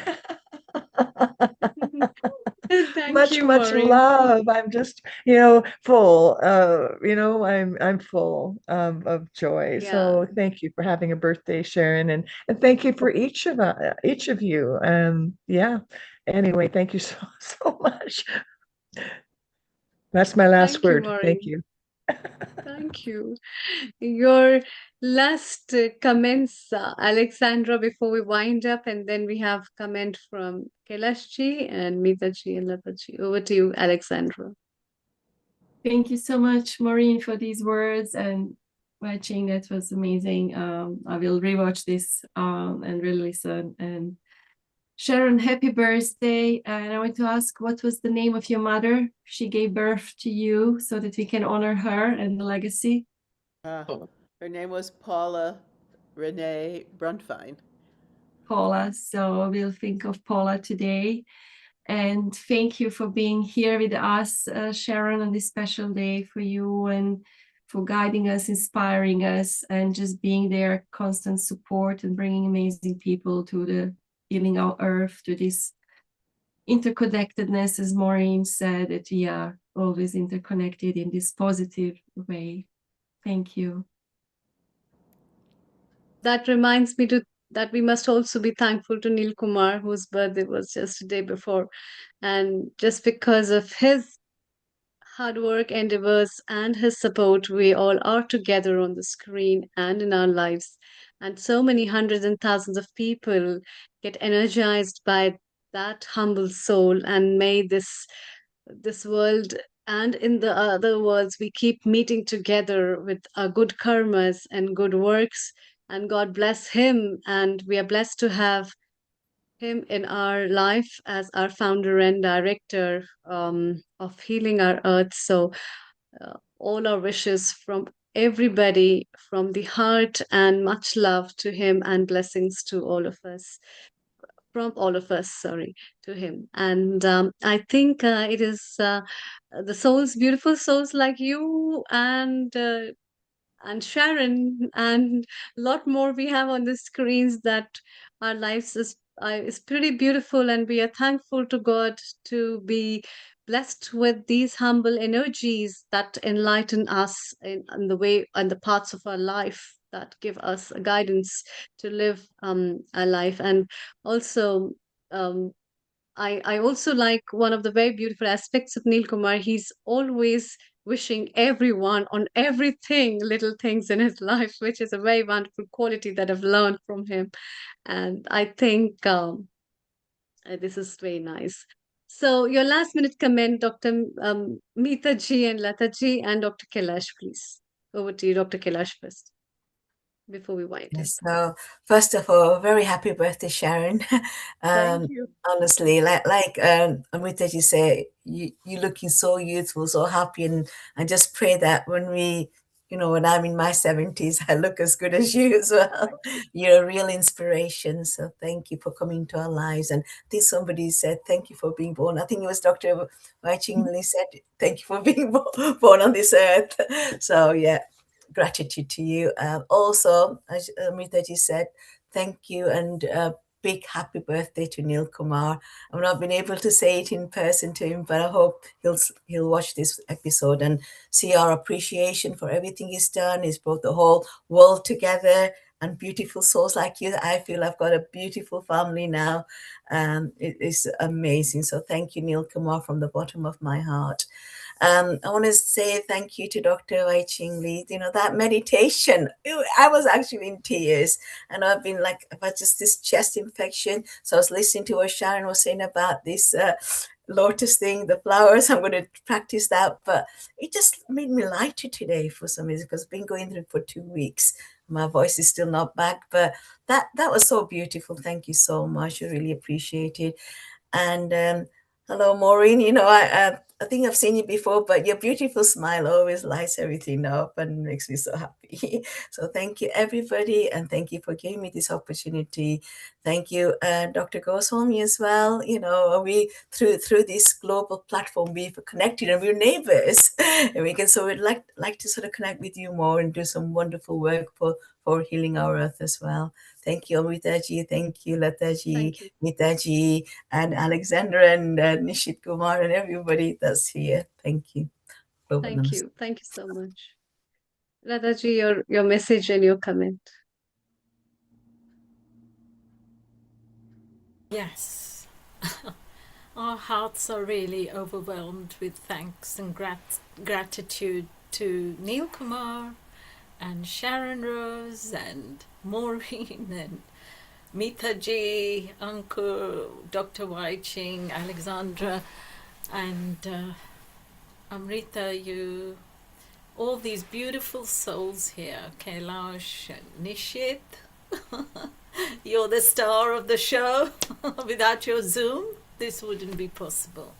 So, we could be here all week giving our tribute and thanks. And that's what life's all about being grateful and being connected to wonderful human beings, and to walk on this earth with these wonderful souls side by side, and grow and enrich our lives with the wealth of information that they convey to us and heal us. And if we allow it to heal us, like the meditation, Dr. Wai Chi, I am so in awe with you. You are so humble, so humble. You have done some magnificent things, just like Sharon has. And yet you're so humble. And, thank you for being here with us. Thank you. And you stay Thank you so so young as well. All in that same vibration, I think, isn't it, Amrita? Yeah. Thank you so much. Meetaji, your last minute comment. And Sharon, then I would request you to wind up with a mantra. Yeah. Global Please, namaste, Meeta. everyone. Yeah, and many happy returns of the day, Sharon, to you, I hope you enjoyed your birthday. You're still enjoying. What's the time over there? Maybe 8 hours behind, so around 10:35 or something. 11:35. 11:35. Okay.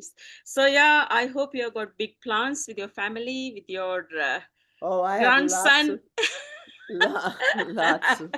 lots of plans. Yeah, and yeah, it's this is such a nice program because we all are in a hustle and bustle of life, and this is what brings us back to our roots. And as Anukulji said, the Vedas are coded, and one of the things I remembered was Nada Brahma, that means the sound which we have given to this program as well is going to be staying forever. Sound is energy which will be staying in the Brahmand, or the universe, the galaxies, everywhere forever. And a very happy birthday to Neil Kumar as well. I'm sure he's celebrating somewhere, but without him, we wouldn't have got connected. So his gentle, kind nature has, as someone was saying, Amrita was saying, that he doesn't forget anyone's birthday, even Amrita's son's birthday. He didn't forget his birthday as well. So yeah, he is very thoughtful, very caring, very much connected with healing our earth. He wants to see this grow. He wants to see this go beyond his imagination. So many happy returns Thank to you. both of you. Thanks. Thank you. Thank you, Mitaji. Sharon, it's time to wind up. Thank you. Yes. Thank you all. So this is my 77th year, which is a magical number, prime number, and it's 11/7, so I have two prime numbers. And my inspiration this year, because I'm going out into the world at a level with the film and the two music albums that I have not before. So that's to inspire all you women that I feel like I'm just beginning at this age. So I'd like to do a mantra for my beloved Durga, because it's Durga's energy that is there to carry me through all of the challenges and, give me the Shakti to really stay in that center line, in that grounded, aligned place. So it goes, Om Shrim Dum Durgaye Shakti Bhairavye Namaha. Om Shrim Dum Durgaye Shakti Bhairavye Namaha. Om Shanti to you all. We'll see you next week.